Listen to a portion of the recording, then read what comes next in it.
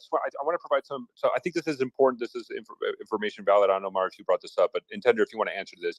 So this is coming from Medvedev, the former Russian prime minister and president, also very close to Putin personally. He said, "quote," and this is coming from RIA, the Russian state media. The development of events show that the actions of the persons who organized the military rebellion fully fit into the scheme of a staged coup d'etat. I'm going to say that again. Medvedev, who is tied to, he was still in the Putin administration, he was a former president and prime minister of Russia, is claiming what Wagner is doing is, and this is the quote, fully fit into the scheme of a staged coup d'etat. Go ahead, Tender, if you want to answer. Sorry, say that again. Are you talking about Medvedev's comments, are you? Right, correct. That he's referring this as a coup d'etat. Yeah. And again, he calls it a current military mutiny. And he also says this current armed rebellion is well thought out and planned operation, the purpose of which is to seize power in the country. And that kind of goes to comments of David that we had on stage earlier. It's just hard to still say this is all staged. But sorry, who was speaking? You were going to all source? Let me choose someone. If Tender wanted to, I just cut off Tender. So if you wanted, Tender, go ahead. Let you finish off, and then we'll go to I was almost finished. Like I said, Putin was already in this situation, only on the other side of the fence, and now he's the one not returning the calls. But I still believe that this pretty much also bothers him, and that will also make a mark on him when he's now facing Prigozhin, because I think Prigozhin is a very strong man, and I think he's now breaking apart Putin in his mental state. I think he's not really 33 hours. I think he's still not very stable, and I think that plays also a big toll on his decision-making process. Distributing water to people. It's believed that sorry, just bring up Suleiman's co-host. Alex, go ahead. And also, if there's any new updates, just please jump in, interrupt us, and let us know. Which we know. Yeah, I'd like to hop on just a couple of things that Jessica said, and also let's just separate, fact from projection and speculation, right? So there's some reports indicating that there are Wagner forces in the Moscow Oblast, right? How many forces that is and what that actually means is kind of unknown.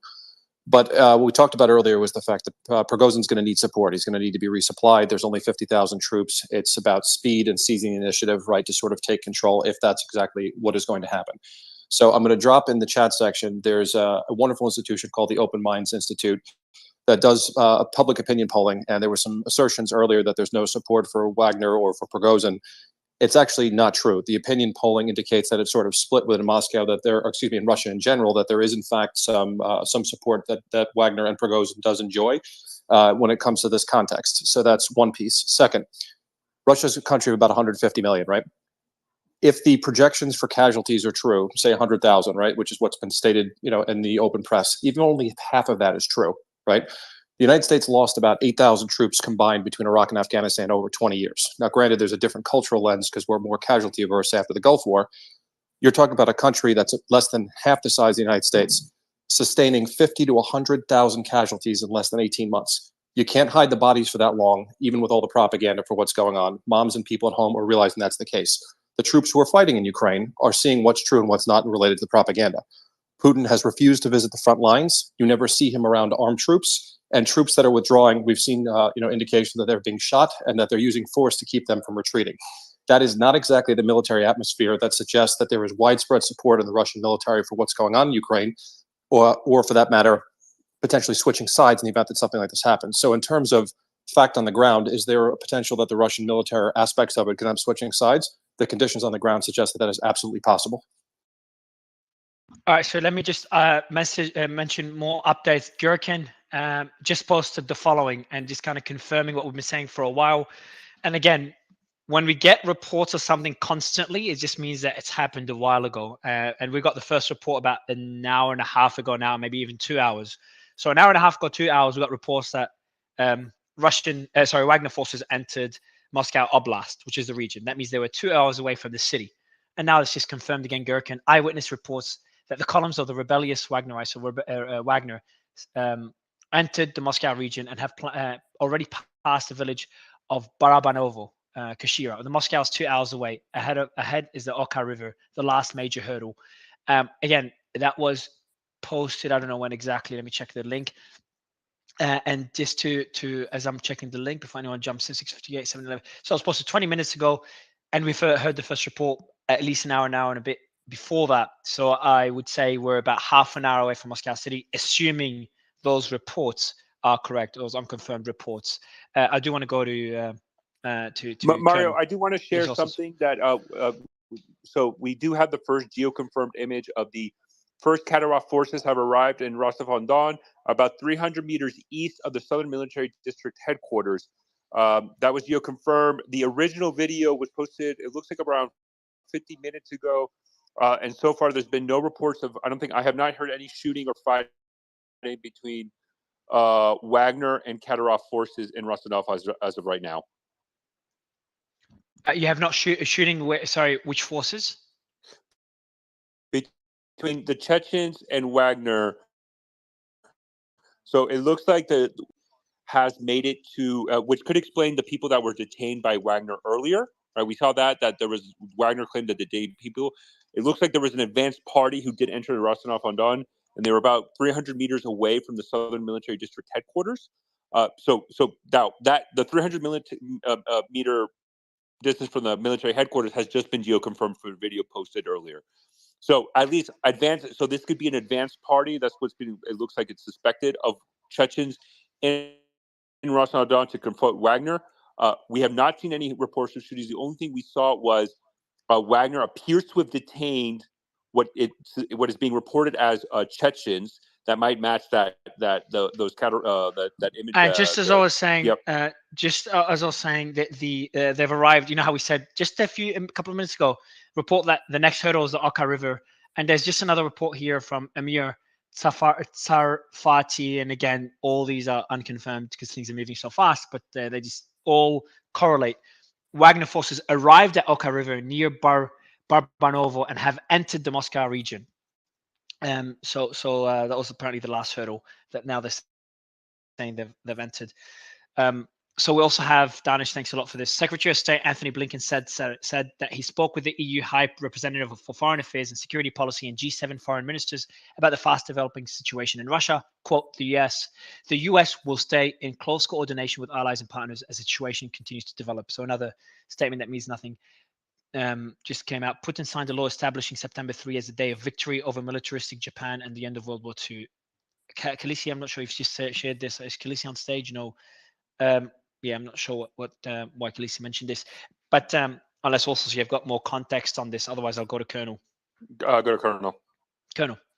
Yeah, I just wanted to talk about the nuclear weapons, right, and the tactical nuclear weapons. So even if there was an idea of using them, right, the chain of custody for the weapon is actually pretty significant, right? You've got to get a commander to actually order his logistics officer and a logistics supply team to actually pull a weapon out of supply. It's got to either go out to an airplane and have the airplane, crew chief agree to actually put it on there, or if it's going to go to land, it's got to actually go into it, an artillery battery.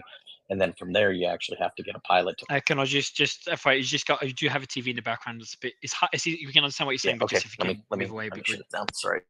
Thank you, sir. Thank you. And then obviously from there, you've got to find a pilot that's willing to fly that weapon and use it in combat. And I would tell you right now, I think that's probably going to be your biggest challenge. On top of that, once the pilot's flying it, he has to get an order from above to actually release it. So there's a lot of moving pieces happening there. I did have a question for Jessica real quick, right? So Jessica, you're in Germany. I'm a guy in Austria doing, security analysis. And I would tell you that I think the Austrians are kind of, their jaws are kind of on the floor. They did not see this coming. And I'm wondering if you're seeing the same thing in Germany.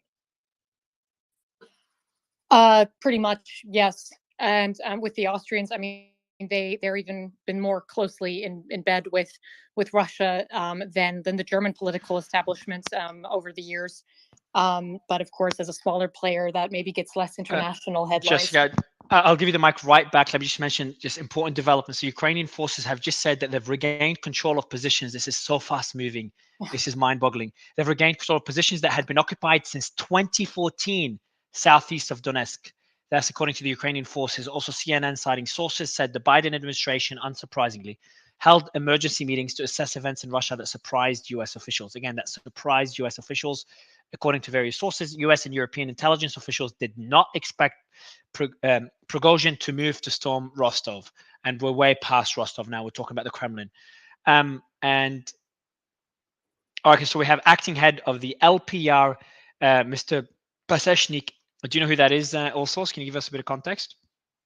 Yeah, he's the leader of the LPR. Very, very pro-Russian, very heavily involved since 2014 in Russia's campaign. How powerful?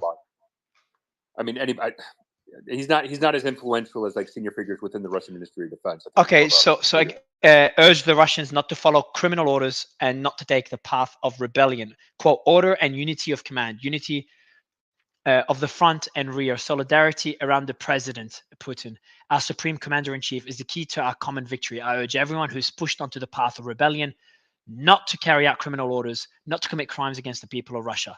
He wrote that in his Telegram channel. We also have Lukashenko held 2 meetings against the backdrop of events in Russia with the leadership of the power bloc and the military. The press secretary of the Belarusian president told RIA Novosti. And we have, according to Flash News, this is unconfirmed, Prigozhin has enlisted support of Surovikin and is transferring groups of mercenaries from Syria to Russia. We've seen those reports constantly reported, debunked. That's according to Russian media now. There's currently no official confirmation of the information. It's also reported that the leader of the Wagner PMC and the commander of the Air Force, Colonel General Teplinsky, are on the side. Again, that's all unconfirmed. This one, unlike the previous pieces of news. I do want to go back to the most important thing I just read. Ukrainian forces have said they've regained territory south of Donetsk. That's been occupied since 2014. So I apologize for interrupting you, Jessica. I'll give you the mic back. But we'll interrupt you again if there's more developments. I do apologize. No, absolutely no need to apologize. I am looking for the breaking news updates as much as anyone else here. Quickly to the news you just shared. Let's remember, for the Russian regular army right now, what we're not hearing are calls, valiant calls to arms for these guys to stand up and kick Wagner's ass. That's very much what I'm not hearing. These pleading, oh, please don't engage in any sort of terroristic or treasonous activity. This sounds pretty desperate to my ears. And again, I think what we're going to see a lot of is simply regular Russian forces who are not willing to maybe join Wagner, but who also aren't willing to stand in their way. And by simply stepping aside or hiding, that will already be playing into Wagner's hands. So watch that space. And yeah, absolutely. I mean, all of this uncertainty, broken morale, broken lines of communication and trust up and down the Russian front lines, this is only going to keep giving Ukraine opportunities. And they're smart, as we know very well. They are not going to overplay this, but when they see a weakness in the line, they're going to exploit it. News so we can hopefully expect more good news there in the coming hours and days. But back to the Colonel's question. So yes, absolutely. Political Germany, Berlin here is caught by surprise, like everyone. But I think in contrast to Austria, as Tendar and I also mentioned earlier, as Germans, we do have this very recent memory of the world changing and the country turning and dictators toppling literally overnight in our case. So this is something in the living memory of Germans. I was also just a little kid when the wall came down, but I still remember it. It's actually my first political memory. And this is really also, I think, going to add wind into the sails of the stronger Ukraine allies within the German government and within parliament. This is basically showing that those of us who stood with Ukraine from the beginning and called for a stronger line against Russia were right. It also encourages Scholz and his crew that as they've been coming more strongly for Ukraine, that's a positive development. And it is a huge slap in the face to the Vatniks and the Russia apologists and the Russian collaborators in this country. So this is also, even though folks are surprised and still getting their bearings, this will be, I think, a positive push in Germany's support for Ukraine. But also, we have to point out that the nuclear threat that I obviously earlier said, I think is completely unfounded and overestimated and exaggerated. We do have new updates, sorry, Yeah, but do apologize, Jessica. So now we've got dozens reports and video of dozens, thank you, Khaleesi, for sharing. Dozens of militiamen landed near the bridge over the Oka River near Serpukhov. So Serpukhov is less than 2 hours away from Moscow City. We don't know when this exactly happened, but again, just fits the various reports we're getting that Wagner's forces are in Moscow Oblast. We had reports that they're in Moscow City, or they've been seen near the Moscow and the borders. I think Piotr mentioned the outskirts of Moscow City, but we have not had. We personally didn't receive any reports of that other than Piotr's comments and sources. So just an important update there. I do want to go to Russian bridges in Paraguay. So Bracken, Mr. Ruski, first time on stage. Would love to get your thoughts on what we're seeing so far, and the rapid, the speed in which things are evolving and escalating. Hi, Mario, was that to me? I'm sorry. Yes, sir. Yes. Oh, hi. So I was listening to you guys last night, the discussion about Rostov, and then all of a sudden Smolensk was mentioned, then activity in Kursk, and obviously Voronezh, to the kind of northeast of Ukraine, where Prigozhin was kind of going through or heading towards Moscow. And it made me think of the many people don't know, there's 4 nuclear power plants in these areas, in Smolensk, in Kursk, in Voronezh, and in Rostov. And we're talking about who's going to have control of Russia's nuclear weapons, or who could potentially get control of those, and how that could potentially escalate. But we've got these nuclear power plants that we've seen, with Zaporizhzhia nuclear power plant in Ukraine, has been a real challenge for Ukraine to try and recapture or regain control of that. I think it's just dropped. Austin, I'm going to ask you the same question. Just get your thoughts on the rapid development of everything we're seeing. Hey, Mario, I'm going to bed in a minute. Can I just say a final thing? Yeah, of course, Kim. Yeah. Of course. And just hats off to you, Kim. You've been with us since the early stages. Yeah, so I don't know how you're still awake. I'm getting a bit tired with the NATO fan club on the stage. So let me just give everyone a thought that I want to leave you with. Let's just assume for a moment that Prigozhin is successful with taking Moscow. Do you really think that Putin will hand over Russia to a group of mercenaries that may have sold themselves to a higher bidder? I don't think so. I think you should seriously consider the scenario that this turns into the end of the world, and not sit here and try and celebrate that this is happening, because this may backfire big time. And I wish everyone a really good time with the rest of the space. Not the end of the world, but maybe the end of careers of Kim, Russia I'm coming. apologists. Kim, I'm coming to your place, by the way, Kim. As soon if this escalates, I'm going to your little little hideout not in New have Zealand. Enough time. You may not even be able to board a plane. So, Kim, what would you say that? What would you say? So, are you worried about the nuclear arms? Well, Putin has made it very clear in one of his speeches that a world without Russia is not a world worth existing.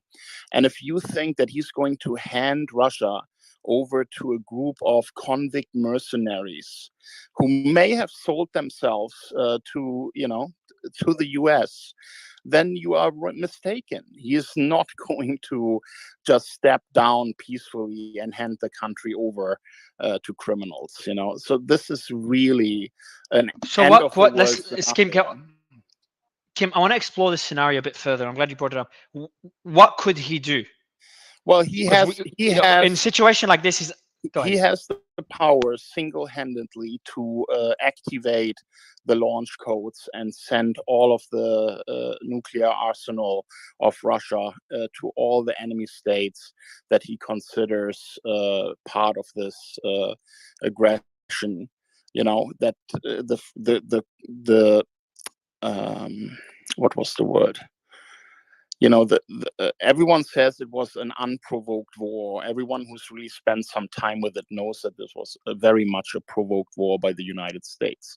So he's going to, unleash his nuclear arsenal against all of his enemies, and that includes Europe, that includes the United States. If you think this is good news, that this guy Prigozhin may be able to take over power, then you are completely mistaken.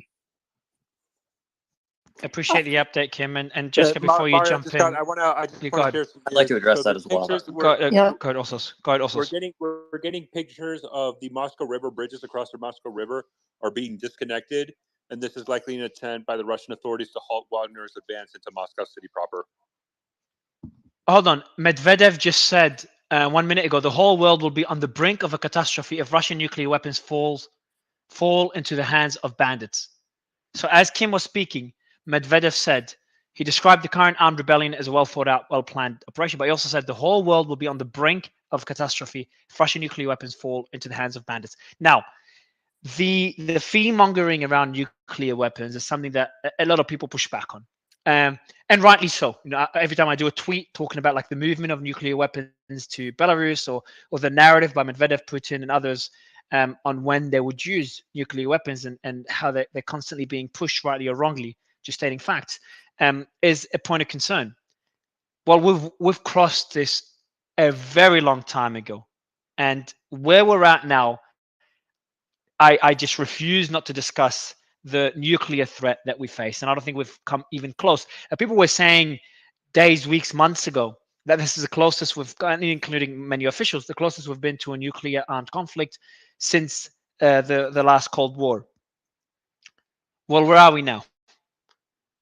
But I mean, Mario, what I would say is I think what is important to highlight that this isn't the first time that during the Soviet Union time we saw this happen already in the past in Russia, right? When the Soviet Union dissolved and became the Russian Federation. Not only that, a lot of the significant Soviet arsenal of nuclear weapons were in Belarus, Ukraine, and Kazakhstan, and then an agreement was to ship them all back to the Russian Federation. That's the whole Budapest Memorandum. But this isn't the first time. Russia has suffered intense periods of internal instability, not only with the dissolution of the Soviet Union, but also the failed coup of August of 1991 during the Soviet Union, and then what was it, 1993, 1994 against the Russian, quote, White House, which is basically their State Duma, when Congress and Yeltsin basically got into the dispute of who had powers and authority, and Yeltsin came on top. So again, I want to just be very clear. Of course, Russia is going to push heavily now, of Russian figures and government officials are going to heavily push this notion of nuclear weapons heavily all the time because they want to instill fear so people automatically back Putin. But this is a Russian problem. This is internal to Russia. This is Russia. Putin created Wagner. Let's be clear. The Russian state created Wagner. They created this monster that is now challenging the Putin regime. They created this Frankenstein. This is an internal problem of Russia. So this whole idea that we always talked about Putin plays 4D chess and blah, blah, blah. Well, you created this, and this guy's going after you, and now he's in the doorsteps of Moscow, and you have nothing to stop him. Also, this is on you, Russia, period. Question. Yeah, and Sorry, also, this isn't a 007 movie where some lunatic tries to take control and blow up the entire world like people like to think. I think it's really dangerous the way they spread these rumors, these conspiracies. I agree. Yeah, that's absolutely right. And I think Kim just jumped off, unfortunately, because I wanted to push back on two very specific points he tried to make. Number one, exactly, this is not some evil Bond movie where Putin can just push the red button, cackle, and blow up the world. As one of the earlier speakers said, and as also a colleague of mine who's literally been working on Russian nuclear observation for the last 25 years said, there is a long chain of command and logistics to deploy a nuclear weapon. So even if Putin wanted to do it, it would require every link in that chain of command to be on his side and to follow through. And that is not a given. And the second sort of fear-mongering point that Kim was making, that Putin is not just going to let Prigozhin into Moscow, he's not just going to let him seize power. Well, no, of course not. He's fighting back. He's trying to save his hide. The point is not whether or not Putin lets him do it. The point is, will he win or lose? And will enough people come down on his side to help him fight off the threat from Prigozhin? But it's not a question of Putin, the all-powerful, deciding whether or not he lets Prigozhin live or not. He is running scared. If you've seen his body language in his usual speeches about the war, about NATO, about his usual boogeymen that he likes to rant about, his body language, his presentation in his comments this morning were totally different. The man is scared, and he does not know what's going to happen, and he does not know who to trust. And in those conditions, he's going to be making mistakes. So this is not a situation where we need to worry that actually, Putin let is going me to just destroy read the some breaking world. news. Sorry, I just want to read some breaking news because I also saw this break on BBC and all that. So, and this is just straight from the mayor of Moscow, right? He said this, and I'm just going to read it all for everybody. Dear citizens, a counter-terrorist operation has been declared in Moscow. The situation is complicated. In order to minimize the risk, I have decided as part of the operational headquarters to declare Monday a non-working day. So a couple days from now, with the exception of the authorities and enterprises of the continuous cycle, the defense and industrial complex, and the city service. Please refrain from traveling around the city as much as possible. Traffic closures in individual neighborhoods and on individual roads are possible. Inform the 112, which I assume is their 911, in good time about abnormal situations and incidents. The city services are in heightened alert. That's the statement from the mayor of Moscow right now. Well, that's one way to try to get civilians off the battlefield. And more than anything else, I think Jessica's right. And let's point out a couple things because we have to be honest here.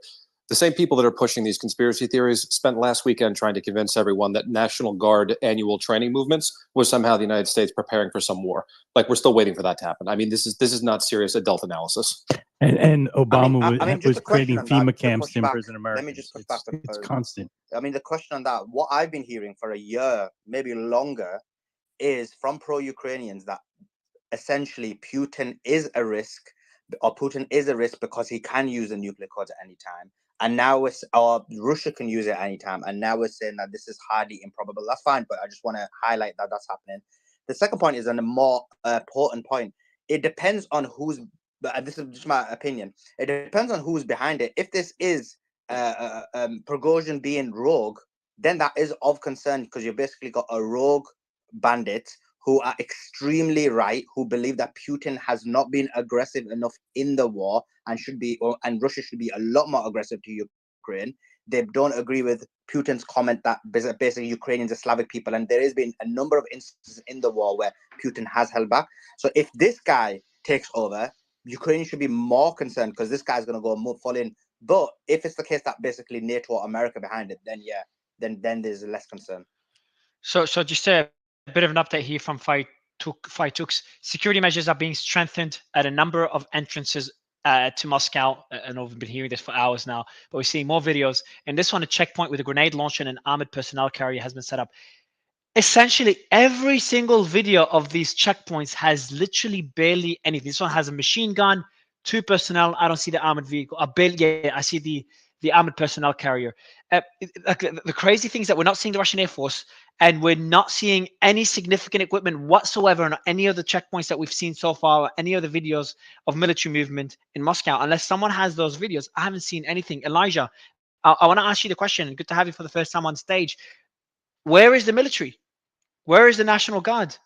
There just seems no way that Wagner will be stopped based on what we're seeing right now, unless something changes and changes fast, especially relating to the Air Force that can act the fastest. Yeah, well, I think that's good evidence that Western media has a huge misconception on what's actually going on. I mean, the amount of people probably that are pro-Ukraine, pro-Wagner group that, fell for the lies about the vaccine preventing transmission, or even fell for Ghost of Kiev, Snake Island. I mean, it's been misinformation about this war, disinformation. I know Malcolm Nance was in here earlier as well, and he's famously was in Ukraine and was telling everyone to stand by and put on some show about bombings and cruise missiles, and thank him for his service. But the Western media has been disingenuous, especially even with the deplatforming of Russian media. It's our own fault, right, with the banning of so many different Russian platforms. Just a question. Sorry to interrupt. We are getting more footage. I'll be mentioning that shortly. But Elijah, the question is, I want to ask a question again. But just on the reports of the limited forces protecting Moscow from the advancement of Wagner, I would love to get your thoughts on that. Is that catching you by surprise? No, it's really not, because the way that Putin goes with negotiations. I mean, we're heading on 24 hours, so he's probably got a 48-hour maximum. But not only with the speed the Wagner group is moving would mean that there's probably not a huge amount of time to mobilize troops, but you got to realize a lot of the Russian military is already mobilized fighting in Ukraine. So this is going to be a complication. But this also just shows that probably the intent of Putin is not to wage an intense ground battle with armored divisions and artillery that's going to destroy the capital here. I mean, if he has any sort of plan, then it may be, through the Air Force, through bombing the convoy, or perhaps there's something else here. I'm trying to say, like, genuinely, that we're not seeing. And clearly Putin's not trying to engage in a ground battle using checkpoints and, having shellings inside of the city. I mean, that would be an ultimate defeat for him if you're going to see Moscow being, leveled or razed to the ground like you've seen in eastern Ukraine. I mean, it's just not going to help him in any way. Colonel, I'd love to get your thoughts on that same analysis on where that resistance is. Where is that support? Where is that Air Force? Where is the National Guard? Where are the tanks? I haven't seen one tank yet. I know there is, but I haven't seen any tank on the checkpoints yet. I'm sure there is, but where the fuck are they? Colonel? Yeah, to be fair, it's going to take, the U.S. is on a 72-hour ATO cycle, air tasking order cycle. To think that pilots can just walk out to jets and they're going to be armed with the right assets and be able to go fly missions immediately, and that the pilots don't need crew rest, I think is a false narrative. I would also say that, because someone DM me is like, well, what about the airplanes that are sitting on alert? I'm like, okay, well, yeah, but the alert airplanes were defined days ago for what they were supposed to do. Those alert airplanes most likely were configured to do air-to-air assets because they were intended to actually go into Ukraine. A day ago, as Mario Novos said, hey, I woke up this day and it's completely different than what I imagined. So alert airplanes are sitting with AA-10s, AA-11s, AA-12s, all these air-to-air assets because they were expecting to go against, MiG-29s and Su-27s of Ukraine. They weren't expected to do air-to-ground stuff in their own country. So dropping all the weapons off there, putting up new weapons, all this takes a lot of time, right? And the one thing I agree with the previous speaker is once Wagner's in the city, you're not going to bomb them, right? Because if you miss and you hit your own people, it's really going to go bad for you, right? And the only the most loyal force structure that exists in Russia right now, as Wagner moves towards Moscow, is the FSB. And the FSB might have machine guns and they might have some heavy weapons from a personal perspective, but the FSB doesn't have tanks. They don't have armored personnel carriers. They don't have assets like that could stand up. They might be loyal and they might fight, but they're going to be heavily outmatched. So, hey, Mario, and by the way, Casas, I'm glad you're here, and I'm going to get to you shortly. For those who don't know, Casas Belli, you'll see him as backup. Does a lot of great reporting on Wagner and Africa. It's awesome sources, so I know we're definitely going to use you soon. But Patrick, I know you DM'd me directly, and you want to hit on this point specifically. So please provide your opinion on this. Thanks, all source. And this gets back to what Jessica and a few others were talking about earlier. When does Putin give up? And that's when the army decides what side it's on. And that's the answer to this too. Prigozhin can take Moscow. If he can't hold it, it doesn't matter. Putin is going to have to get reliable force that he can deploy. And to my mind, that means his least shot up units with the highest number of veterans who are pre-war service, rather than these traumatized conscripts that have been getting the crap kicked out of them for the past 16 months in Ukraine. They may end up in ad hoc Kampfgruppen that he has to deploy piecemeal. That's possible. He may end up having to give up huge amounts of territory in Ukraine to keep power. If that becomes the choice, he will do it. So he may be on the back foot, but if he can reestablish effective command and control and get some of these veterans from various units mobilized together into functional combat formations, then maybe he has a chance. I expect the conscripts to sit it out, frankly, or side with Prigozhin in some numbers, possibly. And I think the important thing to highlight, Patrick, on that again, where we continues to get reporting of Russian units switching side to Prigozhin. We cannot just analyze this right now purely as a Wagner-only military formation. This is right. Wagner with Russian military defectors who's gone here. Right. Also, can I just add real quick? And because the bases in the rear, that's conscripts and a training cadre. as Jessica said, they're not getting involved in this. These are 20-year-olds that just got put in a uniform, a couple of weeks ago, and some guys that have been rotated to the rear to, teach them the fundamentals. They're not standing up to this. He is going to have to pull frontline combat units. That's the only way he survives this. Can I just add all sorts? Although Putin has a high approval rating, and independent surveys have been done, and it's closer to 50% than 80%, but people aren't ready to die for this man, and that's the difference. While I don't see the military joining Wagner, I see them not siding at all, right? I see them just moving out of the way. I see citizens just moving out of the way. They don't want to die for Putin. That's my sense that I have. And I think that's an important aspect to highlight between military effectiveness and military loyalty. And I think that kind of explains a lot of the situation we're seeing on the ground. But Cassius, I do want to ask you a question. Earlier, in a couple hours ago, we got reports of Wagner was, pulling forces out of Syria and Africa to send them to Russia to fight. And you immediately, I guess you contacted your sources and said that you're not seeing any report. I was just wanted to see if there's been any updates, and just generally if you can explain what your sources are telling you in Africa about Wagner activity there, and if there's any changes on your assessment that they might be heading to Russia. Okay, thank you for inviting me. Just to introduce myself, I've been working with different projects, among other, always on Wagner project, which led to sanctions against the Wagner Group. And basically, the statement I've seen on Twitter was the Wagner Group was transferring its troops to Russia to support Prigozhin, etc. But the reports are actually false, because we have a lot of people on the ground in Africa, in Mali, in Central Africa, and other African countries. And the thing is, there's absolutely no activity from the PMCs in Africa, actually. Maybe we will see something changing in the future, but there's actually nothing happening right now. And the thing is, I think it will be very interesting to keep an eye on what's going on in Africa, because either Prigozhin failed in Russia with his coup attempt, either he win, and I think it will be reformed. Wagner Group will be reformed in Africa, and it will have a lot of impact. Just quickly, we are seeing, just breaking here, Belarus as well. We are seeing potential coup attempts from Belarus based on what I'm seeing.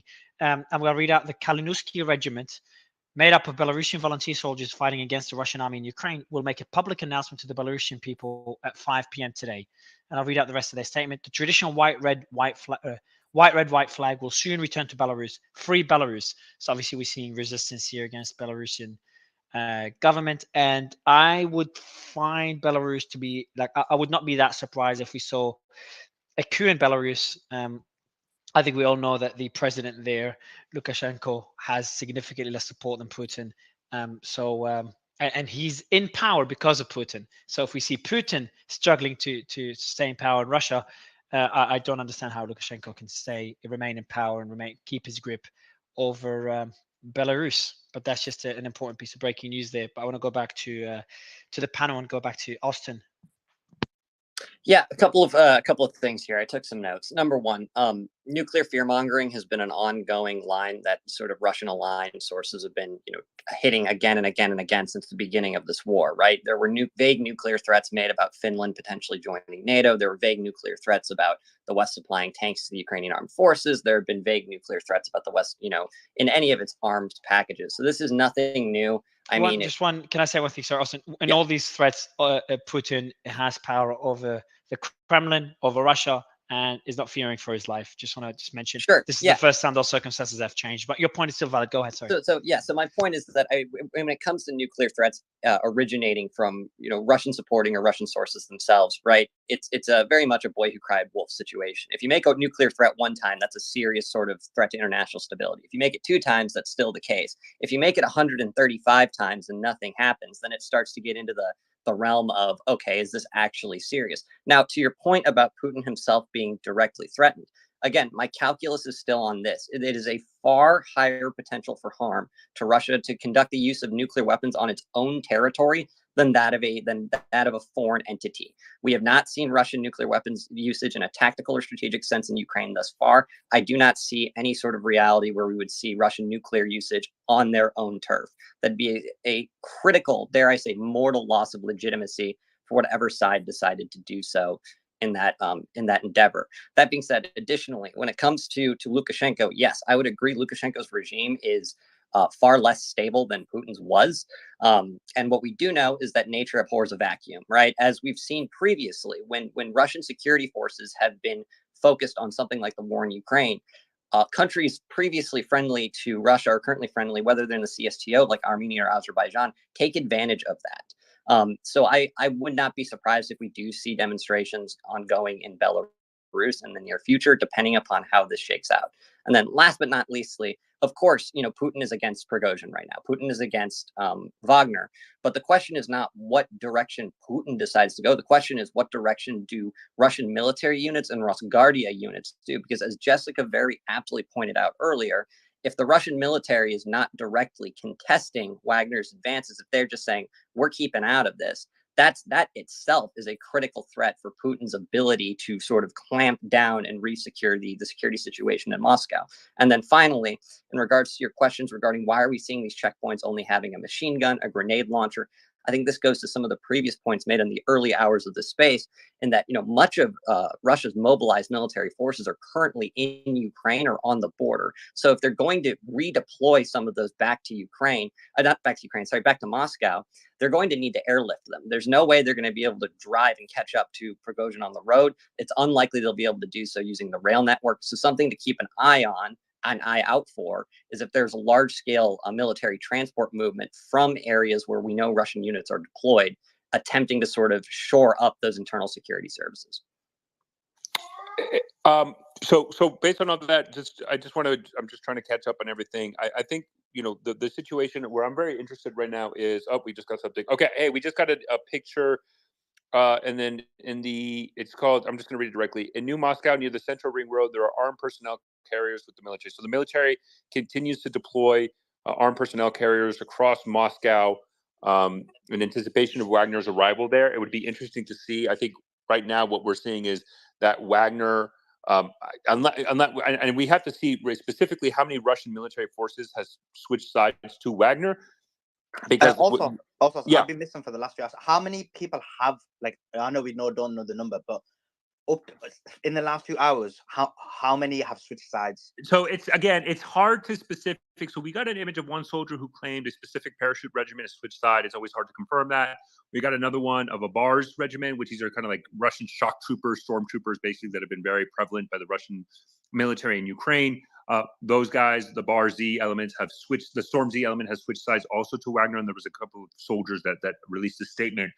So it's hard to say, Suleiman. Is it also possible? Just another question: is it also possible that what Russian forces are doing, the military forces or Putin forces, however you want to frame them, are basically waiting for Wagner Group to get close to Moscow, and that's where the basically the resistances are going to occur? I think if you're okay, so let me because you don't want to spread out, do you? Like you don't like. And I think but I think the problem. I agree with you. I think that is probably the plan. I think the plan from the Russian government right now, from what we're seeing in the speculation, is I think it makes sense. They're trying to secure the capital because that's the center of gravity of the Russian government. But the problem with that shows is that then the Russian government and the Russian Ministry of Defense does not have confidence of able to stop Wagner before they get to the capital. Right, so wouldn't that be weak tactics? Like if it was me, I would do the exact same thing. Like I wouldn't be spreading my forces. If you want active combat in your capital city, and you think that's not. I think it's not about tactical decisions at this point. There's operational strategic decisions that have to be all being coordinated in the entirety of the situation. And do you want Russia to have? If they had the forces, would you spread your forces out? So I understand the risk to the capital. I agree with you're not understanding my point. I agree with you. They wouldn't spread the forces out. That's the problem, though, of this conversation.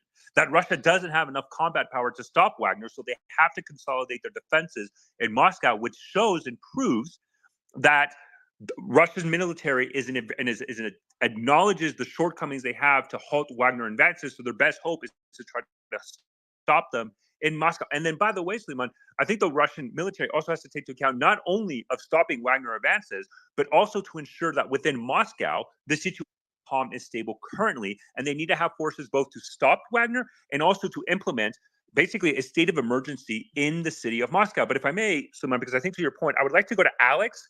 Alex, if you disagree with my whatever I said, please push back or please provide any comments, because I think this showing if Russia has to hold on to Moscow and fight in Moscow, I think that's kind of proving our point that Russia's military doesn't have enough to offer to stop Wagner right now.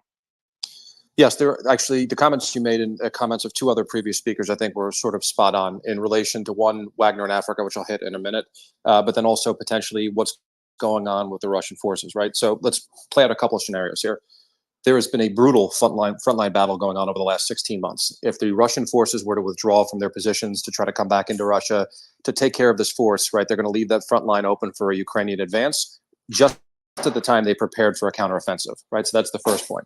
The second one is, are they sitting on the sidelines, like you said, because they're not sure who's going to win, who's going to, and how this is going to play out? Or someone made a comment earlier, which is not infeasible, and is that Putin, is he attempting to negotiate or de-escalate this before he has to commit military power, because he doesn't want to pull the troops from Ukraine, right? And he doesn't want to do that, or he thinks he can take care of it with the forces that are available to him. Any of those are certainly plausible scenarios. But one thing is clear is that we're not seeing wholesale military movements against it. And whether we've seen a couple of reports of, Moscow Oblast, I think if there were significant numbers of forces, we'd likely have seen cell phone videos and that kind of stuff leaking by now. Right? So that's one. Regardless of how this plays out, I do want to hit one point as it relates to Africa. And the secondary and tertiary effects of what's going on now, regardless of how this plays out, could have a significant impact on the continent. If this continues to go, and if the forces in Africa, the Wagner forces, which by all accounts have not begun any movements, and they usually do, as previous speakers mentioned, rely on the Russian Air Force for transport, end up seeing more comments from them, supporting what's going on or things of that nature, and Wagner has to be reformed. Those forces are there helping to do two things, right? Prop up strongmen in Africa and also bring back natural resources to help Putin avoid sanctions. So what do you do at that point? You end up, pulling them. How big does the reform go, and what does that look like for the stability of African nations where those dictators are being propped up? So the third order effects from this could, transcend well beyond and into the African continent.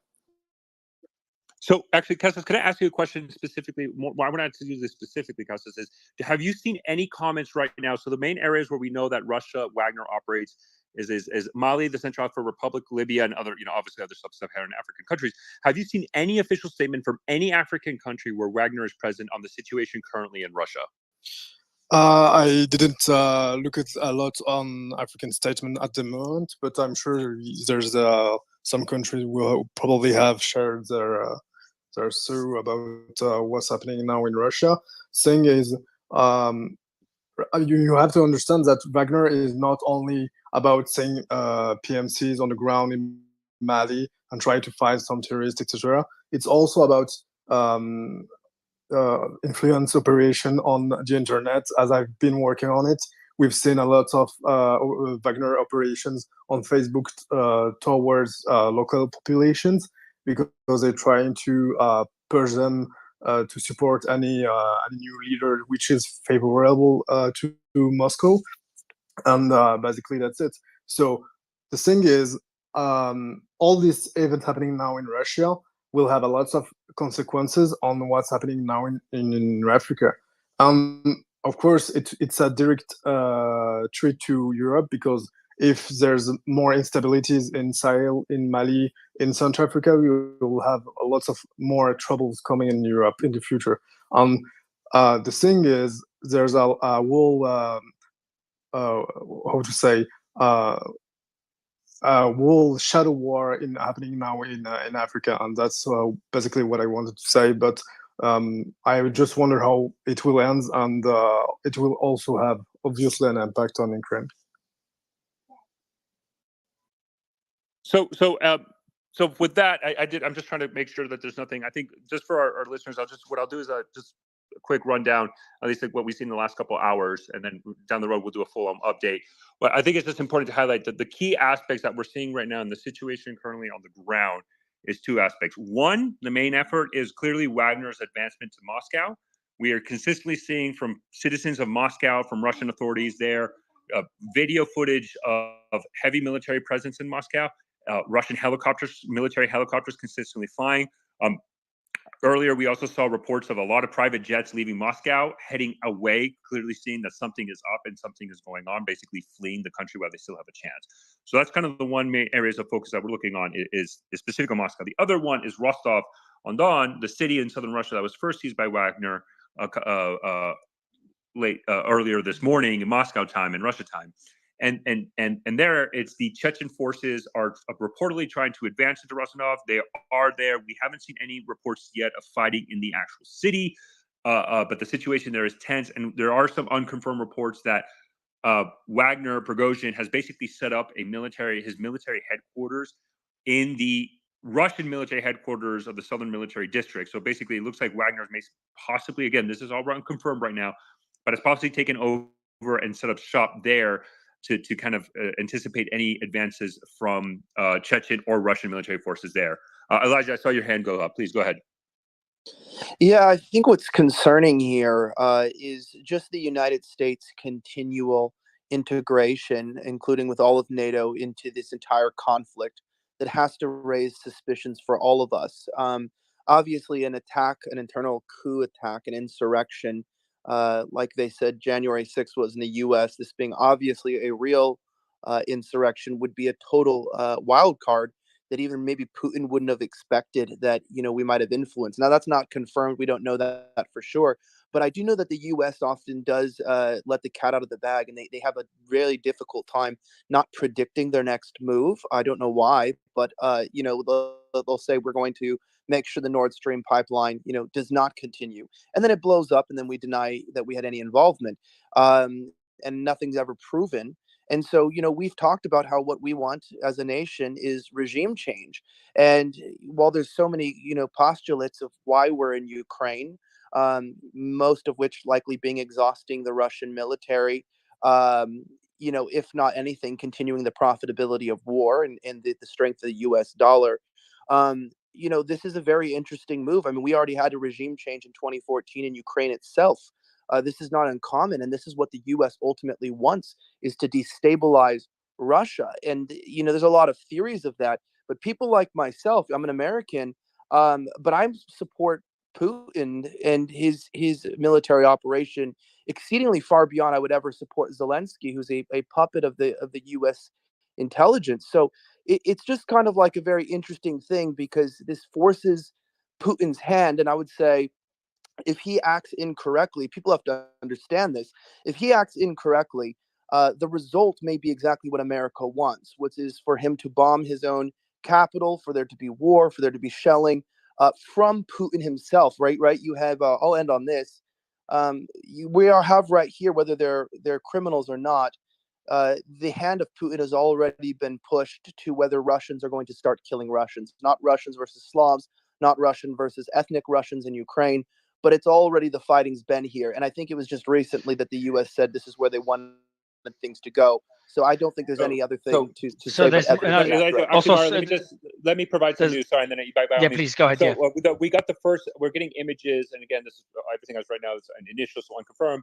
And what they're claiming is another large convoy of Kadyrov forces. They're saying about 200 pieces of equipment. It's just a picture, so there's no way of really confirming that. Is going from Mariupol to Rostov. Remember, Mariupol was the center of a huge fight in the initial part of the invasion, where the Avos battalion is fighting for Russian forces. It was a very bloody battle where Russia finally seized it, but it looks like Kadyrov is pulling his forces from Mariupol to Rostov, which, let's not forget, one of the campaigns for the Ukrainian counteroffensive in the south. There's speculation that Mariupol might be one of the objectives. So they're pulling military forces out of Ukraine to deal with the situation currently. Sorry, go ahead, Mario. No, another update. I'm not sure if you've read it already, but we're getting reports an hour and a half away in the Ramenskoe district in Moscow Oblast. A convoy of military equipment also drove towards Moscow city. And there's a video there as well. Again, everything we just cannot verify, but we're getting report after report of the Wagner group getting closer and closer to the city. So, Ian, go ahead. Yeah, I just wanted to, I've been following up on all this stuff I missed since I was asleep. And, earlier before I went to bed, people were all kind of giddy talking about how Putin had blown up the SMD building, how he's a bloodthirsty killer. He's a murderer, and this shows the brutality he's willing to inflict on his own people. He's going to blow up his own building, kill his own men, kill his own civilians. And I wake up, I check this thing, and it turns out it was just a flashbang that Wagner had thrown at the crowd to disperse them. Like, this is why you need to be careful, right? I just want to remind people here, be careful about reports that you hear. If you don't see something actually happening, for instance, the helicopter that was that had supposedly blown up a fuel depot. I don't think that was even the intended target, right? They were flying over the fuel depot. They got shot at by anti-air, and the anti-air thing hit the depot itself, right? I think that's what people are saying now. I mean, it's so fluid that you don't even know what's really going on. So, when you hear, oh my God, this building blew up or this helicopter crashed. Ian, can I ask you a question? And I appreciate you giving the other side as well. Why do you think there's been minimal to no resistance and now they're going towards Moscow City? I think they're just waiting for, reinforcements. There's no point in I think a lot of people in this space, on whichever side you stand on this issue, right, have pointed out rightly that Putin's forces, most of them, like the real regular army, they're stuck in Ukraine. They don't have the well, I'm sure they have some capability of defending the city against Wagner, but it's better at this point, I think, to stall and wait and try to deplete their forces on on their way here, right? I mean, on their way to Moscow, not here. Yeah. I think that basically they're consolidate, because as you said, and I think everyone agrees on the space really, that because they have minimal forces, they haven't consolidated in Moscow City as opposed to spreading them out. That's right. Yeah. I mean, especially if you have like few helicopters and you can't just be flying long distance. I mean, just waiting. Right now, from what we can see, they are being taken, there's shots being taken at the convoy, right? And it's taking out one vehicle at a time, two vehicles at a time, three vehicles at a time, on the highway.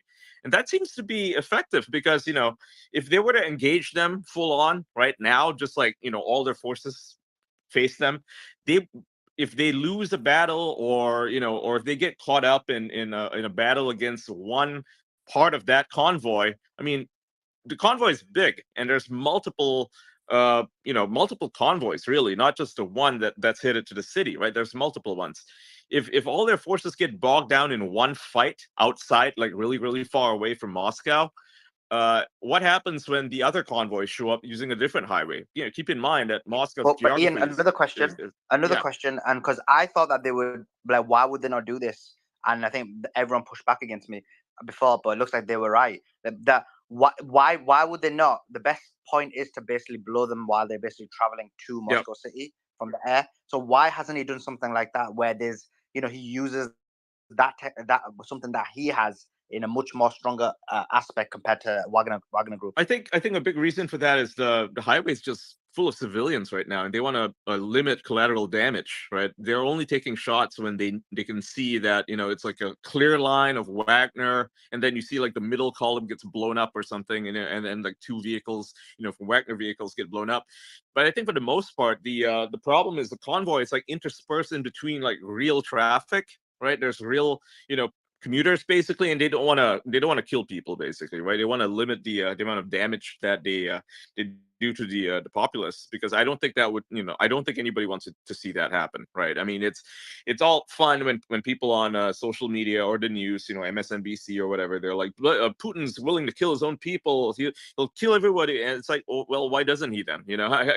I've seen only restraint from him, and some people might call that weakness, but I mean, I wouldn't trust a leader who's facing a potential coup right now, like a successful one, killing his own people. Like, that would not work in his favor, right? I mean, he has to limit the casualties.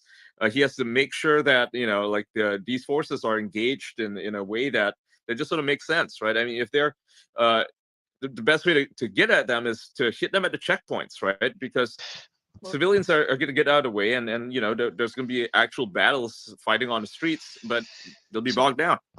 So we got a departure of another special flight of the government of the Russian Federation from Moscow, heading again north west, exactly the same path it just took off a few minutes ago, 15-20 minutes ago. and it's going on the same path as the other planes that ended up landing in St. Petersburg. And then another breaking news, which I don't know if it's breaking news, but you might have mentioned it, but it's important contextually to what we're talking about. It says in the Moscow region, until July the 1st, massed outdoor events and educational organizations are suspended. The government has decreed. Yeah. Now we're talking about why they're telling people to basically, they're telling civilians to not be out in outdoors. Bro, they're talking about yes, when we support, they're preparing for war. They say they or for battles or conflict. They've asked. I think there was reports of potential martial law being declared, and also you've been with me for long, so you could probably update on that point. Again, man, we're talking about Wagner forces being either on the outskirts of Moscow city or 30, 60 minutes away, based on the constant reports we're getting from various sources. My argument is that it's highly likely that the reason why there's been minimal resistance, except for the air, they could have shot them out the air, but Ian's argument is they didn't want to hurt civilians, that they've got minimal forces and they want to make sure they consolidate the efforts. It's going to happen outside Moscow or near. No, Moscow I think that's the City most logical. I think that's the most logical explanation, but I think that's the problem for Russia. I get that, but then doesn't that prove because why I'm explaining that point is just to slightly push back on, and it may not be the case because we're all we're just trying to guess what's happening, but that it's not the fact that people are allowing Wagner through. It's not that Wagner is just going through and that people are turning and joining Wagner. But in reality, the consolidated forces, there is going to be a fight between them, but it's going to be in Moscow where they're not spreading the forces out, where they're able to consolidate their army, and where you got the greatest chance to win. Like if I was in charge, that's what I would do. No, I see two. I see two possibilities. One is Russia. If Putin goes to Petersburg, buys time, consolidates his forces there before he goes back. Or two, the army's not getting involved because they don't want to die. They can't stop Wagner right now, right? So what are they going to do? Die for Putin? I don't think they're going to die for Putin. And I think those are the only two options. Is Putin goes to St. Petersburg, buys some time, consolidates his forces, and then pushes back, or people one of the planes that took over from Moscow to St. Petersburg is now returning from St. Petersburg to Moscow. So we're just seeing constant movements. Most military planes are heading from Moscow to St. Petersburg. I think we might have shooting in Rostov right now. Yeah, I think it's a bit noisy for me in the background, but Mario and everybody, I think the battle's going to be around Rostov-on-Don because that's where Prigozhin and Wagner have their leverage. It's over those southern commanders, the nuclear capability. The reason why we haven't seen a sort of retaliatory strike is because there are also anti-aircraft systems there. Those are all under Wagner control. And so until they actually wrestle back control of that and get the southern commanders back in power, then he has leverage. That's where the fight is. If there's going to be a fight, that's where the fight will be. Yeah, and just to add to what you're saying, Jonathan, breaking news is I think this is what Allsource was about to read. It says the first shots in the center of Rostov-on-Don, PMC Wagner drive away local residents. The last few hours they have been waiting for the arrival of the fighters, Ahmed. So again, there is. The video doesn't show actual. From the video, we're not seeing any or hearing any shootings, but we are seeing civilians basically leaving that area. And to be honest, this kind of generally matches what we were expected. But I think a conflict, at least in Rostov right now, might be sooner than what was. I think whoever the previous speaker was saying. I think you're right. I think we'll probably see first Rostov, and then Moscow soon enough. So we're asking probably the two most important battles right now in this coup: the one in Moscow, the one in Rostov. If we see Moscow fall, Kremlin fall, I wouldn't say it's game over for the Kremlin, but it's getting very close to calling it game over. And if we see the fall of Rostov to the Chechnyan forces with potentially the support of other factions that are supporting the Kremlin, then that could be the end of the coup. Both headquarters are under attack. I just don't know which one's in more of a threat. It's just too early to tell. I'm not sure what you guys think. The one in Moscow, they're nowhere near Moscow. Mario, the key here is they're 30 to 60 minutes away from Mario. Moscow. The key here is the Chechen forces, because Putin can feel confident that they'll still remain loyal. So he's probably trying to figure out which of the elements of the Russian army are still loyal to him, And so that's why this is where the battle will be. And if he can, he'll use the Chechen troops to try and sort of counter and regain control of Southern Command. Yeah, how loyal are the Chechenian troops to Putin historically? Extremely loyal. Extremely loyal. I think it's important, Mario, and I do have to hop off for a little bit, but some final points I'd like to make here are that I think it's important to compare the situations we're looking at in Rostov versus Moscow. In Rostov, we're looking at the Russian state sending the Chechens in on an offensive sort of pattern, right? They're going in, they're trying to root Wagner out.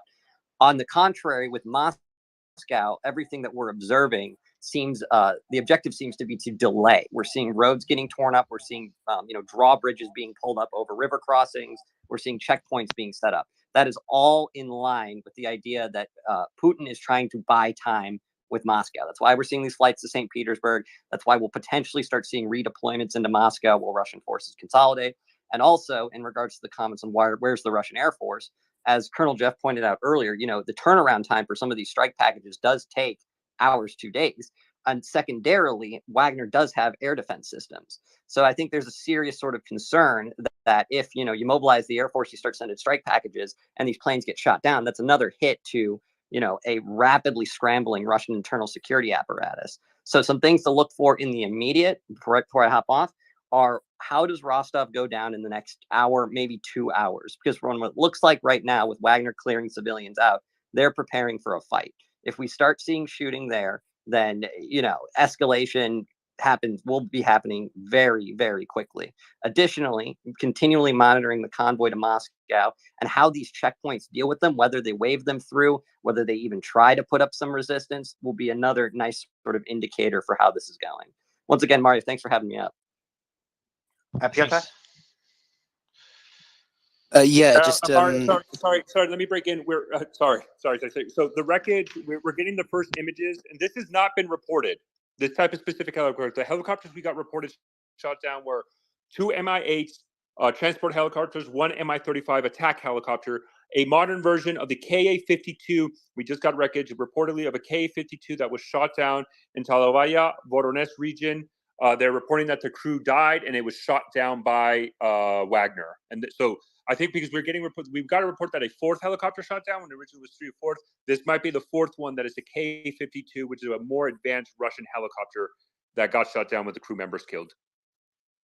Piotr, go ahead. You got some, sir? Yeah, thanks, Suleiman. Yeah, just keep in mind that the Russians have been putting delays and potentially forcible charges around bridges south of Moscow to try and delay potential invasions of the forces down there. There's also friends of mine in St. Petersburg saying that there is quite a lot of activity around a few of the airports with notable sort of high-profiled planes and delegation of people. So there's a lot of activity. Putin's gone under, which is inevitable during this time because he gives an initial statement of calm and assurance that he, as the leader of the country, is going to fight back.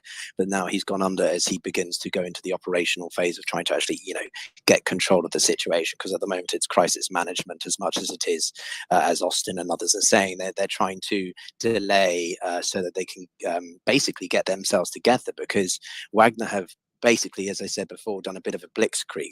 The time is not on their side in the sense of if the Russian government can get their shit together, then they can likely hold back the Wagner forces. Wagner is more well trained, but it doesn't have the numbers. So that's what I'd say initially. So hypothetically, if now we know they basically go into the Moscow city and they're not being stopped, there's not been any form of resistance up to now. When do you see, if there is any resistance, and we don't know if there will be? When do we? Suleiman, sorry, just got to also share this. So now we're getting from Russian state media, the RA Novosti correspondent says, I'm just going to read it verbatim. It was on the breaking news channel. About 5 shots were fired at the headquarters of the Southern Military District in Rostov-on-Don.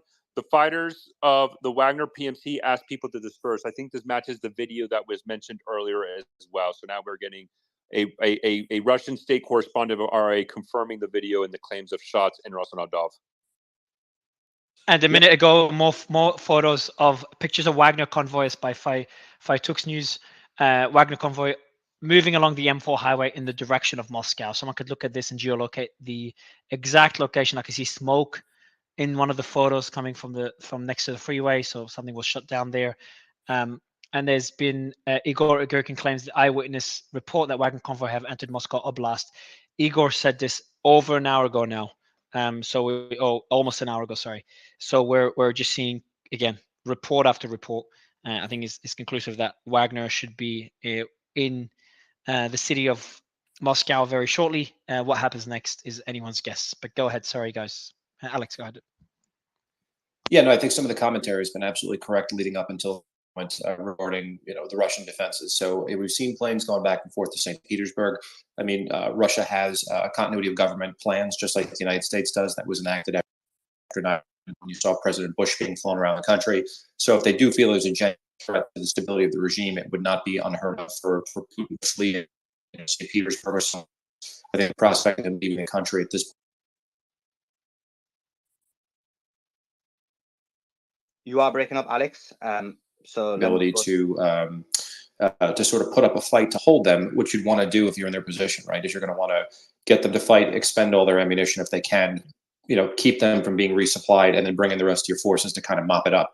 So I think the comments that were made about Rostov and where this goes right now, and if they're able to break through, is key, because now they've lost the element of surprise, right? Because the jig is up, everybody knows what's going on, and now the second part is speed, right? In order for this coup to, if that's what it ends up being beyond a mutiny, as Malcolm mentioned earlier, it's going to require speed, getting in, and then getting defections from both the military and Kremlin insiders in order for this to work. And that part is all completely unknown at this point. So anybody predicting the outcome in either direction really has no idea what they're talking about. None of us have enough information to accurately predict which way this is going to go. Although it's likely to be a very, it's going to be a difficult and probably protracted. It's basically two land forces. This in order to remove the leverage and obviously the capability that Wagner has, the ability to fight hand to hand. This is going to be a hand-to-hand fight in Rostov-on-Don, and it's going to be pivotal. This is going to be key to what happens next. So if Wagner lose control of Southern Command, then they lose all their leverage, and then the Russian military, depending on who's still loyal to Putin, can move en masse, and that's with air power and all of the other systems that they have. Yeah, I would just add to that Rostov-on-Don is one of Russia's larger cities. It's culturally very significant for the Second World War. My family lives in Novosibirsk, which is the third largest city and industrial heartland of Siberia. But from what I'm understanding, much of the activity is just going to stay on this side of the Russian Ural Mountains. What I am trying to gain more information about is what's the general public perception of this in Siberia and further east, because the further east you go, telecoms disappears, infrastructure disappears. So the general sentiment towards the Kremlin varies a lot across Russia because of its size.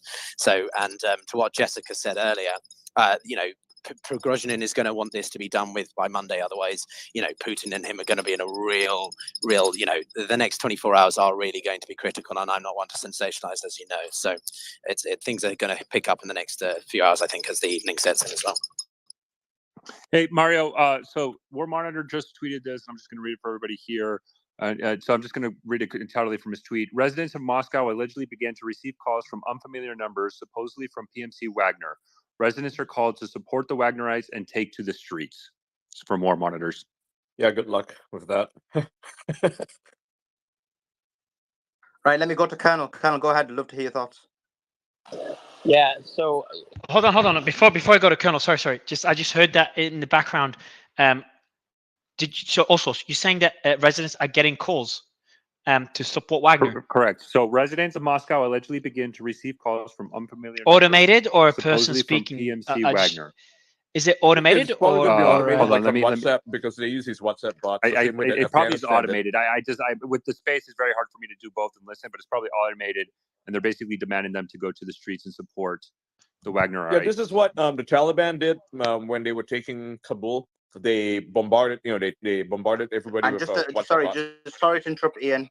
there's unverified reports, again, from War Monitors, supposedly that Chechen troops are now in Moscow Oblast. So they're unverified. Is an unverified video that he's posted, but that's what he's saying. Sorry. Go ahead, okay. So we're seeing. Hold on. We're seeing Chechen troops, according to War Monitor, both in Moscow Oblast, which is the first I hear of it, unless I missed it earlier, all source, and heading to the southern district as well. And I think they've arrived there as well. We heard a bit of shooting.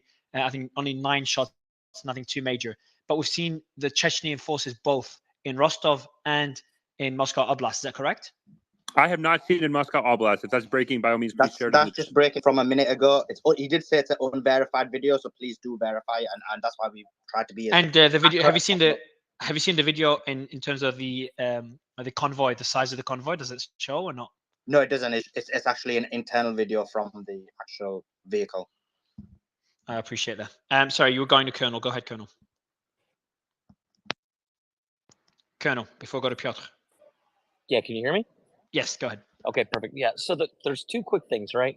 The first one is the chain of command underneath Putin has been severely disrupted. The expectation that he's going to be able to turn to his military and affect any kind of, any leaders that could affect some kind of stop to this in Moscow is challenging. Again, I say the FSB is decent, but it's not great. The second thing is, you guys got to help me. Look, I'm not a I'm not a Russian expert, right? I'm a Russian military expert. Rostov-on-Don is an important place because it's the head of the Southern Military District. But Putin just destroyed it. Like the building's burning. There's nothing left there. They could take the city. What I don't do you mean the understand. building's burning when it's literally standing right now? Where's the video of it burning? Okay. Did we not talk about it earlier that the Yeah, that building was wrong. actually That was destroyed? wrong. It was a flashbang that Wagner threw at the crowd. Yeah. So that was a flashbang. There was no burning. Exactly. There was Perfect. All right. Yeah, they never All right, attacked great. the building. Okay, so, Putin never blew it up or anything. The troops are still standing up there. Okay. Okay, ahead, so Colonel. good. So that's great. And Ian, thanks for correcting that. I did not get that clarification. I'm sorry. But I still don't see necessarily all the value. Are they going to pull? If the Chechens take over that headquarters, what do they so do? Colonel, Do they think about somehow it's affect good the to see you, by the withdrawal of way. Russian Piotr, forces sorry, out of- let me break in for a second. I do want to provide, because this goes to the Western response. I guess the White House just announced that President Biden discussed the situation in Russia with the leaders of France, Germany, and Britain. The White House said. So I just wanted to provide And also that. we have sources close to the separatist leadership in Donetsk. The Wagner convoy that's nearing Moscow right now has about 5,000 fighters. So just to Colonel's point, think about it, Colonel. One second, sorry, Peter. Did you say that I just want to make sure you understood that you said that the Wagner forces going towards Moscow city only has 5,000 fighters? The ones nearing Moscow right now has about 5,000 fighters. Not much. Oh, so they've got other forces that are basically at the tail end. Yeah, exactly. The forces are scattered everywhere. We're talking about the convoy that's close to Moscow, potentially at the borders of Moscow city. See, them numbers are small. So again, they are spread. You look at the Russian military, the full number, the full size of the Russian military. The number is significantly higher than the checkpoints we're seeing on the Russian, on the Moscow, on the outskirts of Moscow city. So, if I may, just Piotr, I want to get you. Yeah, Piotr, I've got a question for you. A couple of hours ago, you did mention your sources. I think you tweeted it as well. Your sources said that there's been reports of Wagner on the outskirts of Moscow city. We haven't seen any such reports. We've seen them come closer and closer to Moscow city, but not on the outskirts yet. Obviously, it could happen any minute. Did you get any more updates on this? Have you been able to verify it from anyone else? Yeah, I'm checking on that one. I can't verify that. So if you want to remove it, I can retract the tweet. What I would say just to that is there's a lot of people who have, a desire to disinformation in this kind of role. So people will be deliberately wearing different pieces of uniform to mislead. Remember what the Russians did in Crimea in 2014, little green men. They didn't wear anything but memorabilia so that they could confuse people to invade. The other thing I just wanted to say to Colonel's question or point was, think of Napoleon and his invasion. What did the Russians do? They burned down Moscow. So there is a propensity for Russians to burn something if they think it. We're not seeing any indication of that at all. Okay, I just wanted to use that as a historical. Yeah, and people were using that as a historical example when they talked about Ian, if I may, just sorry, I think we're starting to get more and more. Just 1 second, we're starting to get more and more reporting right now from. So, two things I want to bring up. One, some Russian Telegram channels. Again, this is all unconfirmed. It's hard to verify, but some Russian Telegram channels are reporting that Wagner's convoy to Moscow has stopped. Again, I have no other confirmation. That's the only thing that is being reported right now. So that's number one. And two, it does look like the U.S. continues to reach out to its allies in Europe and NATO. An account that tracks Ace Zhao, that tracks a lot in Turkey. He just claimed right now that the Turkish Foreign Ministry, Hakan Fidan, and the U.S. Secretary of State, Antony Blinken, met on the phone to discuss this current situation in Russia. I think the U.S. government now is going to call every single ally they have to court to try to get the most up-to-date information to try to provide a unified front on the current situation. And we're seeing, and we did see the Ukrainian forces mention earlier, I think an hour ago, that the counteroffensive is going as planned. A bit before that, they said that they've taken back territory that was under Russian control since 2014. So we are seeing, reportedly, it's obviously based on the Ukrainian forces, but it's not too surprising, a lot of progress. Is this an official statement, or is this just Telegram pages that are claiming that? I can't remember, it's a couple of hours ago, but it was by the Ukrainian forces themselves that was going to claim. But again, everything should be taken with a grain of salt. Everything anyone says anywhere not only on this panel, but any news source. I really don't see do you want to go back? Also, the 2014 locations, given that it's all staffed by DPR and LPR. It's not staffed by Russians. Understood. I just want to get. I just want to ask a question. Also, the question I have for you is: you said there's been reports from Russian state media, I guess unconfirmed, that the military convoy, the Wagner convoy, has stopped moving. What do you know about this? Not media, Telegram. The fundamental difference. Okay. So Russian Telegram group. Any images, any other sources, and do you know where they exactly stopped? 1 second. No, not yet. I have not received any other information at this time, and it does not provide an exact location of where they might have stopped. Okay, so it could have, could be stopped because they're facing resistance. Could be stopped on the outskirts of the negotiated peace deal. There could be a peace deal. It could just be anything, or they might have not even stopped. So just kind of tell the audience we have no idea what's happening. Thank you, Alex. Go ahead. Yeah, I think, well, obviously, as you said, some of these reports have to be taken with a grain of salt, but there's a couple of things to note, right? So the first is if it's actually 5,000 troops that make up that column that Wagner is traveling on, we've seen reports that their total number of forces is somewhere between 25 and 50,000. If it's 50,000, it's 1/10 of their total force structure. If it's 25,000, it's 1/5. Also, right? can you please mute? You got a hot mic. Yeah. Go ahead, Alex. No problem. Hey, Thanks. Mario, you're gonna have to drop me, man. I'm getting that glitch again. Oh, okay, we can't mute. All right, go ahead. No worries. Go ahead, Alex. I'll drop also. Hey, thanks for the shout No, out. no problem. Yeah, so I mean, if those numbers are accurate, it's between 1/10 and 1/5 the overall number of Wagner's forces. So the question remains: where's the balance of those forces? Is one. Second, 5,000 is about the size of a U.S. brigade in terms of people trying to figure out how big that is. And in terms of trying to occupy a capital city, a brigade of troops is not going to do it unless you have absolutely no resistance from the military. So them stopping out, if all those reports are accurate, them stopping outside of the city, to potentially regroup or wait. I mean, let's not forget when we had the Thunder run up to Baghdad in 2003. U.S. forces had to stop because they advanced so quickly that it almost outran the supply lines. So if these guys are moving quicker than anticipated, it's also possible that they're stopping for resupply. And as we've seen in the last year and a half, Russian logistics can be described, in a Latin phrase that we call an utter and complete shit show.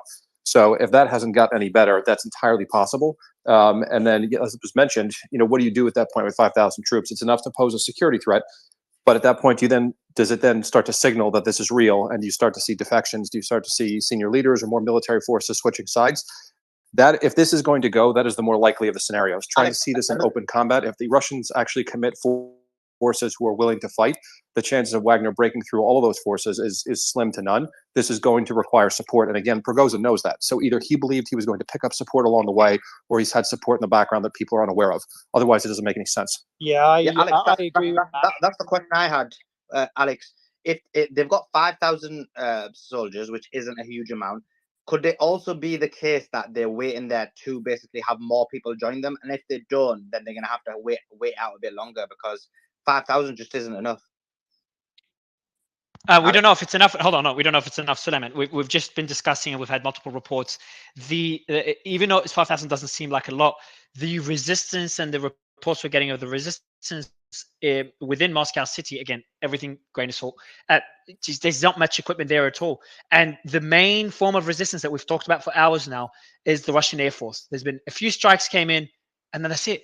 A handful of strikes, and that's it. But if the strategy, Mario, is which I was talking about earlier, if the strategy is that they've consolidated all their efforts in Moscow city, and so therefore they're waiting for Wagner to get there, then they won't have enough. This is the point I'm making, that it looks like from a strategic perspective, you don't basically disperse your forces, and then you will just be easily taken out. If you consolidate your forces in Moscow city, that's the best strategic move. Yeah, but we haven't seen. But yeah, you can consolidate your forces again, but the enemy's approaching. There's not much forces based on what we're seeing. There's not. So we do have a map. A lot of military bases are in Moscow Oblast, not Moscow city. Well, they've crossed the entire Moscow Oblast. Again, Moscow is not just the city; it's the entire state, and they've crossed the entire state of Moscow. Very little resistance so far.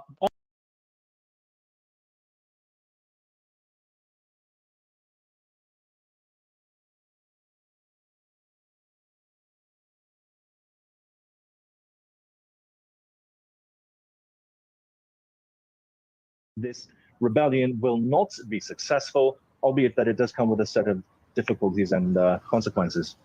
It's interesting though, Mr. Akan, when you think about today, when all this started firing off. I guess it was very late last night, but early this morning, the Russian President Vladimir Putin gets a phone call from his friend Erdogan. But Erdogan, of course, the president of Turkey, a member of NATO, and of course we know that NATO is deeply entrenched in the conflict in Ukraine. Some people might say, wow, isn't that strange? NATO is calling Moscow to show support to Moscow at a time of a possible military mutiny that's being carried out. I know that Washington and Brussels, they've kind of looked at Erdogan over the years as a bit of a problem child with certain relationships that he does have with people that NATO doesn't always like. But how would you think that the NATO leadership will react to Erdogan reaching out to Moscow and pledging his support?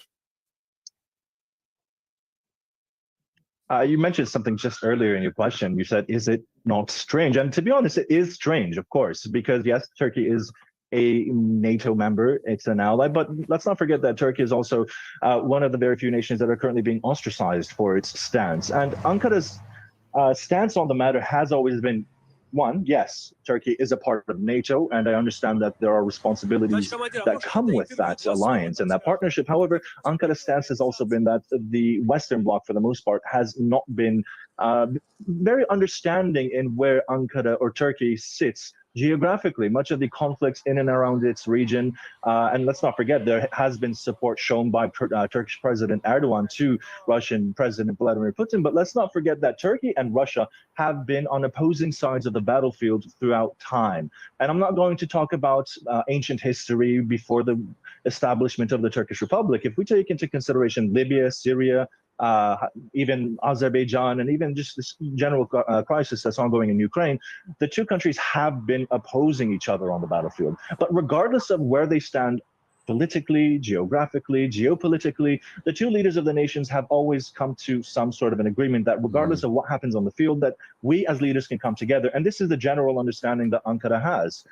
Similarly, there was a coup attempt in Turkey a few years ago, and much of the Western Bloc was very quick to actually support that notion of ousting a sitting president that was elected diplomatically. If I'm not mistaken, it was during that coup, Mr. Akan, that actually Vladimir Putin contacted Ankara and actually gave Erdogan their heads up to get out of the area because there was a Western staged coup to kick him out. A Turkish journalist, Yasin Akan, wish we had more time. Thank you so much for joining us. We'll see you soon. Thank you. Pleasure. So what a day here on RT International, with so much happening here in Moscow and, of course, in Russia's southern regions. A military mutiny underway by the Wagner Group. Prigozhin's men reportedly marching on Moscow. And if indeed they do arrive, it might be around 10 p.m. local time. But Moscow has been secured with gunmen and radar defenses positioned all across the city. What a day. Nikki Aaron is here with your latest update shortly. During what some are calling history in the making, others are calling it a massive provocation. For the meantime, though, this is RT International.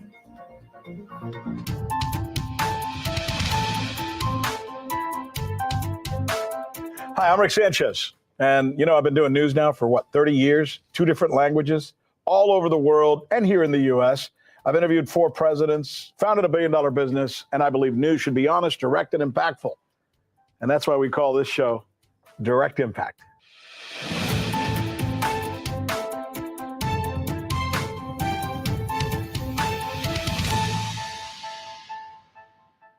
I want to start by showing you some pictures that are going to be hard to take your eyes off of, both because it's hard to look at them and because it's hard to look away. I mean, tell me as you look at some of these, see this? They almost look surreal, don't they? These are gang members, but not just any gang members. Many, if not most of them, belong to the notorious criminal gang Mara Salvatrucha, or MS-13 as they're often referred to. Credited with being one of the worst gangs in the Western Hemisphere. And you know what? They look it, huh? They look it. The government of El Salvador has been rounding them up, more than 60,000 of these characters, and they've built a prison that's going to house as many as 40,000 of them. Think about that for a minute. A prison for 40,000 criminals, mostly gang members, all who seem to... As much as we all are about what's happening. And I'm going to be very curious to see if they do release a public statement, how it's going to be phrased. Because at the end of the day, President Xi is a pragmatist. He's going to want a Russia that is on the side of the Chinese, but equally, he's got quite a good relationship with Putin personally. And when it comes to autocracies, the personal relations of the leaders are as important as the state as a whole. So I recommend everybody to keep in mind those Piotr, main two actors. questions. Piotr, Yes, two sir. questions. I know we saw some movements around Taiwan. I've got 2 questions for you. First, there hasn't been anything coming out of the CCP, the Chinese Communist Party, regarding the movements in Russia, unless I missed something, Piotr, if you've got something there. Also, this is, let me know if you agree, Piotr, this is good news for Taiwan, because China just witnessed the collapse of the Russian government due to their Well, that's the war in collapse of Ukraine. the Russian government. That's So Mario, clear. actually on the China the thing, potential. if I may, just on the China thing, because I think this is an important conversation. We are starting to see the first indication of Chinese media and how they're portraying this. Again, this is, some of them is from state media. We're not getting anything specifically, but they're basically comparing this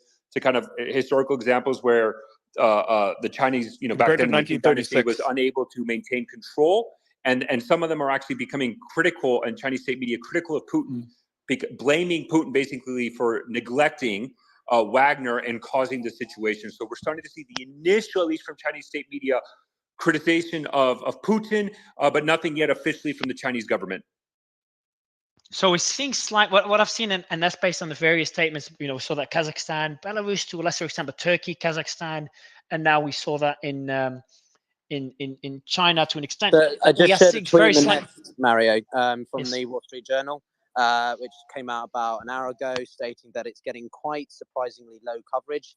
So you've got the main state media paper called the Global Times. They've hardly mentioned it, not a dicky bird.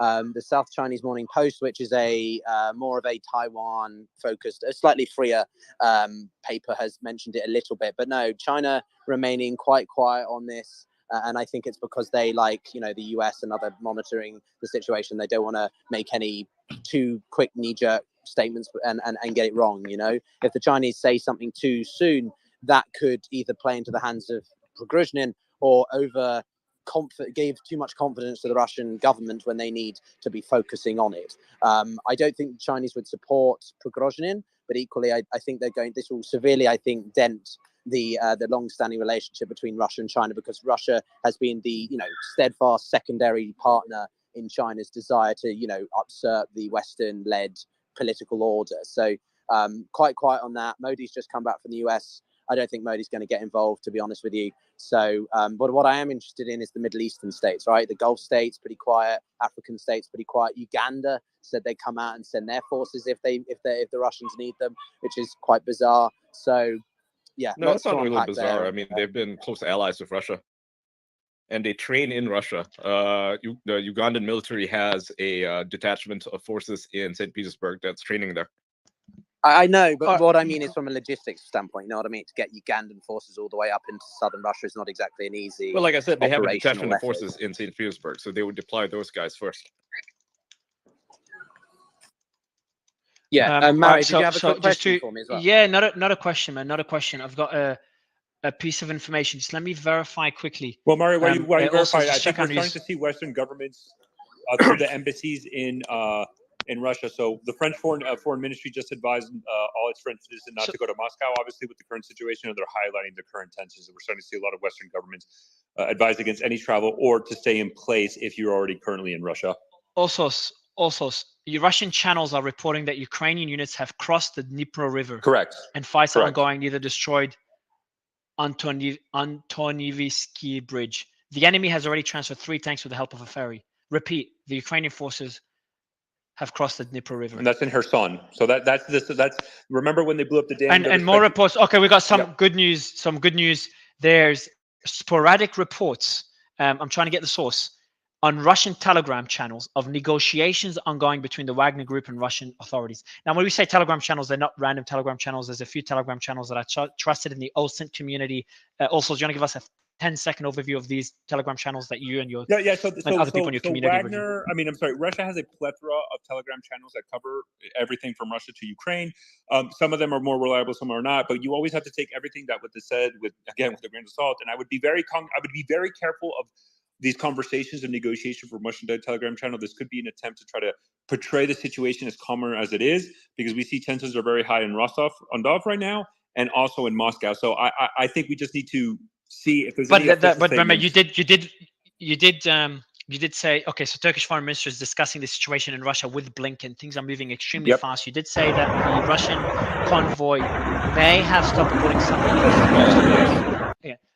may have stalled. Again, another way to speculate is that could be due to the negotiations that are ongoing. That would be very likely. Okay, so because they do have communications with the commanders on the ground, not just there's also reports, again, in Telegram. We don't know what's true and which is just psyop and information warfare, but there's other reports that Wagner already has a presence in Moscow, like kind of like sleeper cells, and they're waiting for Wagner to arrive to activate. Again, this is the problem when you're trying to disseminate information in a breaking environment, and what is true and what is false, what is fake news, information warfare, where it's actually legitimate information. There's so much information out there that's really hard to pinpoint exactly what's going on. Okay, so I've got some more information here coming in. So we've got Lyubov Sobol, who's a Russian political and public figure. Can you talk about her, please? Also, do you know much about Ms. Sobol? I think before I read the piece. Isn't she the head of the RT? Correct? If I'm not mistaken, I might be mixing up people right now.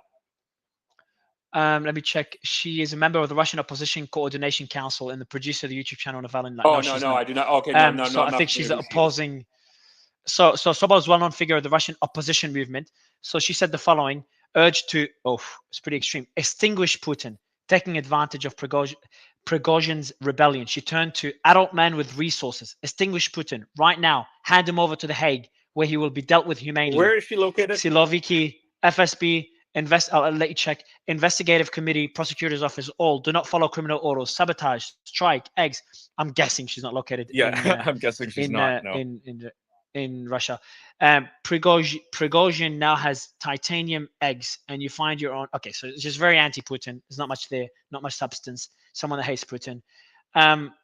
Okay, so the dollar in some exchanges in Moscow, according to Moldova Libera, is already being sold for 200 rubles. How much is the dollar in rubles, according to the exchange? Did you say 200 rubles for a dollar? Okay, yeah, it's 84 rubles. Well, according to Moldova Libera, in some exchanges in Moscow, it's being traded for 200 rubles. Jesus, that's There's so many things happening. That must be But we're not able to. who are, dealing with I don't have. Look, guys, I don't have enough team members to verify the speed in which all this is coming, especially not on a weekend. But I'm just reading out and saying where it's coming from. Also, as you're trying to help, trying your best to help. But so the team said in the chats of Belgorod calls for some kind of flash bomb in support of PMC Wagner began to spread.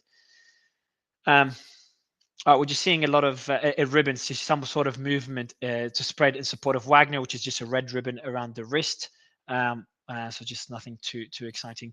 I do want to go back to the panel. Actually, that's key, Mario. That's actually very important, because that's important that red might be an identifier, right? Because one of the issues we run into is how do you identify? So it's Wagner, and that's actually masked because earlier yesterday or a couple hours ago, when the first images came out in Rostov, what we saw were the tanks were all marked red. A lot of the vehicles were marked red. We also saw the white wristband, but we also saw red. This could be an indication of now when we start seeing videos, has Wagner utilized the red wrist armband in the red color to identify who they are. And if that is confirmed, then it's easier for us to then to track which one are Russian Ministry of Defense and which ones are Wagner. So that's an important information. Again, it's unconfirmed, but important. All right. All right, I'm going to go to the panel just to give the team members a bit more time to verify all the information. We've literally got like 8 people verifying the news right now, and there's just too much coming on. So let's just give us some time. Colonel, I'll love you to give us your thoughts on what we've read so far. Yeah. So Mario, it's interesting that you talk about the potential for a negotiation, and I realize that there's excitement about that, but I have to be honest. If I was in Putin's shoes, I'd probably do the same thing. What a negotiation does is it buys you time, and the one thing this thing's moving so fast. He wants to try and slow it down. He wants to try and get his, the Chechen forces more in place. He'd like to get to that air tasking order cycle that I said, it's going to take a couple hours to get airplanes in the air where you're really going to start flying them. So the idea of a negotiation is not a bad tactic on Putin. But Colonel, isn't that another error by Putin? Should he have not done that so rather than go so aggressive in his speech earlier this morning, should he have done a more tamer speech, try to negotiate, and then when he's got his forces in place, then try and take Prigozhin out? Like, even that, do you think that was a misstep based on I disagree with that. Situation about negotiations is right? Sorry, go ahead. Yeah, so I would disagree with that assessment, because I think that you have multiple commanders on the ground who work for Wagner, obviously, that they may be negotiating with, and perhaps the strike on the convoy earlier that we saw, a number of Wagner vehicles taken out by Russian forces. That was like a warning strike. It's like, hey, we'll do more of this. We'll blow up more of your guys unless you start talking to us. And that could possibly be the situation where they dealt a warning blow, and now it's like, okay, let's have a conversation. You don't have to die with Prigozhin. No, I think I disagree. I think Suleiman's right, and I'll tell you why I think he's right. When Prigozhin came out, he literally gave Putin a pass. Right, he said that Putin was not being informed by his Minister of Defense and his Chief of Defense on what was going on. They were withholding evidence from the president, and that was a pass. And Suleiman, I'm with you. I dropped my jaw when that speech was that bold. I really thought there was a chance where Gerasimov and Shoigu were just going to be kicked to the curb, and that there was a potential that Russia could reunify itself with somehow Prigozhin being in some leadership position in the Ministry of Defense. That speech was so polarizing. As soon as Prigozhin heard it, his hands were tied. There was no other choice now. But I just have to go back to there's just no way. There's just no way for I just can't see if Putin kicks Gerasimov and Shoigu out because he's forced by Prigozhin. Shoigu and Gerasimov are only in power because of Putin. If he kicks them out because of Prigozhin's threat, then Prigozhin's in charge, even if Putin's president. That's it. Exactly. He can't do no, it. No, also, so I agree with that. I agree with that. There was any other form of speech he did would have shown some form of immediate weakness. I'm saying if he gave this veneer of basically kowtowing to Prigozhin, and then you put yourself in a situation where you can put your forces in place, you can even try and get Prigozhin arrested, but you can make a number of moves. Now what's happened is he's gone in hard, and it looks like, based on what everybody's saying, he hasn't even got the backup in terms of in Moscow to even have some kind of decent. But that would be we're getting like right? surreal footage right now. He can't do that. He has to deal with traitors. Hold on, guys. Everyone, hold on. There's videos coming out right now of Wagner forces really walking into stores in Rosanov, just buying supplies, they're just in stores buying whatever material they want, food, etc. And I think it's clear as day right now. If there's any doubt, and I think there wasn't at this point, but Rosanov is 100%, no doubt, under Wagner control. It is the base of operation for Wagner for this coup attempt against Putin, or this military rebellion. And Rosanov is the center of operations right now. They have absolute control. The videos coming out from that area clearly show it. Sorry, go ahead, Ian. I was saying that he can't show weakness, and he also has to keep in mind that he represents the Russian people, and what this represents, right? The Wagner's insurrection. It's a betrayal of the Russian people. It's not just a betrayal of Putin; it's a betrayal of the Russian people, because they have gone against everything that they stand for. I mean, they're supposed to stand for Russia, and here they are, fighting against Russians.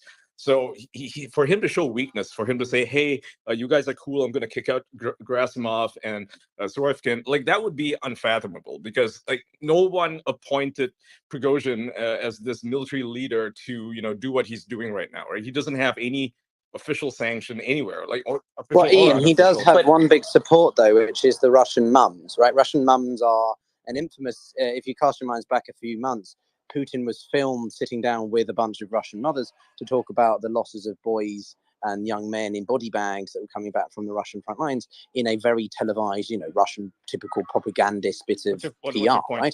So, well, my point is that he is going to be quite popular among certain members of the Russian population. Also, yeah, you gotta press the alt mute all when there's I did. breaking news. Go ahead, also. I mean, look, Mario, we got over 100,000 listeners now, so there's going to be some glitch because I did click it. Sorry. All good. Yeah, so, that's all good. Go ahead. 10 minutes ago, approximately, on a Russian Telegram channel was reporting that another helicopter was shot down in what is that region, Vorodar? Like the another Russian helicopter was apparently shot down. I think that now makes 7 Russian helicopters shot down, and then 1 IL, possibly 22 communication platform.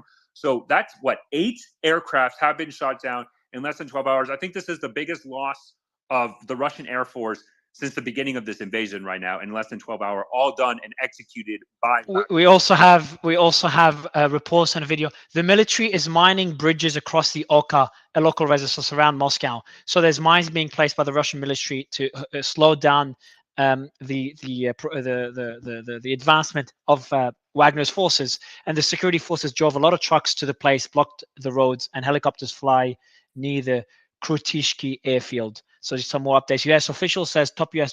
general spoke to the Ukrainian counterparts. Nothing special there. So Ian, can I ask you a question? I don't disagree that Putin always has to look strong, but how is it not a strong speech that he comes out, he stands behind the podium, he looks extremely angry, and he says, "I just learned from Rogozin. I had a discussion with him. He is 100% correct that Gerasimov and Shoigu have been lying to me, and I am furious with them. I'm putting out a criminal, I'm filing them that they are now criminals of the state. I am bringing Prigozhin in here to learn more about some of the information he's had. Our nation has been completely upended by these two individuals who I no longer declare to be Russians. It is absolutely unbelievable that they have destroyed us." It would be a lie. Well, dude, the guy tells lies all the time. No. This Let's would be so blatant a lie that no one would buy it. It's ridiculous. Like, he's not going to throw his own generals under the bus. Little Green Men. Little Green Men was a ridiculous lie. No one in the world believed that. Okay, either. Little Green Men, whatever. Year later, he laughed about it. You're trying to make Putin's just going to blatantly lie to the public and say that the people that he commanded, that he ordered to like the people directly under his control have been lying to him. So how stupid is this guy? No, he's not going to do that. That's ridiculous. No way. He's going to look weak in front of the army. That's the problem he has, which is why he's deploying Chechen troops. And the reason why Wagner has probably stopped entering or moving at pace into Moscow is because of the rumors of Chechen forces deployed there that are faithful to Putin. Prigozhin and Wagner probably thought, their trip to Moscow, that army units were just going to roll in behind them, because it's obvious that general soldiers, those that are fighting, they identify with him and are seem to be more loyal to him than they are to Putin. So again, I come back to this piece about Rostov-on-Don, which is where this is where he will be stopped. This is where Putin can seize back control. If he loses that, then all he can do is buy time before more of the army units get behind Prigozhin and Wagner, and obviously the Chechen forces, which I think only number about 10,000, become overwhelmed. Go ahead, Alex, and then Elijah. Elijah, you've been waiting for a while. Maybe go Elijah first, just for balance, and then we'll go to Alex. No problem. Yeah, it is interesting, some of the language that's been used by some of the speakers here that show sort of an already slanted bias towards Putin, which I understand many Westerners have, calling this an invasion, using the phrase from the start of the invasion, or, the accusations of lies. I mean, we're talking about geopolitics, where if you can point to me a leader that doesn't work in some form of deception or dishonesty, then I would say that you're probably not pointing me to a leader, because that's what they do, right? They work with information war. But with what's happening here, I mean, you cannot tell me by any means that Putin would be so ill-informed and so cut off from his top advisors that he wouldn't have some understanding of what was about to occur. And even if we're talking about it's in the moment, a 12, 24-hour warning. I mean, even deploying these foreign-based mercs in response already sets a barrier of separation. Like I mentioned, he calls this a special military operation. And while many people, like to say he's evil for that, then you'd have to stand against the United States government, which has waged many special military operations in the last several decades. Putin's goal is not to wipe out fellow Russians. His goal is not to wage war with fellow Russians. His war is with it's not with anyone. It's the securing of his own statehood in his country. And so, when there's a variable that's thrown in like this, especially when we're going by like 6-second TikTok clips and tweets from unverified accounts, in much of which even is from Russian state TV, which you can't believe, state media in general, to tell the truth, especially, in America or with Russia, we're kind of like trying to draw on conclusions, and we kind of sound foolish, because really, Putin is not acting for very clear and obvious reasons, right? This is not part of his mission. He's been very clear and led as operatives in operation of what he's trying to accomplish. And it's not to go to war with mercenaries of Russian descent or Russian cooperation. And so, delaying conflict is going to be the number one goal. And he's going to try to continue his operation or special operation in Ukraine. And he's continued to want to end this war. Russia wants to end this war. Putin wants the war to stop. It's the West that wants it to continue.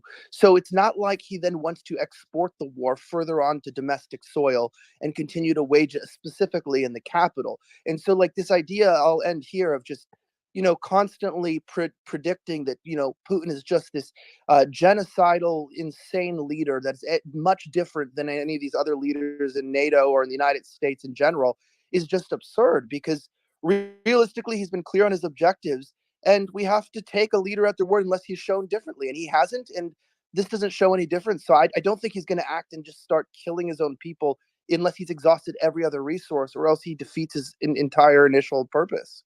Yeah, but nobody disagrees with what you're saying. That's exactly what everybody's been saying. We've said throughout this space that he has been quite.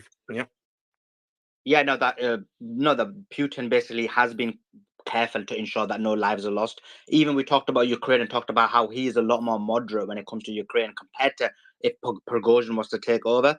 In addition to that, yes, what we've been doing on the spaces, there's been some level of speculation that there will be in this scenario, but we've been reporting what the news we've got. We've told when it's unverified and when it's verified, and more importantly, we've talked about the various angles that this basically coup can take. And what has happened is, even though I've been pushing back, I've been surprised that Wagner's even got far to the Moscow city. So even those people who were making the argument that he would get to Moscow, there's been no resistance. Now we don't know the reason why there's not been any resistance. So then one speculates what are the reasons for it. So there is various angles from this, and so we're going into that. But Patrick, I'd love to hear your thoughts. And Patrick, just before you go, I do want to get some reports. If anyone, Piotr, I know you've got sources on the ground. Lev spoke to his sources on the ground. Mario, apparently it's kind of confusing, because now they're claiming that certain bridges that are not in the vicinity of where Wagner was advancing where Wagner was advancing to Moscow, that Russian air forces are blowing up bridges. So, and there's videos of it, but it's hard to really specify if it's true or not, because that same video that was published claiming of blowing up bridges was also another account was claiming that was a Russian helicopter shot down. Again, guys, this is all just very hard to confirm, but I'll try to look more into that, Mario. I appreciate it. Patrick, I'll let you give us your thoughts. In the meantime, we do want some reports, especially from anyone on the ground. We will be getting, we have limited internet connections in many parts of Russia, many parts of Moscow. That was even reported by Russian media. So it's been hard to get some information, and some information has been slow as well. But Patrick, would love to get your thoughts. Yeah, just this notion that, Putin is fully informed and he knows what he's doing. This is the guy who sent in 8 mutually unsupported thrusts into Ukraine and dropped airborne over the capital because he believed they wouldn't fight without first suppressing air defenses. This guy's been a victim either of his own hubris or of what he's been told since day one. There's no reason to think he hasn't pushed his own people much further than they were willing to go. because he thought they would keep following orders. I mean, Prigozhin or Putin? You lost me. Prigozhin or Putin, dude? Putin. Putin has led his own people into a slaughterhouse, and frankly, it seems to me that they're fed up with it. I mean, that's Prigozhin's rap. He sounds like, disgruntled Tsarist soldiers from 1917, for God's sake. Yeah, I know this. I know this doesn't play well, but I agree with Patrick. Right? I've watched Prigozhin for the last 6 months, and look, I'm no one's going to claim that I'm supportive of Russia, but I'll tell you, he comes far closer to obeying the laws of armed conflict and the Geneva Convention than the Russian forces. He's a freedom fighter now. Is this how we're going to paint this narrative? No, hold on. No, that's not what I'm saying. Listen to me, Ian. Jesus Christ, man. What I'm saying is he actually did prisoner swaps. Colonel, can I just provide some news? Sorry, let me just, and then I'll push it to you. I just wanted to provide something. I think this is also important.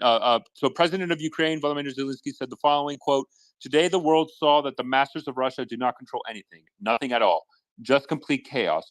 The world should not be afraid.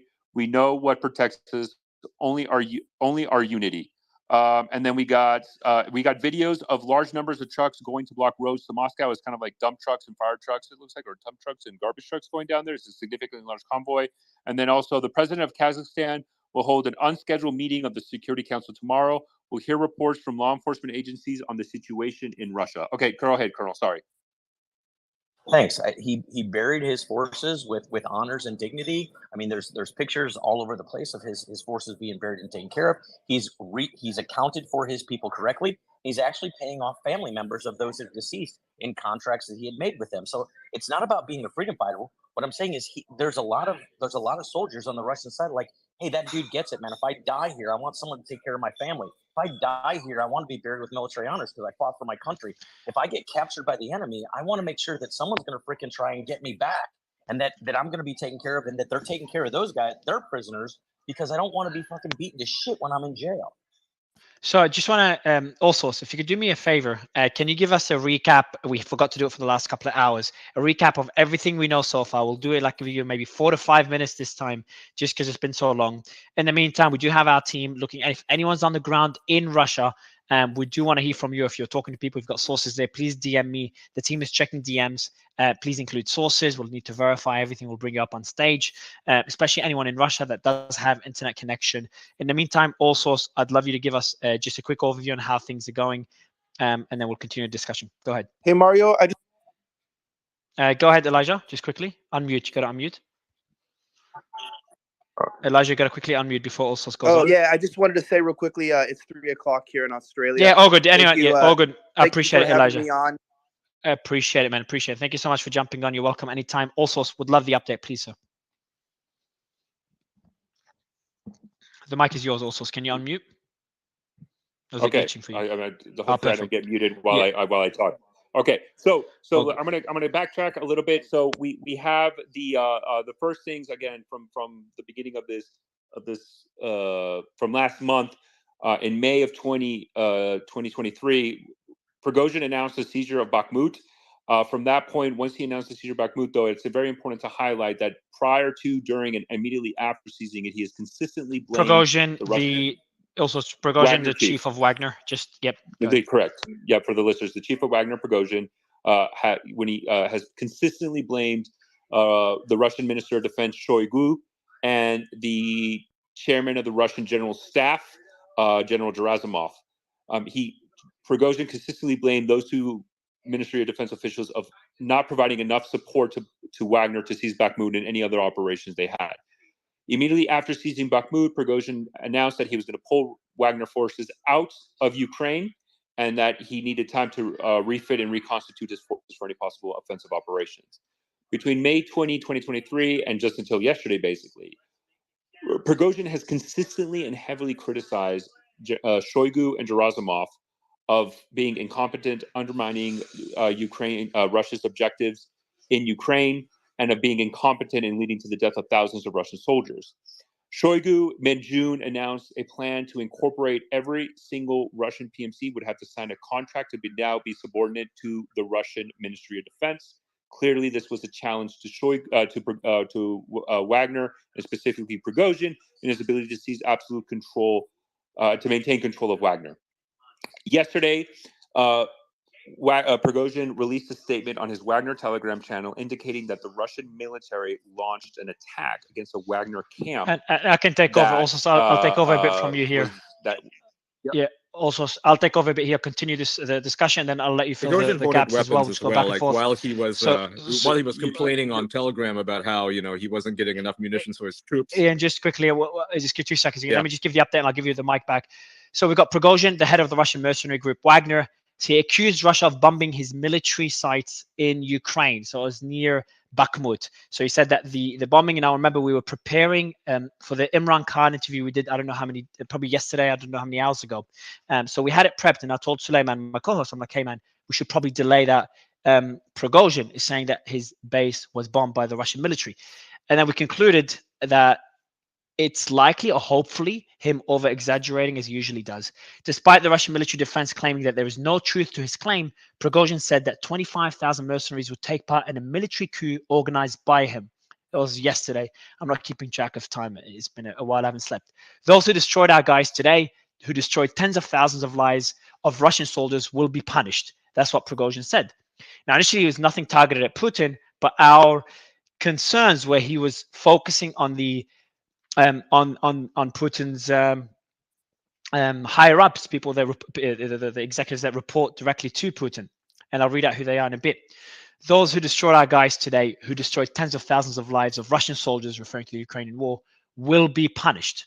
So that's what we were hearing this. I remember we were hearing this as we start interviewing Mr. Khan, the Pakistani Prime Minister. Igor Girkin, ex-Russian Federal Security Service, has stated, quote, the military coup attempt has begun. That was the first reference when we got that message of a military coup taking place. It took me a while to call this a coup. Eventually decided to do so. Multiple sources were claiming back then that emergency statements being prepared by Russia's Ministry of Defense. Other sources were claiming that Russian National Guard is on alert. So started getting concerned. Prigozhin sent an audio message saying details start emerging. The Minister of Defense urgently arrived to Rostov in order to conduct an operation to destroy Wagner, saying that they've used artillery and helicopter pilots covertly to destroy us. Some people say that was might have been an assassination attempt against Prigozhin, but we just don't know. And then the tension started rising. And then we just saw sudden movement by Wagner, and we saw them get into Russian territory very, very quickly. And then they started approaching Rostov in the southern district. By the way, also, if I get anything wrong, do let me know. And I remember me and Osos were talking as soon as they entered Rostov Oblast, the state, with no resistance. We're sitting there talking about it, and suddenly there's reports of tanks around the headquarters, the southern district headquarters, where the commander of the southern military district and deputy defense minister were located. And then not long after, Prigozhin is sitting there meeting them. And that's where we knew things are really getting serious now, and Putin is at risk because there's a potential alliance between Prigozhin, between Wagner, and the southern district, which is about a quarter to a fifth of the Russian military. And he took over the command center of the Russian military in Ukraine, which is the majority of the military. And obviously, since then, we've just seen constant movements by Wagner towards Voronezh. And again, they got there pretty quickly. We saw a few clashes then. And then Putin gave a speech. And I'll read a few highlights of the speech for anyone that didn't hear it. And we're almost up to where we are today, where we are now. He said, Russia is waging a hard fight for its future. The troops are fighting heroically. The fate of our people is now being decided. That's Putin's speech. I don't know how long ago anymore. The authorities will now allow a split in Russia to repeat. We face betrayal. Exorbitant ambitions led to treason against Russia. Any unrest in a mortal threat. So it's very, very aggressive words. And he did say any internal unrest is a mortal threat to the state. I think that's one of the more extreme terms he's used. And after that, Prigozhin responded, naming Putin essentially as an enemy, and they're moving towards Moscow. And that's where we are today. And the move towards Moscow, it went a lot faster than we all expected. And we've had reports hours ago they're already in Oblast, Moscow Oblast, the state of Moscow. And we've had reports from people on the ground, but we haven't been able to confirm them. Anything comes from the ground, it's just very difficult to confirm. But we've had multiple reports now that they're in Moscow Oblast, and some reports, Piotr, you had your sources say they're on the outskirts, but that wasn't confirmed further. Also, was there anything else I missed? No, that's the generic rundown. Yeah, no, that's good, Mario. It was a number No, of I appreciate it. while we were reporting all of this, there were a number of like I guess false reports on the destruction of the SMD headquarters that was unconfirmed at first. People were cheering it on, saying, "Yeah, Prigozhin's won." That didn't happen. That literally didn't happen. That was fake. Also, it's worth mentioning that Prigozhin. What led up to this, right? What months ago, he was claiming that he was having munition shortages in Ukraine.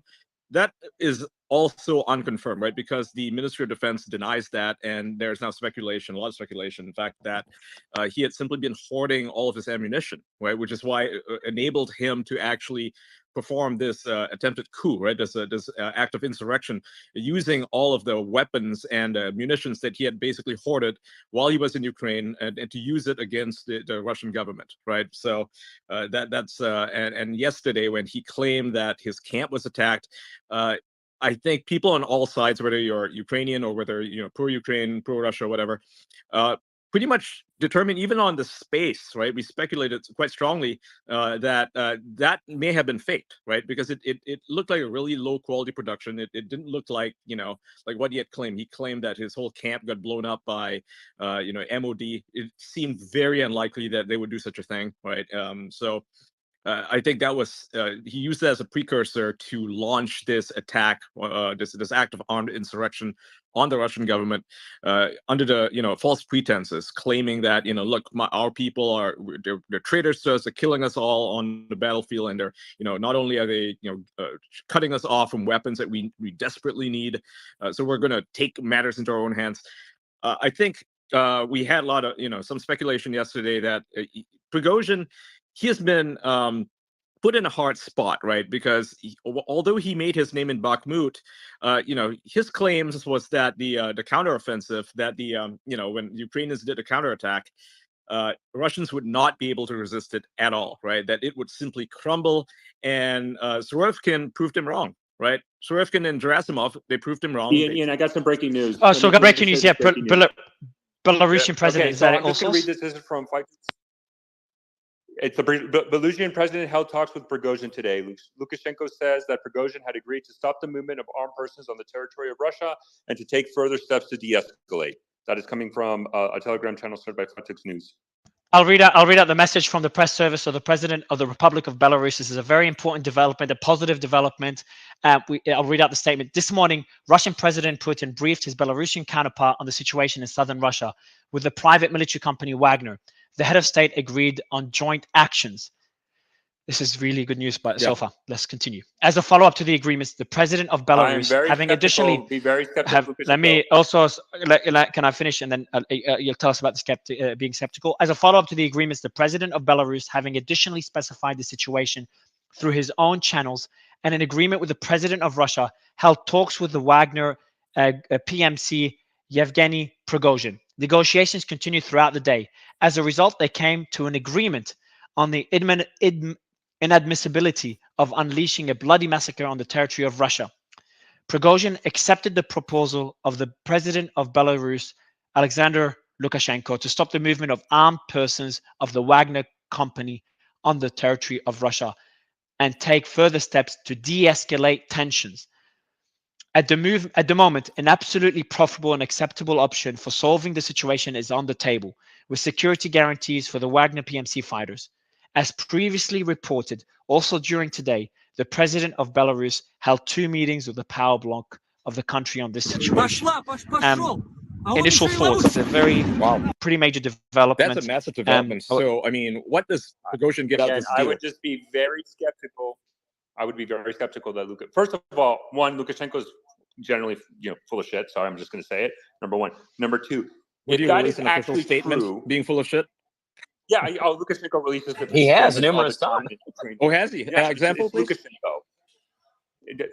That Ukraine is imminently going to invade Belarus. Consistently, something that talking. Okay, but I don't think that has like nothing to do with it. I mean, why would he? Again, make this up? Hold on. First of all, hold on. You can ask for an example. He gives you one, and then guys, let's also and then we'll go to Ian and Colonel. Please also go ahead. Look, I'm just saying. I'm extremely skeptical of any claims by Lukashenko. But if this would align, just quickly, this would align also. This would align with Russian Telegram reports that the Wagner convoy heading to Moscow has stopped.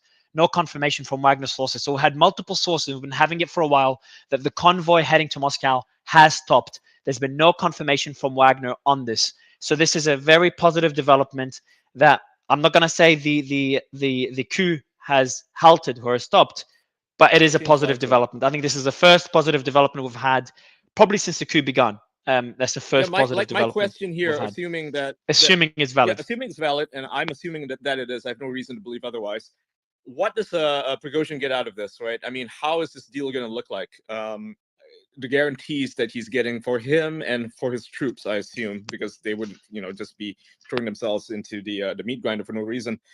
I'm assuming, and we have to speculate here, he probably gets, Belarusian citizenship, sort of like, he basically stops being Russian, and he gets some sort of official sanction under the Belarusian government, right? Because he is a persona non grata in Russia right now, right? He is an enemy of the state, and his actions are unpardonable, pretty much, right? I mean, you don't perform treason like this, so it has to be something like that, right?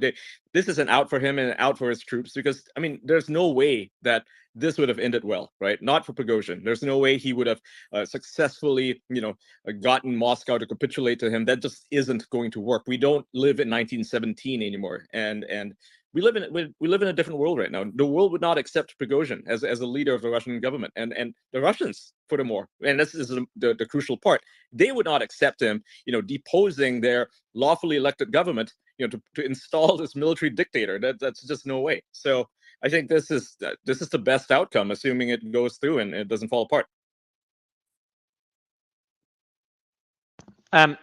I'm just inviting someone from the ground. We are getting more reports that it seems this is accurate. Lukashenko's press service stated that at the moment there is a draft of an acceptable option for decoupling the situation with Wagner PMC with security guarantees for his fighters. That's a Russian source there. And then we've got here more information from SOTA. SOTA also, can you tell us what SOTA is? Also, I believe that's a Russian state media, if I'm not mistaken. But there's so many acronyms I don't know. If somebody knows exactly what it is, please provide it.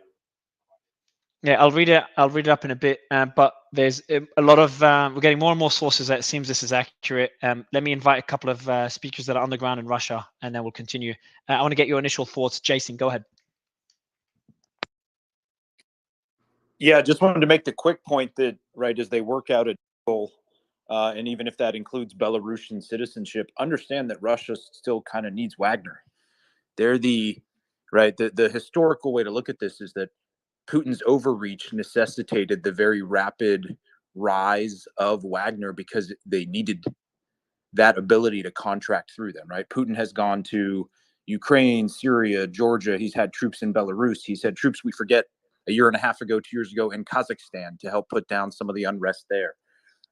He's taken de facto sovereignty between parts of eastern Ukraine, the Crimean Peninsula, the breakaway provinces in Georgia of over 2.5 million people in about 13, 14 years.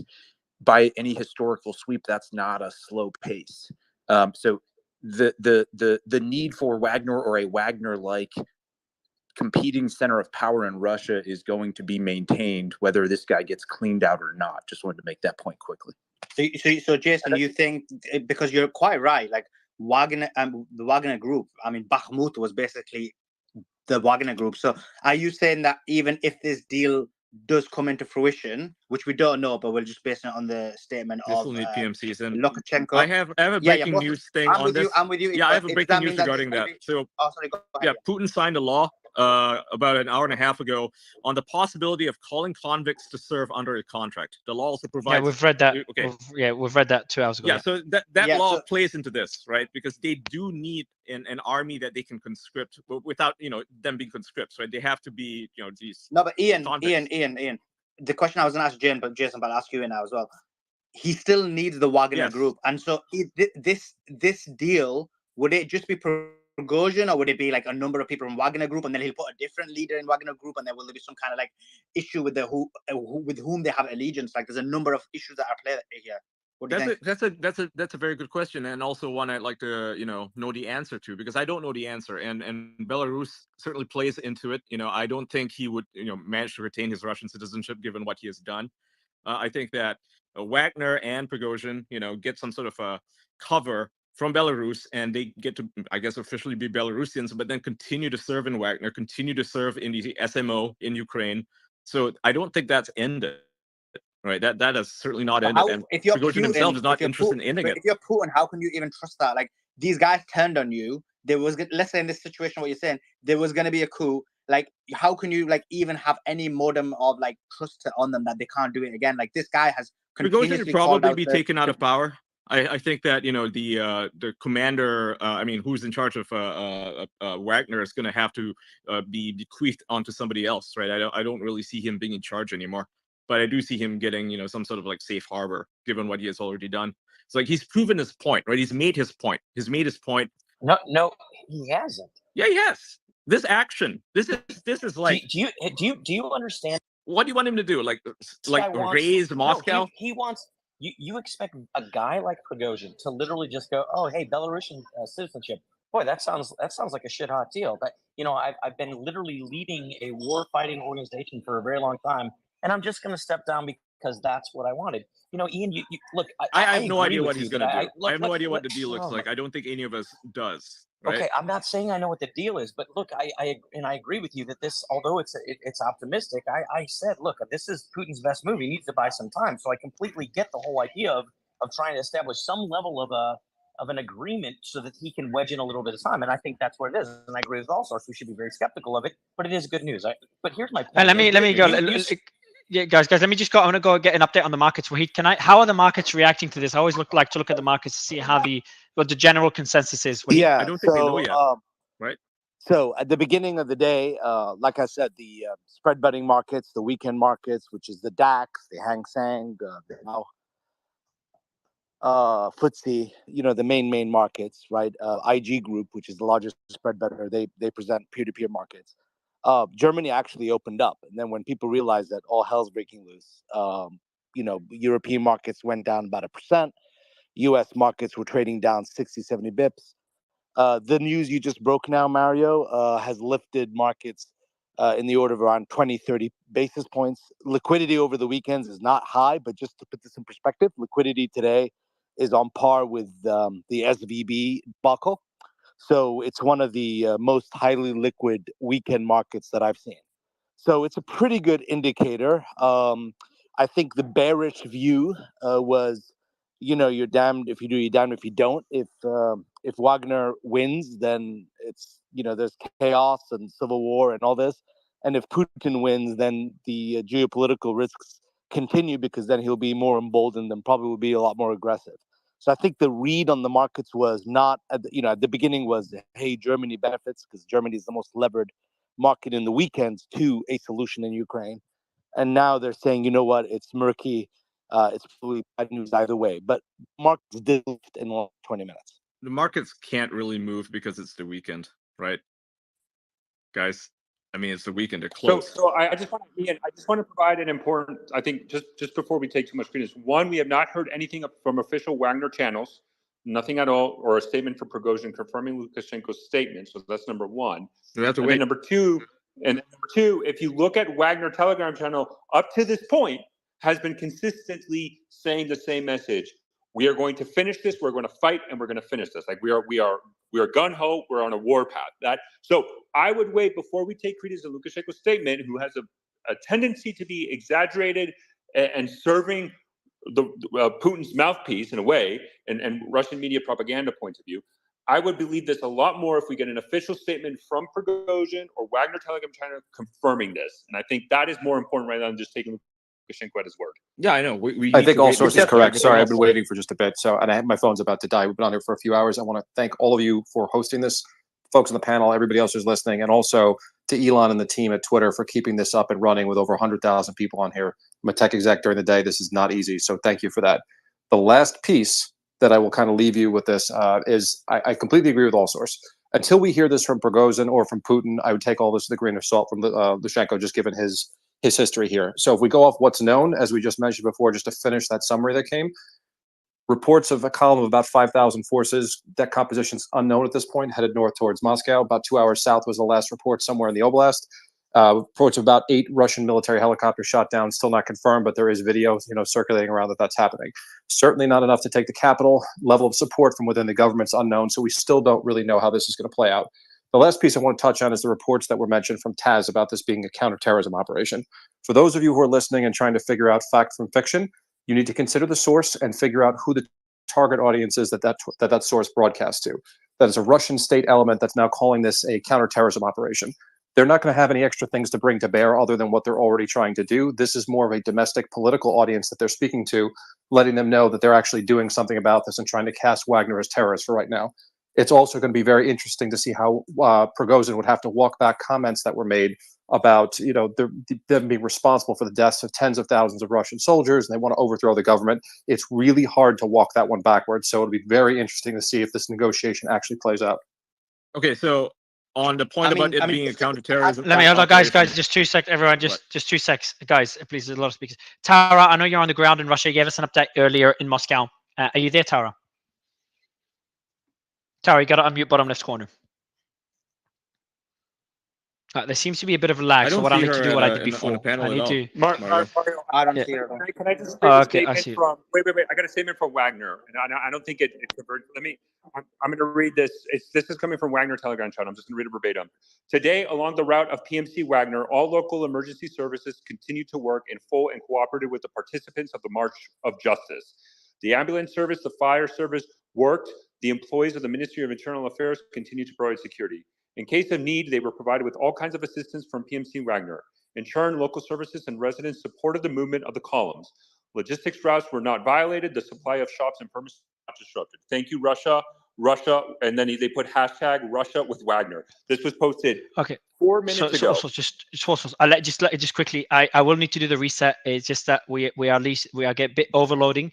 So if the space crashes, I'm doing the reset we did before. It worked before. If the space crashes, we'll restart it within 1 to 2 minutes right afterwards. Just a heads up. So I'll be doing the reset in a bit, just because we have so many people. By the way. But yeah, go ahead. Also. Yeah, and Tara, maybe in the meantime, Tara, can we get an update on the situation in Moscow and what we know so far? Okay, so right now what's happening is everything's quiet here in Moscow itself, because they've imposed, a lot of people are being told to just stay in their apartments, to stay inside, wherever they are. And I got an intelligence report, it's unverified, that the president of Belarus has negotiated a temporary stand down with the Wagner Group. And again, this is unverified, but it's pretty good. It's a very good source that I got this from, who's usually right, but basically has negotiated them to stand down for now, and they're making some sort of agreement over Prigozhin. So the march should have happened right now. Like right now, Prigozhin's troops should have been in Moscow. They're not. And so this negotiated is not permanent. This is just like a step towards like a de-escalation is what they're calling it. And just some breaking news, which adds to that, I think it's breaking news. It says Prigozhin published a new audio recording saying, "We turn our columns around and go back." So again, it adds to this statement by Lukashenko. It adds to the fact that the Wagner is no longer moving forward. It does look like, I know people are saying don't take it with a grain of salt, but again, we're trying to piece. Suleiman, I think we got audio. I think we're getting audio from Prigozhin. I got to confirm it. I got to see if the guys who translate. Hold on. What they're saying, and now this is Prigozhin, and this I got to confirm this transcript. But he says, quote, "There were negotiations, but no deal." I'll see if I can get the exact translation of his audio, but he's saying that there was no deal yet. So what about this bit of the audio? Let me. Where it says, I'm resetting just around and go back. Yeah. So guys, both of you mentioned the sources. I will be resetting the space now. For crashes, I'll be restarting again. It worked before. Let's see if it works. Just a reminder for everyone: go on my profile and go into the space. If it does crash, I'll let you continue, guys. Sorry. All source and Suleiman, just on those 2 reports. Yeah. So the one I got is from, it says SOTA. So again, it's a Telegram group, but also has to be able to give us more information on that. But separately, why I'm mentioning that is when you piece in what Tara said, you piece in what Ian said, you piece in what the president of Belarus said, the fact that the Wagner group as a group of forces are not moving forward, it does seem like there is some form of negotiation going on. Maybe there's no deal at the moment. That makes sense. They haven't got a concrete deal, but it does look like there is some form of negotiation going on. So again, that's something to take into consideration when you piece things together. That seems highly likely. Yeah, and they're calling it a de-escalation. That's it. They're not calling it a resolution, just a de-escalation at this point. Yeah, it's worth pointing out that if they do want to have a proper deal, that would need to be signed and there need to be witnesses, right? It has to be done. All right, guys. So neutral first venue. the reset worked, so everything is fine, and we're still running the space. That's good. Walmart just tweeted, and he's DM'd me as well personally, saying this is from Reuters. Prigozhin in an audio message said, "To avoid bloodshed, we are returning our convoys to bases." Again, to avoid bloodshed, we are returning our convoys to bases. We are seeing de-escalation for the first time since all this started. We could have a peace deal. I don't know how that peace deal would look like, and who will have control of the government, of the Kremlin. Our guess would be Putin. What you want to ask is what happens to Prigozhin, right? You don't ask exactly the Russian government, because the Russian government is fine. It's always been fine. It's never been under attack. Even Prigozhin didn't say, I wouldn't go. Ian, I wouldn't go to the extreme. Come on. I would, Ian, because he never ever targeted Putin, right? Then obviously you didn't go back. Ian, you were asleep. He did. He mentioned Putin many times and said Russia will have a new. He said Russia will have he said Russia will have a new president. Was that from him or was it from? That was from Prigozhin. That was from him directly. So I'll let you go. I'll let you go check all this stuff. Yeah, go. Yeah, exactly. So Mario, I think we're getting conflicting reporting because and I think this is where we need to get somebody to translate the entire transcript. So maybe he is saying, "Hey, we're de-escalating," but Prigozhin has said now consistently on multiple Telegram channels affiliated with Wagner that says negotiations were unsuccessful. So the question then is, does that mean because negotiations were unsuccessful, we are going to continue? Or, hey, because there's negotiations, although they're unsuccessful, we're going to halt to see the results of these negotiations? I think that is kind of the discrepancy because it could also most of the translations that are coming out from his audio, and I guess we need some verification, is that he's turning back. There's another one here. The translation I got is that he's turning back. He could be turning back, but he is also saying that the negotiations were unsuccessful. They're not done yet because there's no deal. How can the negotiation is ongoing, right? He has to actually sit down with all the participants involved in this whole conflict and work a proper deal out where they sign a contract. That's just how it works. You can't just have a telephone deal. And Prigozhin's goal with this was about Shigoi. He wanted a different. So it was really with between the upper elite military leaders. That's what this is about. And well, I don't know who said it, but Tara, you're right. If this translation is right, he said they wanted to disband Wagner. So it looks like that was his motivation behind it. He thought. I mean, I think again. I'm sorry. I'm going to read something else from literally Prigozhin's Telegram channel. I'm just going to read it verbatim. This is where it's confusing. I don't know if there's like just a lot of reporting coming out and disinformation. But here's another one specifically. He says Prigozhin denies reports of agreement with Lukashenko. I did not accept any proposals from the president of Belarus, Lukashenko. Negotiations were held but were unsuccessful, said the head of Wagner PMC. And this is the quote, "We went and continue to go to Moscow. Our first units are already on the outskirts. We are waiting for reinforcements and we will go inside." And that is like literally from a Wagner Telegram channel with Prigozhin. All right, so while you guys interpret this, I do want to go to a tweet by President Zelensky, president of Ukraine, 3 minutes ago. "We all remember how the head of Russia threatened the world in 2021. He had some ultimatums. He was trying to show a kind of strength. The year 2022 showed that he confused his illusions and the lies he was fed with strength. They in the Kremlin are capable of resorting to any terror, capable of resorting to any stupidity, but they cannot provide even 1% of the necessary control. And they are the problem.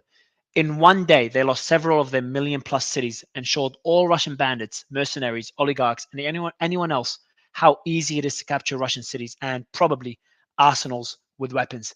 Now, it is very important that no one in the world remains... Mario, I got to read something else from AP Wagner. So the AP Wagner Telegram channel that reports directly, this is AP Wagner. And this is, quote, the state of Russia, right? The state has long ceased to exist. Putin deliberately destroyed all the institutions of statehood. Corruption has finished off the rest. The end of this feast of life is imminent. Undermining bridges will not stop what is inevitable. justice will prevail. And what he's saying about the bridges is because we're getting reports of Russian Air Force destroying This is not bridges. Prigozhin, This is from this is AP a Wagner Telegram chat. This is not Prigozhin himself. AP Wagner. Yeah, so he But that's not Prigozhin. that's fine, Prigozhin that's released an audio message, and I can read it here. It's very short. Yeah, I'm gonna read it now, Ian. So he released an audio, says, and it's from Baza. So again, this is from a Telegram group, and he says they wanted to disband Wagner PMC. In a day, we walked less than 200 kilometers from Moscow. During this time, we did not shed a single drop of blood from our fighters. Now the moment has come when blood can be shed. Therefore, understanding all the responsibility for that Russian blood will be shed on one of the sides, we turn our columns and leave in the opposite direction in the field camps, according to the plan. So this is Prigozhin's message, which has been translated, needs to be verified, but it's a translation, and he's saying the opposite also. But that's fine. We're getting very points. So a lot of this too is about money. Remember earlier when you were talking about the negotiations that Prigozhin had, he didn't get the $20 billion rubles that he 20 billion rubles, excuse me, that he wanted, sorry, Tara, not dollars. Apologies, we do interrupt when there's like breaking news. Again, now from TASS, which is it's gone now. But anyway, sorry, continue. But it was the same point. But basically, a lot of this has to do with money, and you need to keep that in mind with Prigozhin. He is a mercenary. These are paid soldiers, and there was a failed contract that just happened that was 20 billion rubles. I misspoke and said dollars, and it was rubles. Sorry. Yeah, and so another, again, from the TASS Telegram group, it says Prigozhin said that PMC Wagner is turning the columns and going back to the field camp. So again, we're getting similar translations, similar reporting about the same point about them turning back. Again, but the reason why he's not accepting, I think, is because one of the terms was that Prigozhin be unconditionally surrender himself to the Russian state. So of course that probably wasn't what he wanted to do. So that's why they're saying it's a de-escalation. So anyway, that's yeah, I mean, but a lot of this has to do with money. So we need to again look back at what was going on with the exchange and the rejection by Prigozhin of the money and that kind of thing regarding all of this.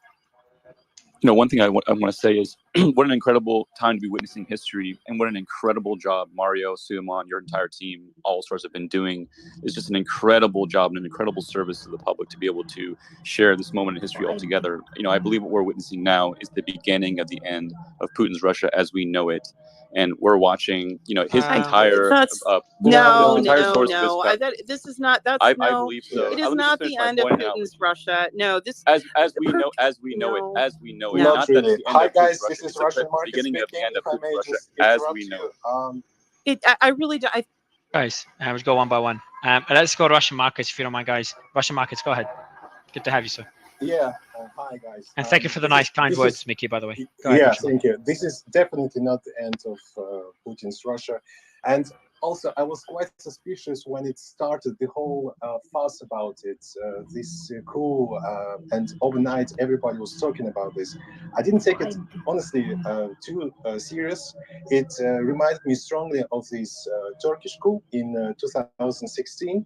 I even suspect it was in a way a little bit staged. I would even say that maybe Prigozhin wanted this attention, but then I saw these military jets bombed and all these victims, and I said, well, it really does look serious. But now I'm not sure. I'm not sure if there's some sort of operation. We will maybe find out later on. And also this question about stock markets and ruble. Actually, the Russian market itself, it's actually cut from the world market. So there won't be any impact on Asian markets, on US markets, because we are quite isolated. I might see that there might be some spikes in oil futures for the crude oil, but generally I think we won't see any impact. And the whole story will be then forgotten in a week. I really think it is non, as you say, non-argument. So it's just nothing. It's the whole fuss about it. It was made just so that the Prigozhin gets his attention. And don't forget that Prigozhin also did his troll factory, and he knows how to make scandal. But again, he made this huge how to say trouble for the whole Russian government and also for Russian nation and people. We were quite worried for these hours, but now in the end, even we see Lukashenko, the hero who brings this peace to convince Prigozhin to bring back all the forces. I want to go just going to go through the reports again. So it does seem that based on the various reports, we do have a confirmation that Wagner is seeming to be turning the columns and going back to the field camps. It does seem that the coup, I'm not going to say it's over, but it's at least on pause for now. We're going to see what happens next. So that's just the latest updates we're getting. Or if I could just make my point, I understand fully. I'm not saying this is the end of Putin or end of Russia. I'm saying it's the end of Putin's Russia as we know it. We always knew Russia as a singular pole of power. Now what's starting to emerge is a multipolar Russia with multiple sources of power. This is something new, and this is a historical moment for us to be witnessing. We don't know how it's going to play out, but now we're looking at Lukashenko, Prigozhin, oligarchs. This is before there was one person alone in charge. He decided everything, and that's no longer the case. That's historic. So I was just Patrick, go ahead. I was just going to say, if this is accurate, if Putin is turning around, then the question you have mean to ask yourself Wagner? Prigozhin, sorry. Prigozhin. If he's turning around, the question you have to ask yourself is why. That's a good question. And that's one that I'm not hearing. They can't keep him out of Moscow with what they've got in the area. We know this. So why is he turning around? He hasn't achieved his stated objective. Gerasimov and Shoigu are still there. He hasn't deposed Putin. Why is he turning around? Hey Mario, sorry to And it's not because, interrupt, but I think the space is glitching because a lot of people are getting booted out. I thought I was the only one. So, about to go on a rampage here, but it looks Ian, like okay, hold on, Ian. Oh yeah, I know. Just Patrick was speaking, please. Sorry. Go ahead, Patrick. And it's not because it's not 1917, as some people blithely urge us to believe. These are the same people that told us that modern conventional warfare was a thing of the past before February 24th, 2022. It's not. The Russians have been ruled by strong men since time immemorial. That hasn't changed. If Prigozhin wanted Moscow, I think he could have taken it, maybe.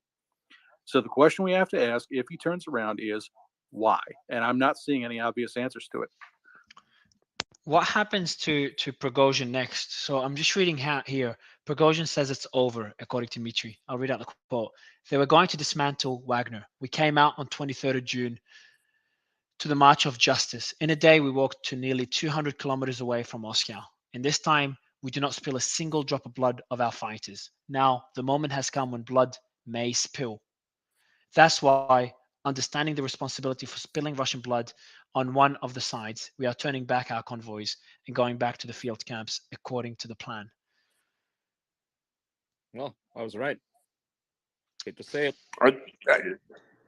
Okay, so we just need. So there's the audio of this. I am just telling you right now. There's a disconnect. If this reporting is true, if you track the AP Wagner and Wagner specific Telegram channels, this is also not what guys. All right, so let's just keep it back to easy. But Vaughn, good to have you back, and also so I understand what you're mentioning, but I think it's good to verify that behind the scenes. According to all the sources, it's hold on, Ian. It's according to all the sources, it seems to have ended. But look, it definitely keep verifying it in the background. Let's discuss it in the back channels, and then share it. I'm just going through. Austin Defender is awake now. He just posted 2 minutes ago. The leader of the Wagner PMC, Yevgeny Prigozhin, has confirmed that he has ordered his forces to begin to move back towards their field bases in southern Russia and eastern Ukraine, stating Wagner realizes all the responsibility for the fact that Russian blood will be shed on one of the sides. We now deploy our columns in the opposite direction to the field camps according to the plan. That's the best news we've heard. Oh, sorry, I've got everyone muted by accident. That's the best news we've heard. Vaughn, Igor, I'd love to get your thoughts on what we just heard. Good to have you both back on the panel. Yeah, I just took a nap, woke up, and apparently it's over. No, okay, so not over, but it just happened literally about 30 minutes ago. Soon. It does seem like it's is de-escalating. We know what's going to happen next, but it Wagner is fanboys in de-escalating. full cope right now on Telegram. I see them melting down. They're like, "No, this is not true. It's disinformation." All right, so Ian, please, yes. please, I'm not Von, talking about anybody on the panel. I'm talking Ian, about the no, Wagner fanboys on Ian, Telegram. it's not about what you're saying. It's about just jumped in when Von was about to speak. That's all. Von, I'd love to get your thoughts on this, and then Igor, please. My thoughts on this are generally the same as they always are. This is why I like to wait to see how things play out and not speculate wildly. Not that anyone could have predicted that it would play out this way, but I'm just hoping that people maybe learned a valuable lesson about letting the speculation and imagination get the better of you before things finish playing out. This has also been reported by CNN as well. Just, I mean, for those who value the reporting of mainstream media as well, it's also been reported by CNN. I mean, this argument about speculation. Look, Von, right? Everybody, because we're not on the ground. We're not talking to Prigozhin. We're not talking to Putin. So whenever some form of move is being made, it's what one does is analyzes what the impact of any statement is, what are the various angles of it. And Sully, you're right, but that's not what I'm saying. What I'm saying is, and I was specific, wild speculation. Wild speculation is an analysis. It's letting your imagination get the best of you and just going wild on a speculation train, which was happening for hours in here earlier. Let's be honest about that. I'm talking sober analysis. Good. All right, guys, can you stop this whole back and forth? I was right, you are right. This is speculation. This is not speculation. It just gets a bit annoying. I'm trying to be patient about it. Can we just stick to what we know now and keep reporting what we know, what we don't know, and speculate on what could happen next, mentioning what is speculation, what is not speculation? Igor, I want to go to you, and then I want to go back to Von again, just to get the thoughts on. I know, Von, you just woke up, so I'll let you read everything as well. Igor, we've seen heavy de-escalation. I think this is the first time in I want to check how long I've been awake. So this is the first time since this has all started that we're seeing positive news. So I do want to get your thoughts. I want to get your thoughts, Igor. Is it over, and what could happen next? And I know you've been covering closely. Before you comment, I do want to share this quickly. Hey guys, Igor, just 1 second. He can't. I think he can't hear you. Osos, go ahead, Osos. And Igor, I'll give you the mic right after. Go ahead, Osos. Hold on. Sorry. Yeah. So I did notice. So in AP Wagner, one of the comments that is actually getting a lot of reactions and quote is from one of the Wagner guys saying, end quote, "I'm breaking my contract." So I think that now we're starting to see the Wagner Telegram channel follow along these claims of Prigozhin's deal in negotiation with Lukashenko, and apparently a lot of Wagner guys are not happy about this. But I did just see that on Telegram that I wanted to share. Well, I appreciate you sharing that. Also, keep us posted, Igor. I'd love to get your thoughts. Igor, you got to unmute bottom left corner. Yeah. Oh my. So apparently, Tula governor in Russia, Alexei Dumin, was involved in the negotiations on behalf of the Kremlin with Prigozhin. Prigozhin's announcement is very, very unambiguous and very direct that he's turning around his columns, that we're going toward Moscow, that he's gotten to within 200 kilometers, and then now he's saying to avoid bloodshed on either of the sides. He's doing this. There's a claim that the deal is that Prigozhin gives up the idea of going to Moscow, and in response, from the other side, Wagner gets security guarantees from the Kremlin, and they will deal with the situation of Shoigu and Gerasimov, meaning that Shoigu and Gerasimov will be replaced as Prigozhin had wanted and had been calling for their executions for quite a long time now. What we have to look for is whether Wagner leaves Rostov. Because if Wagner doesn't leave Rostov, the coup is going to continue. It may be him just buying time and collecting more forces and resources and allies, while there's going to be some big exhales going on at the Kremlin. If he doesn't leave Rostov, that's likely what's going to happen. I do not expect Prigozhin to withdraw his forces from Rostov which is a city of 1.1 million people.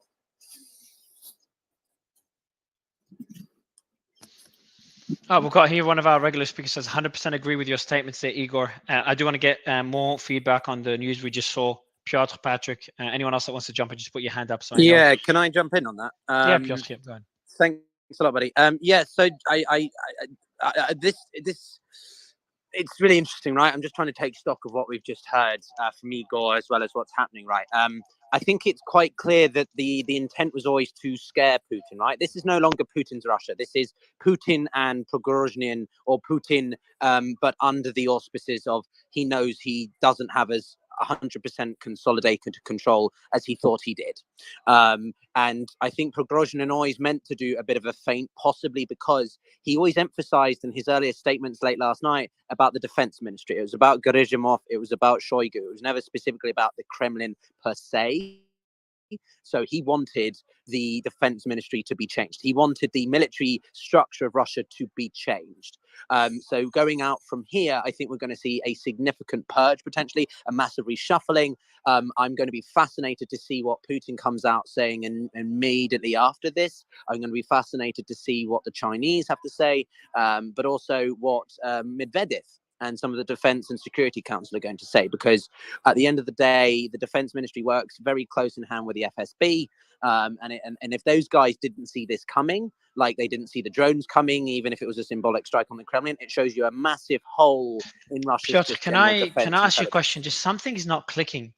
The Putin and Wagner, they've both crossed the red line.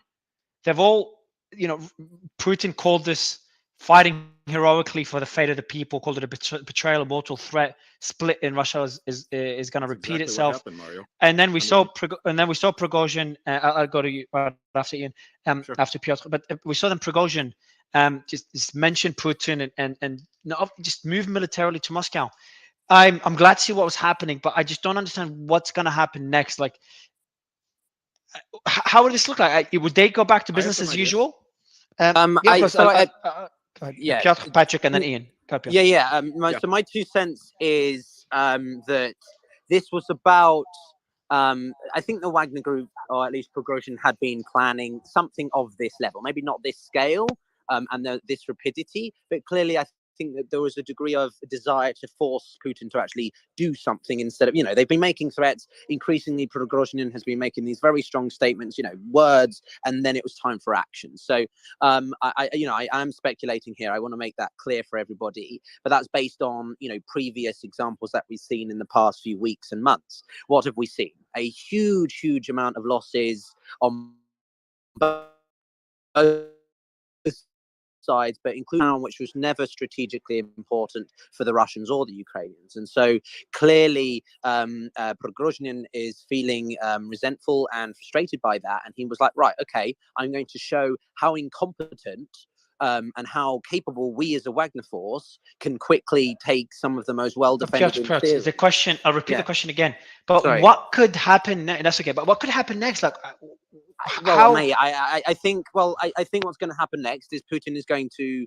I don't think there's going to be a change in leadership. I think there's going to be a removal of certain actors in the defense ministry. I think that those people that came out very candidly and express their support for Putin will suddenly disappear.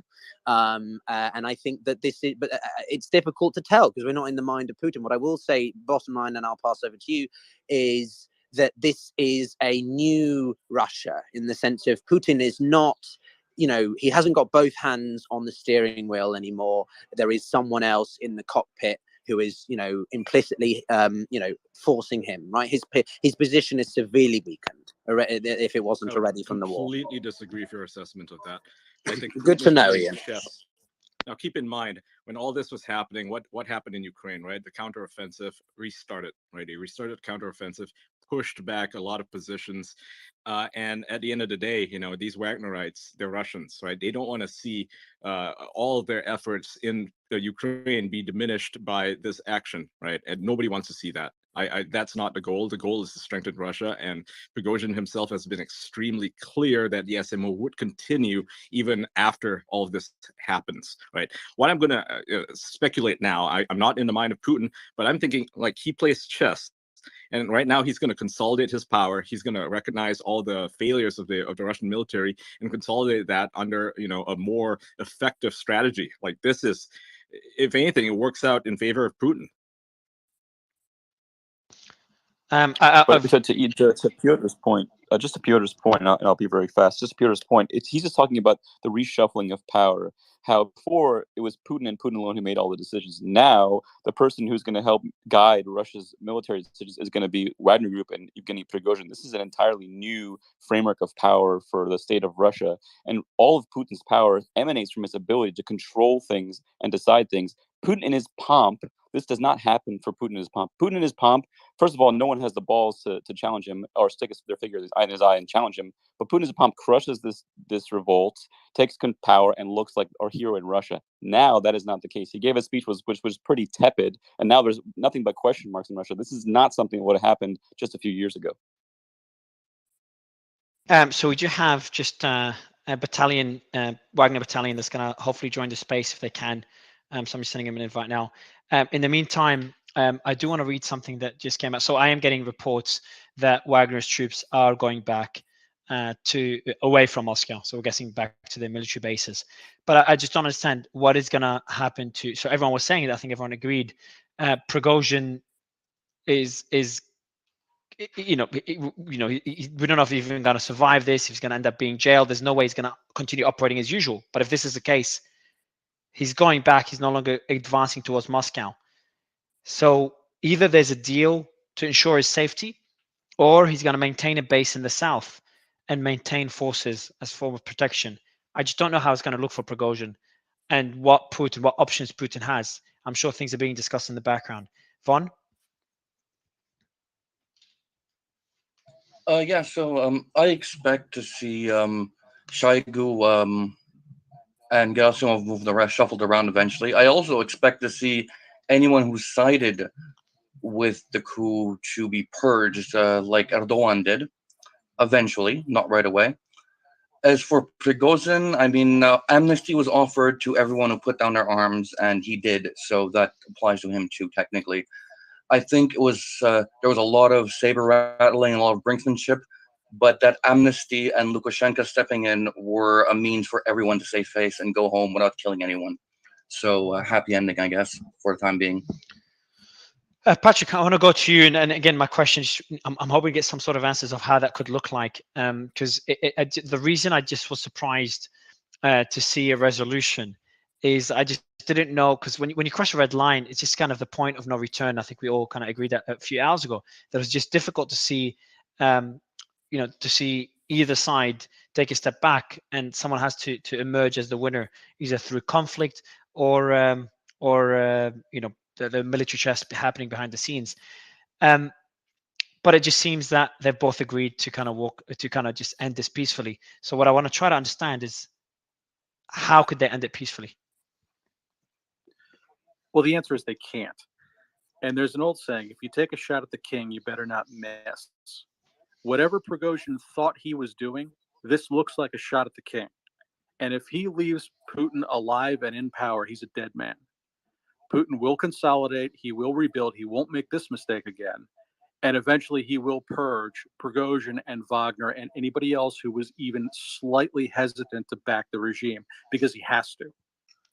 And if Prigozhin really thinks that this is going to go back to the way it was, he's a fool. Well, hasn't been a fool so far. Every decision of his has been very calculated. Well, they always are until they aren't. I mean, this is the issue, really. I agree with what whoever said that, because you essentially have a situation where one of them has to go. You can't have a scenario where they're both going to coexist now. And so the president of Belarus getting involved, gives them an out, gives them both an opportunity not to look bad. And if somehow, which I have doubts about, that if he's able to give the leadership of the Wagner group to somebody else, then that it would be a win for Putin. But I just doubt it, because he's he's so involved in being in charge of a Wagner group, and the Russian military have been relying on the Wagner group, for example, in Bakhmut. This is, despite whatever happens, this is still a huge loss for Putin, in my opinion.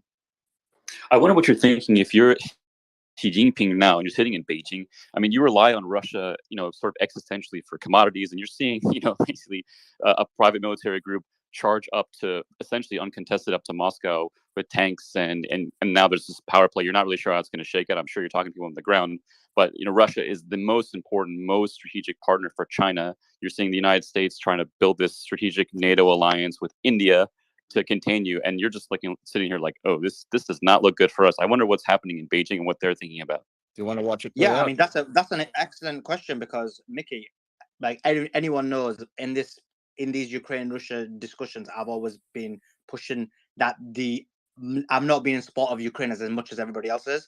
But even in this one, when I'm seeing what's happening, it just again makes Russia look weak. It makes, for example, NATO look a lot stronger. It makes it, and I know this is not about NATO, but you just have to look at it from a holistic perspective.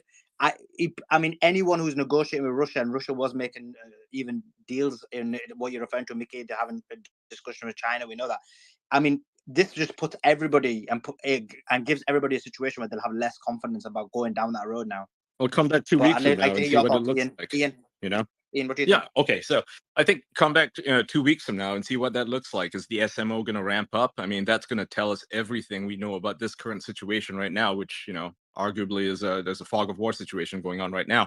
But 2 weeks from now, what does this look like? What does Russia look like? What does Ukraine look like in 2 weeks?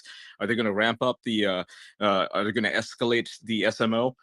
Because I predict that's what's going to happen. They're going to have to, aren't they, Ian? They're going to have to significantly escalate to try and make people forget this, because this is a and disaster. It's also a consolidation of power, right? I mean, like I mentioned before, like Putin's playing chess here, and I think China is also playing chess. They're going to play the long game. They're not going to make any knee-jerk reactions or make any comments on the situation until it blows over, right? That's a smart move, is just to keep quiet and monitor the situation. I just want to read this, and again, this is from Ocean Defender, so I'm just going to read it because I've seen also a lot of accounts claim this, and this is from Russian state media, although I don't have the exact source, so I'm just going to read it directly.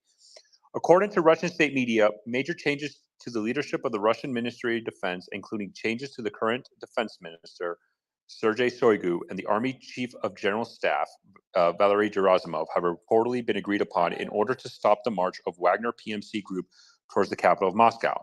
These negotiations have also reportedly included the assured security of the Wagner Group.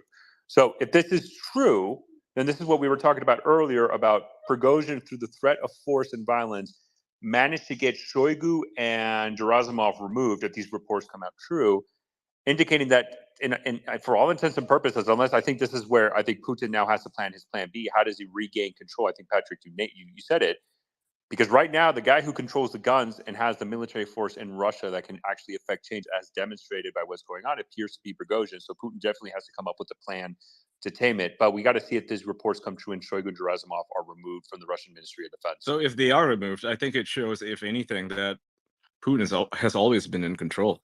This thing was theater, right? I mean, we speculated early on that this was theater. I don't know how he could have fired them in a heartbeat and nobody would have questioned him as much.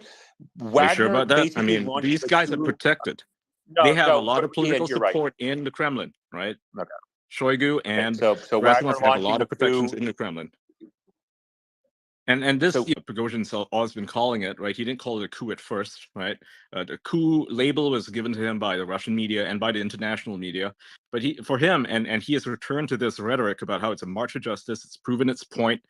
He proved his point, right? That the heads of the MOD need to be replaced. That needs to be some systemic change there that is going to benefit the Russians on the front lines. I mean, what was their meeting 3 days ago, 4 days ago, maybe 5 days ago by now? Because we're talking about this a day after this has all happened.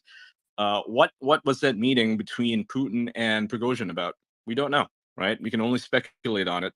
But I think Putin has always been playing chess here. And I might sound like maybe I'm being a bit of a fanboy or maybe wishful thinking here, but I mean, when was the last time Putin's made a like a mistake like this that saw something like this happen ever? The meetings between a leader and the person who's launching a coup against that leader in history has happened. We've seen it in Mali. We've seen it in this, like across. Like that's not an indication that Sudan recently, Hamedi and Rouhani met consistently all the time, and Rouhani, Hamedi failed at the coup, and now they're in civil war. Like if Putin's for not Putin to those say guys. that, if you're telling me then Shoigu and Gerasimov, if you're actually advocating that Shoigu and Gerasimov, with all reporting indicates, were lapdogs for Putin, that is clearly what it is, had enough power to be in control of the Kremlin, and that Putin could not have just automatically fired them, then you're just proving our point that Putin is not the most powerful man.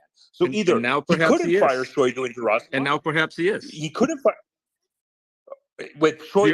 After declaring war on Prigozhin, The and Prigozhin consolidation of having the power guns, looks like this, right? And what we're going to see now is a purge, right? A general purge of the MOD, as well as all of the staff units that sided with Wagner. They're gone. They've proven that they're disloyal. Is it Prigozhin going to take over? Also, Because also that's can I the ask you Prigozhin has the weapons. Also, a quick question, because I did miss a bit. What in terms of from the, and I know we're concentrating on this coup, but just in terms of what impact has this had? Because I heard Mario saying that there has been this loss in land. There's been movement from Ukraine. So in terms of from that perspective, how much have an impact has it had on the Ukraine? I mean, I think there's some footage that's coming out, and I think that there's going to have to be confirmed. But I don't want people to lost ground. Also, has Russia lost ground due to this? There is reporting of it. Zero to minimal impact. I think there has been reporting of it. There's been reporting that Russia has lost ground. There has been reports that Ukraine has crossed the Dnieper River. But obviously, the whole entire focus right now has been on the current situation domestically in Russia, not on on Ukraine. And we have to get, although those videos might be a little bit delayed, and then it takes time to actually geoconfirm exactly what's happening. And then again, from Ukrainian sources, we have said there has been reports of Russian forces have been pulling out in certain sectors along the front line. Now, I don't believe is determinative of like now Ukraine has the upper hand, they're going to win it automatically.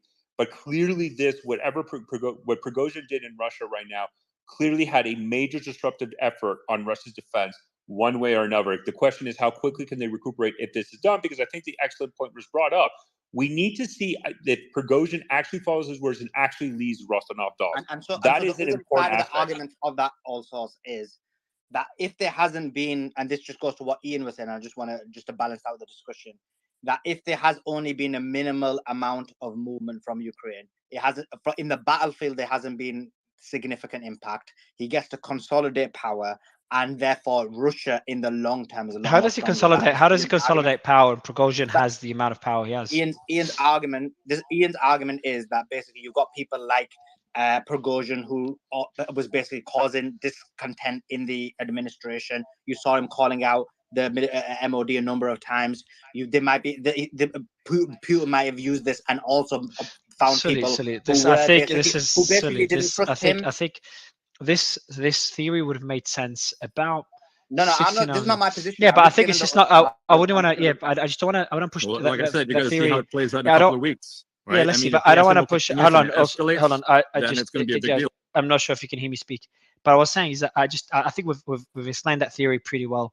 I think we're past it. And I just want to. What I want to focus again. I don't know. We're not past it. To consider how we passed it. But Mario, I think the important aspect how we passed it. We're not past it. There's something there you might say it's less credible. Also, let me finish my point. Or you might make the argument that it's less credible, but you can't make the argument that we're past it. That's like the. But Mario, if I may, just and then we'll go. Thanks, I think, but again, this is the problem when we're having these debates. Remember when we first started this debate, what was the constant argument for those who were in favor of Putin? This was a psyops operation by the Russians to something Ukraine, something. Right? That was the and then ever since then the goalpost continues to shift. This is what clearly happens. Wagner was able to take advantage. And that happens on both sides, bro. Like even now, even now, I'm seeing like you're right. That did happen. People make whoever's pro-Russia or pro-Putin was making them excuses. Similarly, now when the deal's happening, people on the other side are having a panic as well. So this happens. Like it's not one side who does this, and that's why, from the balance perspective, like I agree with you that happens, but that's part of it. But anyway, let me go to Patrick. Patrick, what's your thoughts on what's going to happen next? So we know that there's these discussions. How long do we wait before we find out whether there's going to be fruition in these discussions, or will there be movement again? Could there be a retreat? Like, what do we think is going to be happening? Is there actually one thing I want to ask Patrick? Is there a possibility any of this could be a bluff? Considering that I just don't understand how Prigozhin could still be in power after what we saw. So Patrick, maybe that's a question I'd like to know. Well, I mean, I think I had this said earlier. I think in the long run, Prigozhin gets purged. He has to.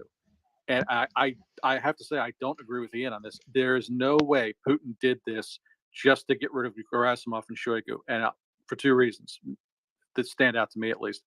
Number one is the damage to his own legitimacy. It looks like he almost just lost his capital. Whatever Machiavellian games he was playing, that's going to be an impression on a lot of people. 2 battalions? 2, I don't think so. 2, Ian, a please, lot of his own troops refused to fight. And that's the other side of this. Yeah, they were conscripts. Yeah, they were rear area units, but they refused to oppose this. And that betrays a level of rot in the Russian army that is genuinely dangerous.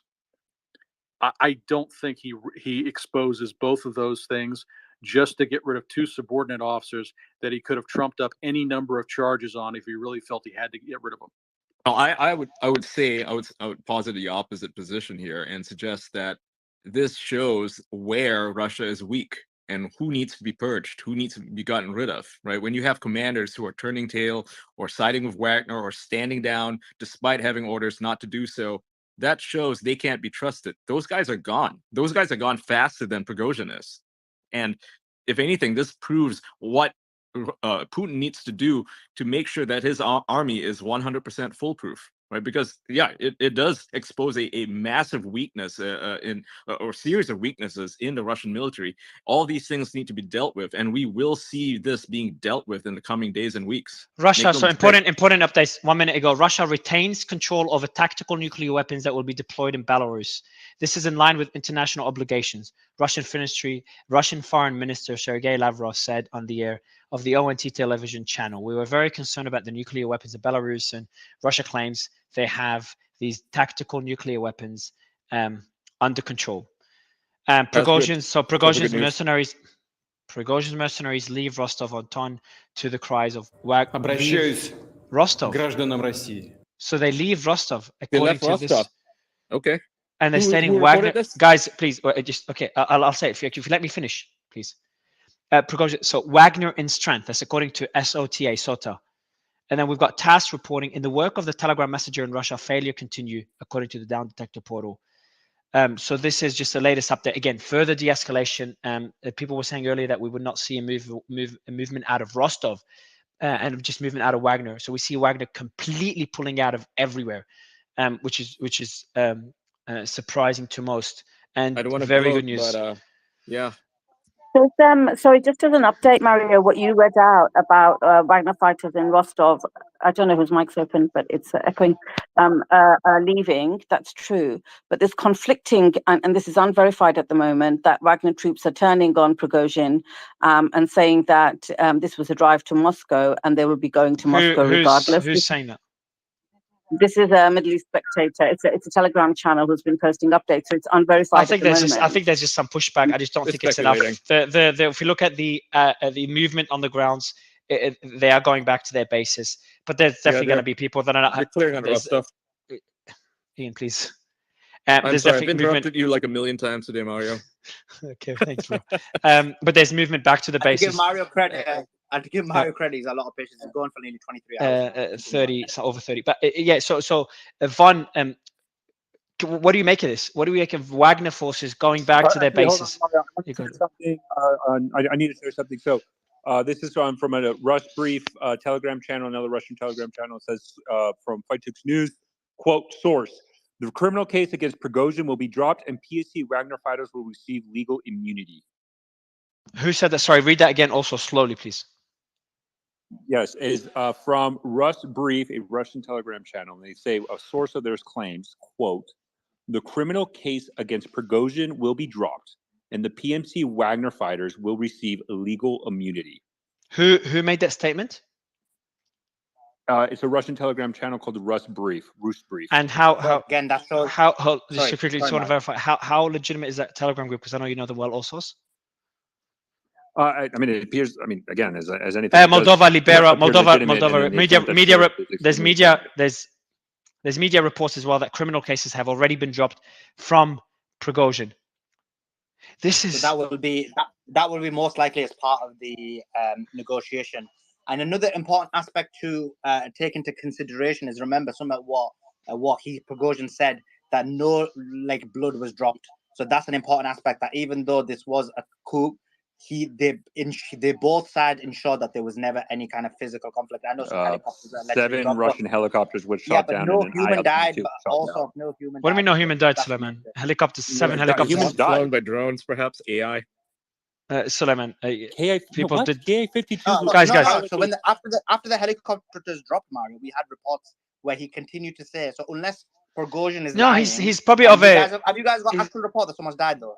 No, that's a real question. I'm not trying to be sarcastic. Have we got an actual report that someone died? I'm pretty certain he said his. No.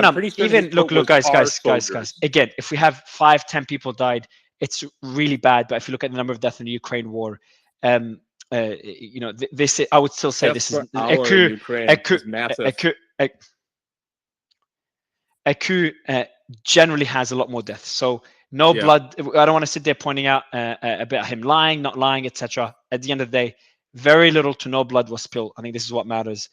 But I think the impact this will have is I think positive. I hope it's going to be positive.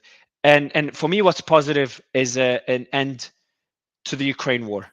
Finally, now how that and hopefully I could be completely wrong, but hopefully that's what we'll see. This is for me positive. But yeah, I want to go to Mickey and Von. You guys have been waiting patiently. Go ahead. Von's been waiting for like 30 minutes here. Yeah, of course. Yeah. Von, Mickey, go ahead. So, what was your question, Mario? I'm sorry, I heard it, but then I got sidetracked with everyone getting. Prigozhin just got immunity as well as his forces. So what? How long is that immunity going to last for? We know what Putin does to anyone that questions his authority. What would you expect him to do? How long will that mutiny last? Is that a legitimate, not mutiny, immunity? And how long? Yeah, what can Prigozhin? What options that Prigozhin has? Breaking news and tasks here. In Voronezh, the restrictions on movement of vehicles has been lifted. Wow, everything's just moving so quickly. This is mental. Yes. Finished. Yeah. This is mental. It's done. As I said earlier, Putin offered amnesty to anyone in Wagner who put down their arms. This negotiation is Prigozhin putting down his arms. Therefore, he's eligible for the amnesty. This will hold for the near term. I don't know midterm. I mean, he did commit treason, so eventually he'll probably get purged. But like I said, I expect to see. And everybody's talking about African coups here and there, but the one that people I think we should really focus on is the Turkish. Is a Turkish coup, and how Erdogan jumped at our opportunity to use it to his advantage to consolidate power. I expect Putin to do much the same. As Ian said, all the disloyals outed themselves as disloyal. Expect them to be purged. Anyone who was hesitant to immediately side with the government, I expect to see viewed with great suspicion going forward, to say the least. This is bad for Russians. This is probably really bad for Ukraine too, because this is potentially where we see this consolidation lead to basically a much more hardline approach, because Gerasimov and Shoigu were two of the major roadblocks to that. So it's going to be very interesting to see who replaces them at the helm. It's going to be very interesting if it's Surovikin, because General Armageddon didn't earn that name for no reason. So that's my take on this. Also, for what you said, all source.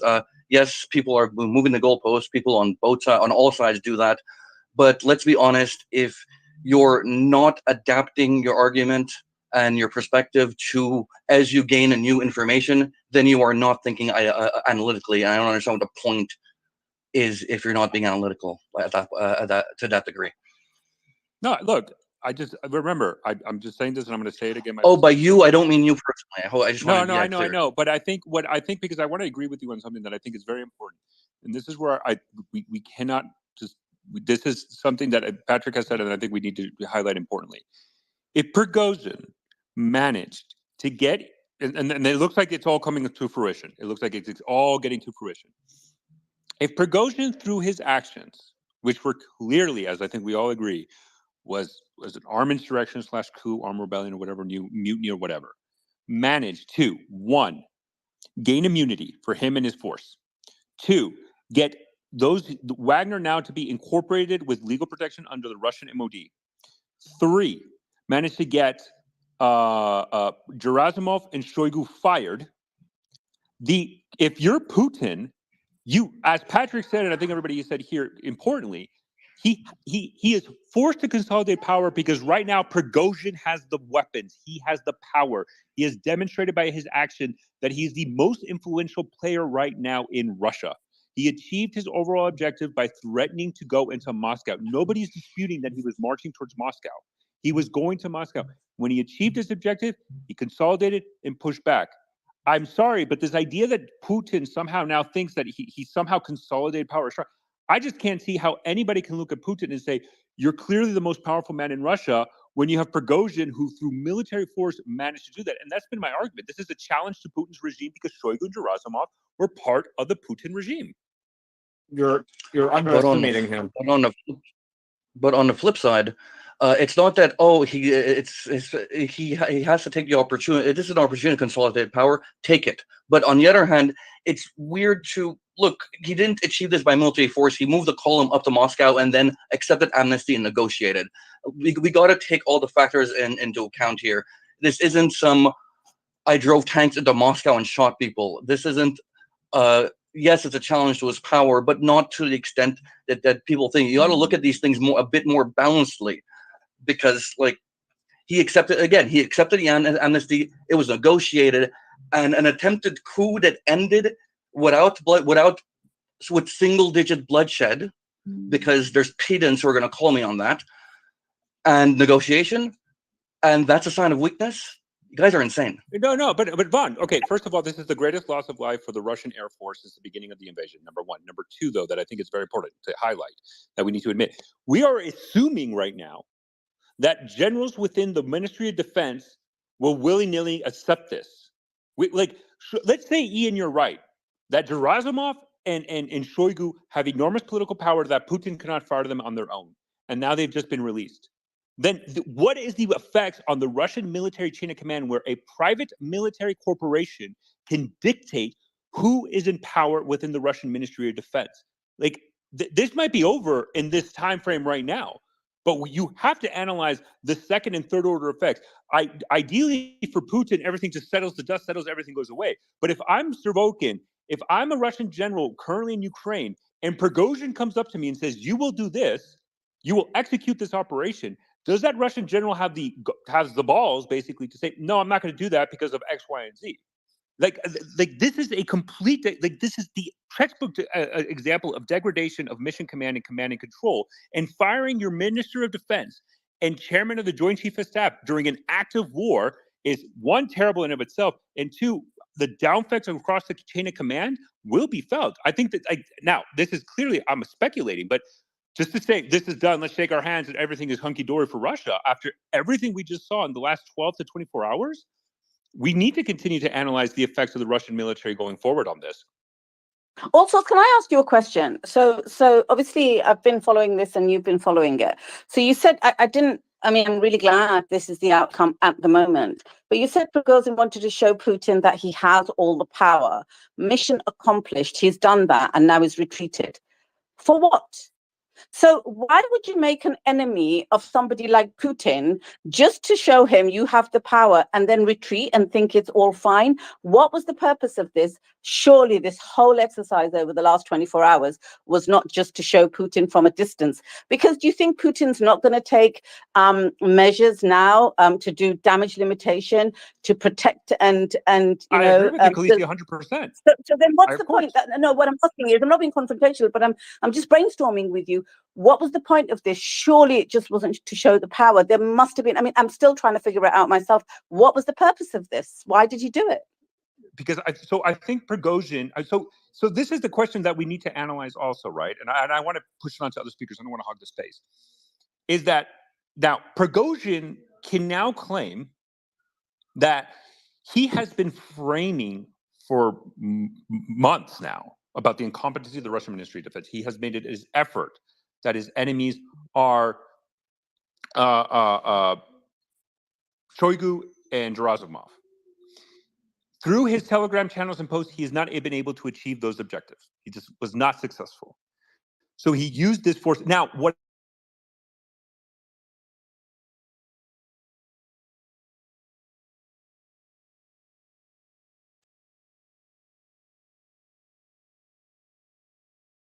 Russian Ministry of Defense, right? This has been a push of the Russian Ministry of Defense consistently to have Wagner subordinate to the Russian Ministry of Defense. Prigozhin has been fighting vigorously against that and trying to maintain his independence as a mercenary group. He has now achieved that through these negotiations. He has now achieved that he is undisputably one of the most powerful figures in Russian military and political aspects in Russia today. He has demonstrated it with, as he claims, with not significant amount of bloodshed. Yes, the Russian Air Force has suffered an enormous amount of losses, but that can. But now Prigozhin says, now I have legal protection for Wagner. But to your point, Khaleesi, Putin is not done. If Putin is willing to poison and kill dissidents across the world for defecting, he is clearly I agree. I agree also. This isn't. Yeah, this is. I agree with you. This isn't over. And what you just said there, maybe it was actually to enforce what his role in all of this is, and it's not subordinates. And maybe that's what it is. He's shown it, but I just think it was crazy. Another thing you have to keep in mind.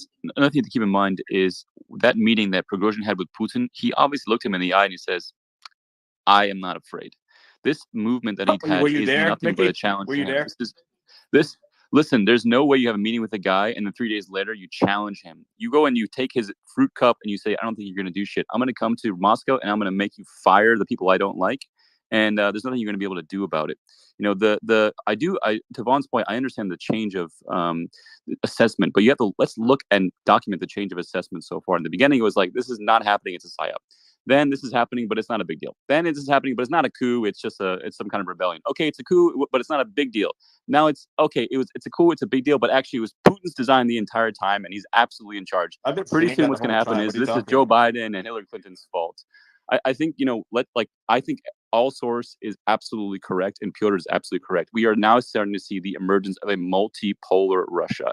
And if you are China or if you are allied with Russia, you're starting to have question marks on who's actually in control. This is the first time it's ever happened. Nobody ever.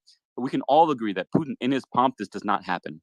But everybody goes into decline. Every boxer goes into decline. Every leader goes into decline. This is when you watch Putin's speech, it was sort of like a little bit wishy-washy in a sense, right? It wasn't as strong as a historical Putin piece. Putin in his pomp, if somebody marches an army from Rostov to Moscow, Putin in his pomp kills them all, emerges as a Russian hero, and basically gives them zero tolerance. Now he's giving them amnesty. Every military leader is going like, huh, interesting. But Mickey, that's assuming that Prigozhin doesn't fall out of a window. I mean, I'm just being honest with you.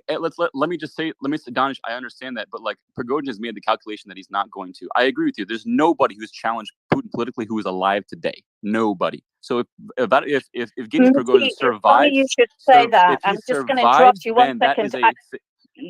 every moment that he is alive is a Just sorry, Mickey, I just muted you. Just Khaleesi's got an update, then I'll go straight. Yeah, actually, and it kind of adds to Mickey's point. Statements coming out, anti-terrorism committee, cases of provocative messages with calls to participate in protests are recorded. These actions are criminal. Measures will be taken, and that's from the National Anti-Terrorism Committee in Russia. So kind of if you guys don't think that the Russian military or the intelligence agencies are monitoring all social media, you're mistaken. All of these accounts, all of these Telegram accounts that were pro-Wagner and calling for Putin to be decapitated, they're done. They're finished. They know, but they know that they're being monitored. And a lot of people believe that the FSB was upset at the invasion of Ukraine from the very beginning. And a lot of people in Russia believe that the FSB backed Prigozhin in some way, shape, or form. They would not have had this march on Moscow if they did not feel he had backing. Prigozhin is not a fool. He knows what he is doing. So every day this guy is alive, is a spit in the face of Vladimir Putin, and he knows it. Prigozhin is a pawn of Putin. He is fully financed by the Russian government. Wagner itself is fully financed by the Russian government. All their weapons and supplies are from the Russian government. Prigozhin is not a military commander. He's just the face of Wagner. What does the M in PMC stand for, Ian? Inflammatory statements. Please Why tell wasn't me. he arrested? He's a useful tool, right? That's what Putin always uses him for. He's a cudgel. When Putin needs to do something that's blunt, he sends in Prigozhin, and he gets the job done. Today he got the job done. Guys, I've just let me just give you a quick update for the audience. I've just tweeted a summary of what we know so far, just summarizing all the breaking news that came in. Everything's being discussed. I've just kind of pinned it above. Let me pin it in the space as well. Let me know if I missed anything, guys. But let me read out what we know so far, and just for anyone that just joined. It's really good news. I'm just really happy and at peace on a personal level, at peace after seeing this. So I'll read out what I said. The official statement from Prigozhin, the head of the Wagner Group and the leader of this coup, says it all. I don't think anyone expected this. That's obviously my personal opinion. Quote, they were going to dismantle Wagner. We came out on 23rd of June to the March of Justice. In a day, we walked to nearly 200 kilometers away from Moscow. In this time, we did not spill a single drop of blood of our fighters. By the way, Sully, he says of our fighters, so he's saying his fighters haven't died, which is hard to believe because we've seen his convoy get hit, but again, it doesn't really matter. Now the movement has come when blood may spill. That's why, understanding the responsibility for spilling Russian blood on one of the sides, we are turning back our convoys and going back to field camps according to the plan.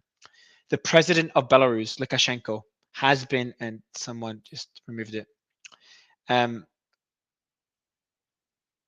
Let me read it here. Accepted.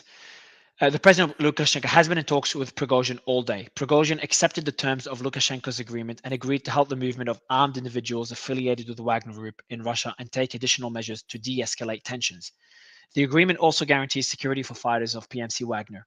It seems that the attempted coup has come to an end, and Prigozhin, along with his men, will return to their bases. Reports of Wagner forces not only leaving Moscow, but also leaving Rostov. Media reports that criminal cases have already been dropped from Prigozhin, and that Prigozhin and his forces will receive full immunity.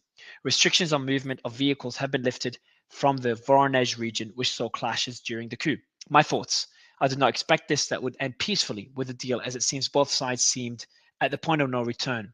I have no idea how Prigozhin and Putin can both operate in Russia with what just transpired. That's why I've just been asking this whole time the panel. And I also have no idea what will happen with the war in Ukraine, but I wouldn't be surprised if we see a space instead of deal, peace deal reached. Today was another example of citizen journalism replacing mainstream media with unbiased and uncensored live breaking news. So my question would be just to the panel, and let's go to Mark Driddle. Good to have you, Mark. Now, I think you're on the ground. You've got communication with Wagner forces, and Piotr is up as well. But what could that look like? And something we all agreed on, and everyone was in agreement that this was all very well planned. We saw the Russian military say this. Everyone was agreeing that this was very well planned. So, was it planned to eventually reach a peace deal, or was it planned to go all the way to a successful coup and take the leadership?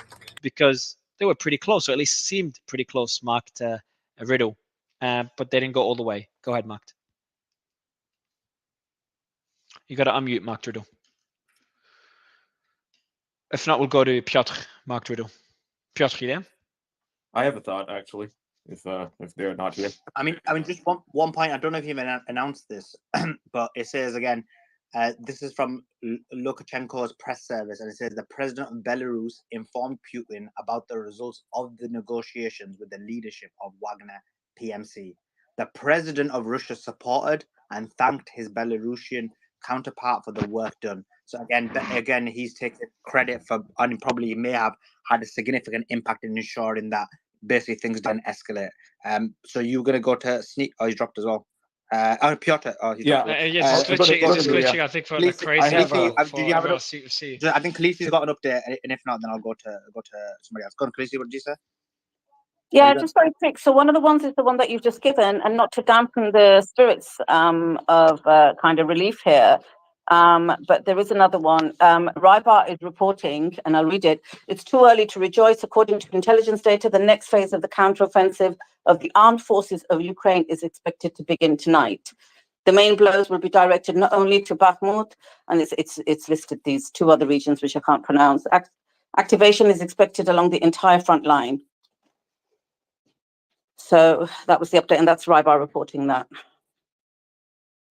Oh, I've got more news. I just found out. I thought I was going to sleep for a long time. I've got a flight in not long. I have a long flight to LA to film a show. So breaking news. I will not sleep. Let me Ian, please. Enjoy your guys. Ian, we'll go to you, but there's a lot of hands up, man. I promise you've got the record for the most talking. Like everybody was dropping, and I guess I dropped too. Yes, exactly. Yep. Ian, please. Yeah. But let's go first.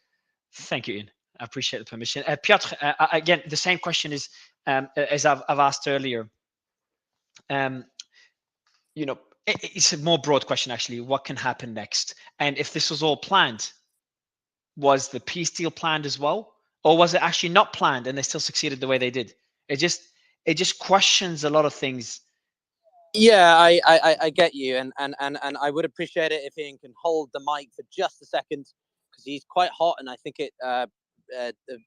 Please, yeah, on a serious note, let's just keep it a nice discussion. Yeah. Anyway, okay, I'll talk to the subject matter. So, for me, I'm not going to pretend that I was like, yes, this was all part of some conspired plan. But when you begin to look retro, what's the hindsight is marvelous, isn't it? Right? We can all sit here now comfortably in our couches and say, yes, that was all part of a very clearly well executed plan, and maybe even the peace deal was. I'm not sure. I mean, clearly there was a desire to do something, I think, to make Putin sit up and pay attention even more than statements from Prigozhin. But maybe the Wagner Group didn't expect it to go this well. To what we were talking about the last time I was on stage with Ian when we were chatting about it, even if it isn't a massive threat to Putin in real time, it is a massive impact to his, at least from an optical point of view. Geopolitically speaking, international relations speaking, this is going to have harmed people's belief, I think, in Putin a little bit. Even a little bit, Piotr, let's be honest, it's a lot. And before, don't know one jump in. I think it is, but I'm trying to be fair to both sides. I don't want to get into a back and forth, right? So I'm trying to be balanced here. In terms of next phases, I'm going to be looking at statements from foreign governments. I'm going to be looking at statements from the Kremlin themselves. I'm going to be looking at what Telegram and the people of Russia are saying about this. And I'm also going to obviously be looking at what's happening in Ukraine. On the ground for the Ukrainians specifically, again, whether or not you are on the Ukrainian side or the Russian side, this has played into the Ukrainians' hands marvelously. You had 400,000 troops or so of Russian forces on the eastern banks of Oblasts in Ukraine, and now suddenly a whole bunch of them have had to be diverted or distracted, and suddenly we've got unconfirmed reports of Ukrainians pushing through all the way to sort of, in some cases, I think there was that suggested convoy that was Ukrainian in Russian territory, right? I think that was pretty debunked quickly, but it goes to show just how quickly this situation can change. And I really do think, for me at least, as someone who has strongly pushed back against the likes of Kim and others, in that Russia and China are the new face of the international system. I think this illustrates that whilst the US and allies definitely have their issues, so do more centralized states like Russia and China. and that no country is not at risk from power struggles, basically. So, Martin, and I just want to read. I just want to read this news that I think is important that was shared in the chat. And I think it provides context and it provides explanation of why Lukashenko was part of the negotiations. So what I will say is, I'm just going to read it directly. Prigozhin and the PMC Wagner, as part of the agreement, goes to Belarus to guard the border with Ukraine and Poland. This is the essence of Lukashenko's guarantees. It was he who guaranteed Putin that he would look after him. So that's the key thing. So it looks like say that again. Sorry. So can you say that also? Can you say that also? Yeah. Can you hear me? Can you read that again? Yeah, I can hear you. Okay. Yeah, go ahead. Also, just do it very slowly. Yeah. So Prigozhin and the PMC Wagner will go to Belarus to guard the border with Ukraine and Poland. This is the essence of Lukashenko's guarantee.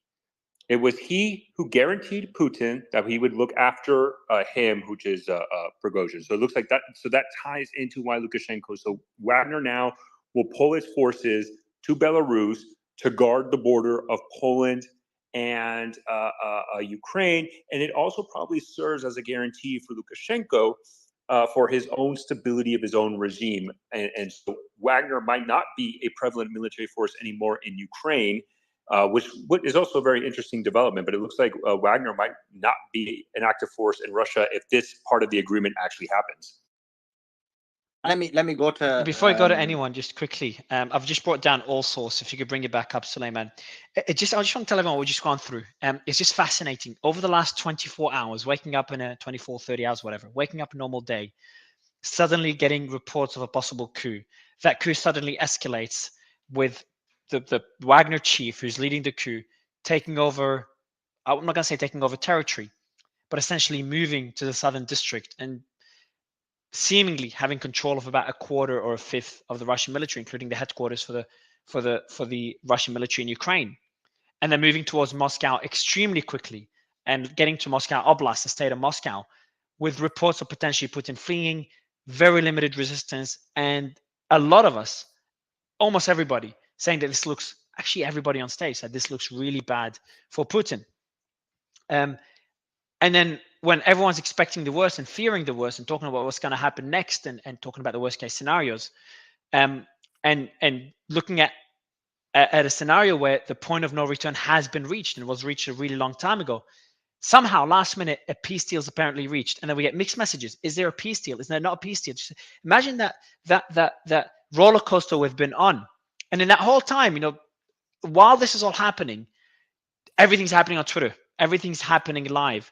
Elon Musk tweeted, the Bill Ackman, just everybody supporting what we're doing here with citizen journalism, reporting everything live, reporting from the ground, reporting all sides of the story, verifying things live in the space. Before, and I would watch all this mainstream media and their live feeds. They'd be 10, 20, 30, 40, 60, 65, 70 minutes late reporting the same stuff we reported. And then we get this peace deal that was reached. And then some reports of Wagner troops halting. We're trying to understand, is that true? Is not true? And funny enough, like most things we got turned out to be true, which is crazy.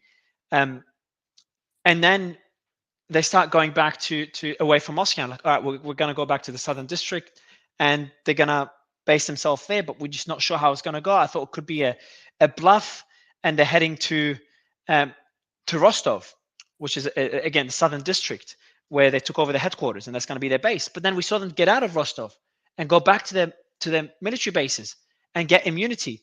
And now we're hearing they're going back to Belarus. All this over 24 hours. My conclusion, first, citizen journalism kicks ass, number one.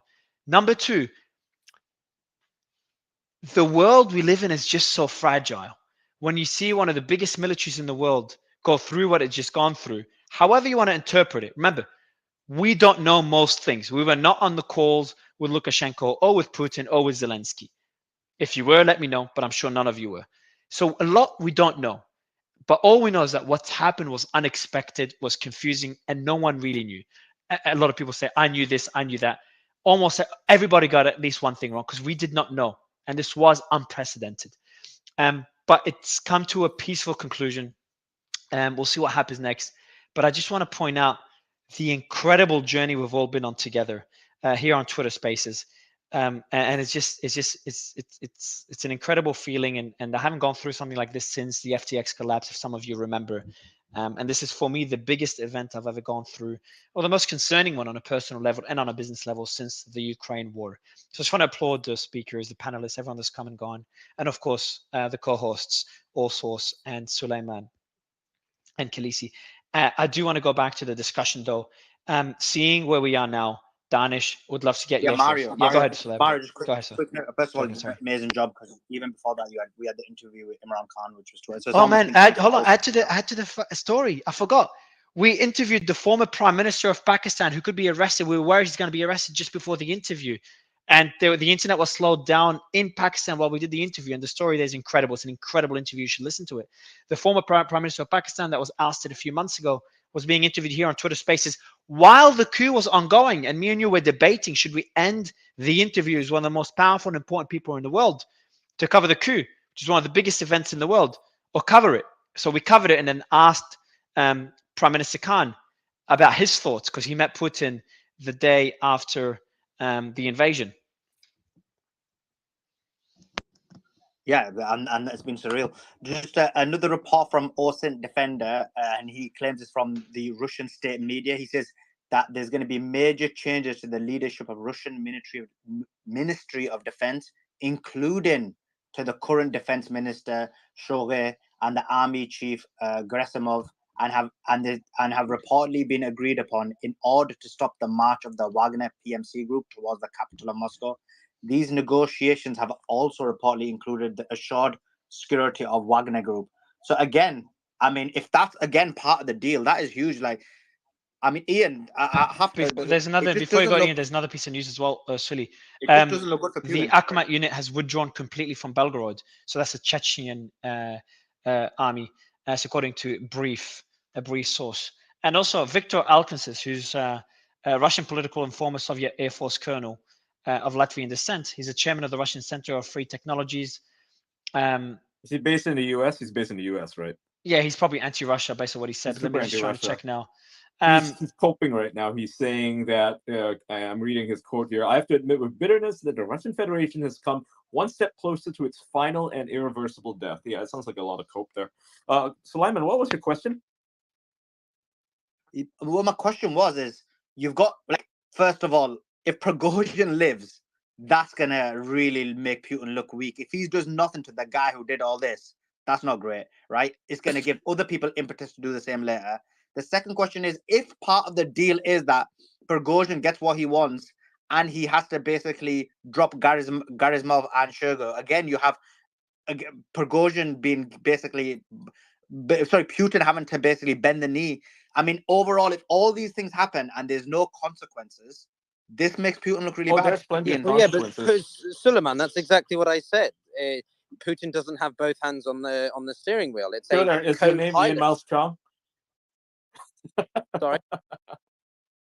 Yeah, possibly, but it's just I don't think we can just ignore the fact that this is a new chapter in I need to Russia's modern speak. day existence. I want to speak. Right? I've been waiting quite patiently and not interrupting people. Ian, just before you do, I have an update. Just going to the point that Allsorts made earlier and what Suleiman said, CNN is citing sources saying US and Western intelligence have learned that Prigozhin has been amassing weapons and ammunition near Russia. If reports are true that Prigozhin and Wagner will receive guarantees at the level of the Duma, then this means that a private parallel army will be legalized in Russia, which will not obey the central government, and Prigozhin himself will emerge victorious and stronger than he was before. And I think that's the point that Allsorts and Suleiman just made. No. I mean, I don't think that. Like, I think that's just again the Western media trying to. So I have a news from RA University. I don't agree to that level, because that's just they're trying to make it look like there's two armies who are equal. It's basically to cause another civil war. That's why they're doing it, the mainstream media. But my point is this: that no matter how, so it's a more separate point. That is, no matter how this comes across, this makes Putin look weak unless he doesn't do something to Prigozhin. So this makes him look extremely weak. So I have an update from our university before I answer your question. I'm going to push it on to Xerxes right now because I know he's been waiting for a little bit. Can I report the fucking news? Yeah, just let Ian is fine. Lord, like, you know what? I got to drop. I'm having to glitch again. Sorry, guys. I'm going to drop. And try to break some news here. No, Ian, go Yeah, ahead. so PMC Wagner, apparently, this is RIA Novosti, that's the Russian state media, plans to return to its field camp in the LPR, that's the Luhansk People's Republic, according to Wagnerites who are currently present in Rostov, right? So they're exiting Rostov, and they said that they're going back to their field camp in LPR. That's RIA Novosti. So that's the latest update on that. As for what I wanted to say, I mean, this whole thing has been a wag the dog situation, right? It's been months in the works. You don't get to do what he did without people knowing about it, right? So, and I want to read a really funny message from Patrick Henningsen, right? I think this is for the audience here, right?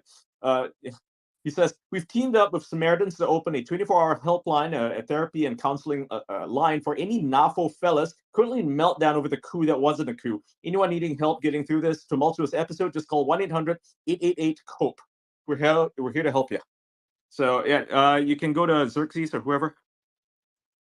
Yeah, go ahead, Xerxes. Yeah, I had a quick question for Patrick. So just some of the stuff I was reading, funny enough, I was on reading through some of these IRGC Telegram channels saying, you know, if Putin needs us, we're going to go over there. We'll prop him up just like we did it in Syria with Assad. I thought that was pretty funny. But I had a question about where we go here when it comes to Wagner. I mean, some people are saying kind of what's the future of the group. We're seeing them in Syria. We're seeing them all over Africa.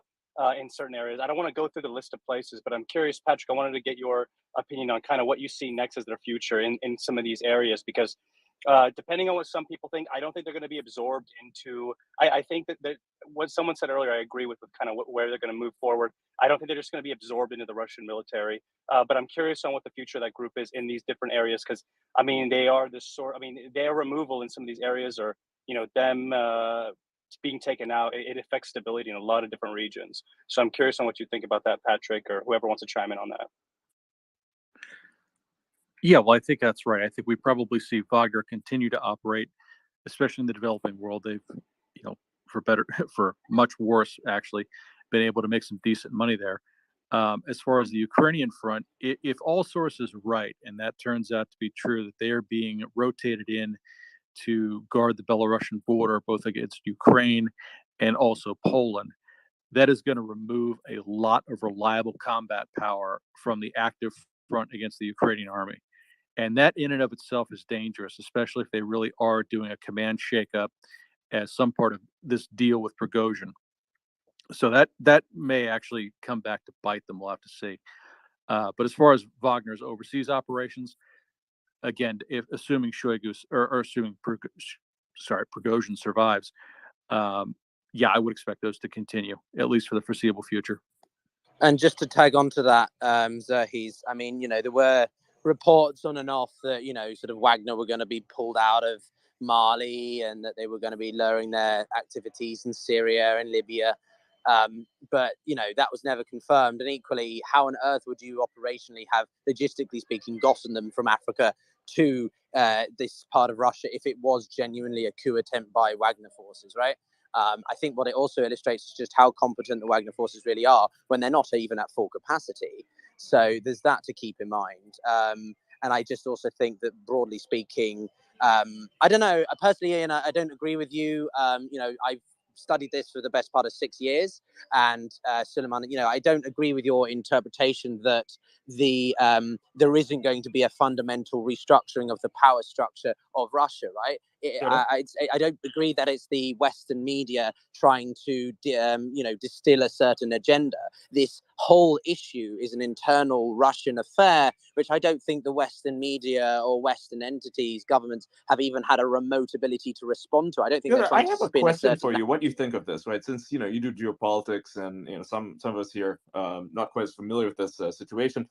What's your take on how, you know, the only two, well, I would say like the first two and perhaps the only two largest voices that came out in support of the Kremlin, like publicly, you know, most people were saying that they were going to monitor the situation, see how it unfolds. The only two that actually publicly supported Vladimir Putin and the Kremlin were Erdogan and Lukashenko. What's your take on that? Like, why would they do that? I mean, they seem pretty confident on this. I mean, like, we saw a staged coup in 2016 when Erdogan did something similar, I would argue. I'm familiar. Yeah. So yeah, I think Erdogan.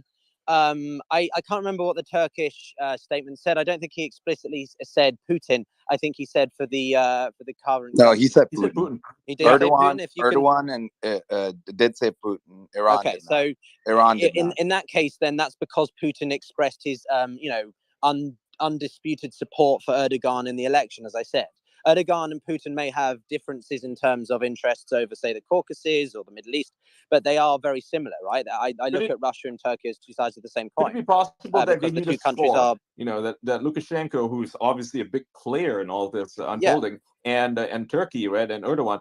Do you think it's possible they knew to score what was going on really in the Kremlin, in Putin's head? You know, I mean, Well, let's cast our minds back. As the day went on, who was the first person Putin spoke to? It was Lukashenko. Yeah.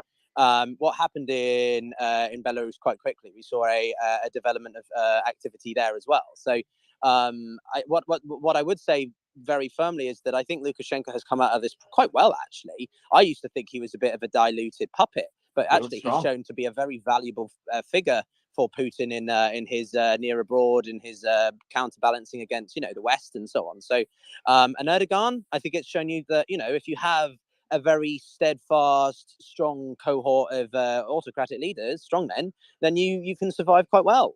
But I just I think we should be careful in making strong claims that this isn't a major challenge to the existing power structure. Putin's going to have to make some changes. The defense industry is going to have to change. Speaking of changes, I mean, Putin, in this 24-hour period, he has passed a number of new laws and regulations that not only reshape the the apparent makeup of the MOD, but also the general core, right? I mean, he's offering basically amnesty and recruitment for prisoners, right? That's one of the things that he's pushing in, and also there's new crackdowns on various, I wouldn't say freedoms, but like the way that things are handled in the media and in civilian life itself. I mean, a lot of people, they showed their hand today, right? Putin forced them to play their hands. They came out swinging, thinking that, Putin's finally going to be toppled, and now they're worse for wear. I mean, like just hearing reports now that all those signs and those logos of Wagner that were removed from public spaces, because people are tearing them down, they're appearing back up again. Wagner symbols are appearing all over again. 100%. And what I'd add to that is the war. This thing has happened. A flash fire, if you like, a flash event has suddenly happened, and we're sort of thinking.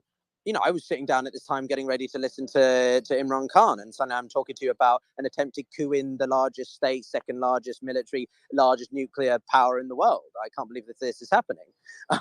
And what I do think, though, is we need to remember that there is still an ongoing war, which a year ago was considered to be the greatest threat to modern day society since the Second World War. An example that great power in kinetic war is not finished. But what this has done, I think, greatly changed the dynamics on the Eastern Front. Whether or not the Ukrainians will definitely sort of dominate it, I'm not sure, but it's definitely played into their hands. And I want to see how quickly the Russian government can muster up their strategical, initiative to either slow down that counteroffensive or change the war in their favor. Which we're going to see how that develops in the next few days, for sure.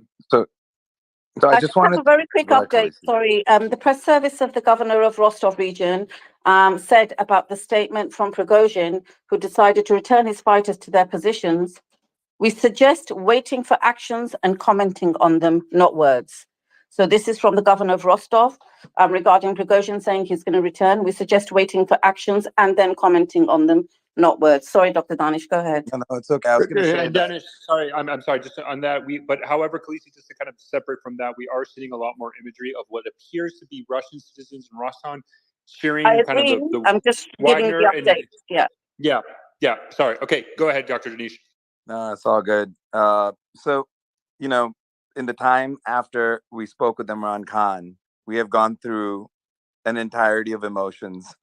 And by the way, congrats to Mario and Suleiman for just and all sorts for the craziness that has ensued over the past 2 days, the past day and a half. I've slept, I've read, I've done some work and come back, and suddenly the whole world was all over the place. I was just gonna say that when I was on here earlier, we were talking about coups, and so this morning I was thinking about it, and I was like, you know what, I'm gonna do some research. So there is actually what we were talking about, which is there are a few things that make coups successful. This had none of them. So this is like the coup de nat that like never happened.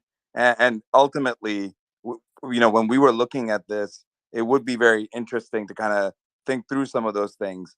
Nanihal Singh, who's apparently the world expert at Hopkins that studies this, literally laid out all of them. The number one was what we discussed, which is this is the world's slowest moving coup you've ever seen. You don't see coups happen with like announcements and pronouncements and people walking across the country and then walking into the Capitol. Coups happen in matter of much faster and with a lot more behind closed doors, and all the generals are agreed. The second thing is usually they take over the media, which is not what happened. This is all in Telegram. And then the biggest thing that I said, which I'm going to repeat again, is that civilians do not determine what happens with coups. So I know people keep fighting and saying, well, the people were for it or were against it. None of that matters. What matters is what do all the generals think about coups. You can go Google yourself who Nanihal Singh is. He's literally written multiple books on this topic. The last thing I wanted to say was, this commentary around losing power. Everybody knows I have very strong negative opinions about Russia. So it might come as a surprise. I don't think this weakens Russia in any way. If anything, they have much cleaner alignment. And now people know who's boss. Maybe and as far as Putin himself, ultimately this was bound to happen regardless. Now there's clear, in my opinion, alignment of who is doing what. And this whole Danish, premise, even if Prigozhin receives no consequences whatsoever. well, that's my underlying thesis, is that Prigozhin is going to fall out of a window. So, that's what that's needed. Like, if there's no consequences. Yeah, that's probably what's going to Dr. happen. Danish, I just want to share some news before we just continue on this conversation. Is Did that Prigozhin fall out of a window? No. No. So from the Russian Telegram channel, Fighter Bomber, which is very aligned and who's reporting on Russian Air Force, has been fairly accurate. They have a connection with the Russian Air Force, apparently. I'm just going to read it straight. He says at least 12 Air Force pilots were killed as a result of fighting with Wagner PMC. And then we have at least up to 7 helicopters were shot down and 1 AN-22 communication center. So 12 Russian pilots were killed as a result of fighting per Flight Bomber Telegram. Right. I just want to welcome. I'm pleased if I pronounce your name wrong, then just tell me. But I want to welcome Timofey. You are part of Zelensky's administration. You were an advisor to Zelensky's administration, Minister of Economy. I mean, I'd love to hear your perspective from the Ukrainian side. We've heard Zelensky. He made comments about Putin and how he was hiding. But overall, from an overall perspective, from the Ukrainian side, we saw a possible coup that didn't end up happening. You've seen the Prigozhin's demands, and we're seeing that the coup's now about to end. But would love to hear your thoughts from the Ukrainian side.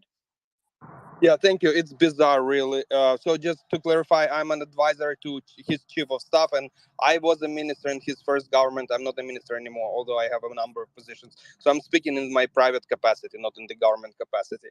With these caveats out, I think it is really bizarre what has happened and the speed.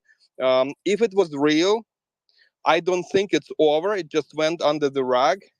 And my money, my personal, would be on the fact that Prigozhin will be assassinated at some time in the future, not necessarily now, or something else will happen. If, however, it is really a good settlement, or maybe it was some kind of show off, then it is important that I'm talking from Ukrainian perspective, that Ukraine didn't rush into anything.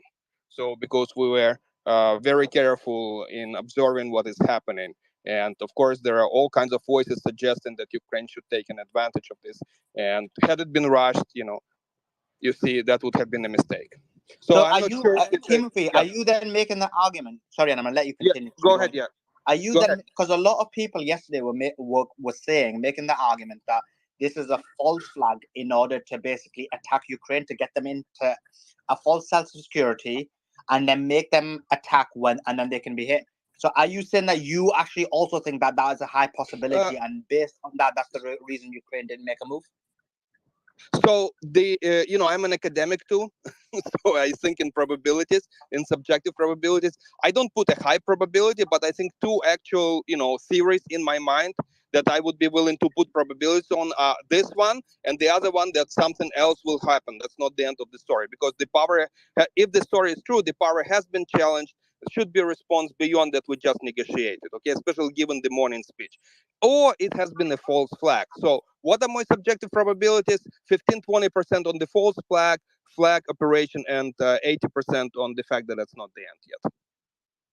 And so when you look at it now, you've got Prigozhin, who according to the report, may be going to Belarus, as will the Wagner Group. How does that impact the war in Ukraine? Because the Wagner Group was successful in Bakhmut, a few other areas. I mean, does this now give Ukraine more of an initiative? Does it change the dynamics of the war? Like, how are you guys seeing it from your perspective? So again, I'm an economist more than, but I was involved in a number of operations or processes at some point when I was in the government. So my knowledge is limited, but it is true that they were powerful and they were ruthless, and it might weaken them, or at least the Russian overall front. But it also, to us, it's a signal, regardless of everything, a signal. There is some processes, dynamic processes inside the Russian military or the force that are destabilizing it. So we will try to amplify those processes through different means we have, and we'll try to take advantage when the time is right. But it doesn't necessarily mean that the time is now. Hey guys, can I get in there real quick? Sure. Okay, so I'm speaking to a guy. He's with the Wagner Group. He's in a Brazilian battalion. He's an engineer that specializes in demolition and traps. He's currently in Russia. What he's telling me is that, well, he wants me to read something to you guys. He messaged me. I asked him if he wanted to get a message across, and this is what he told me.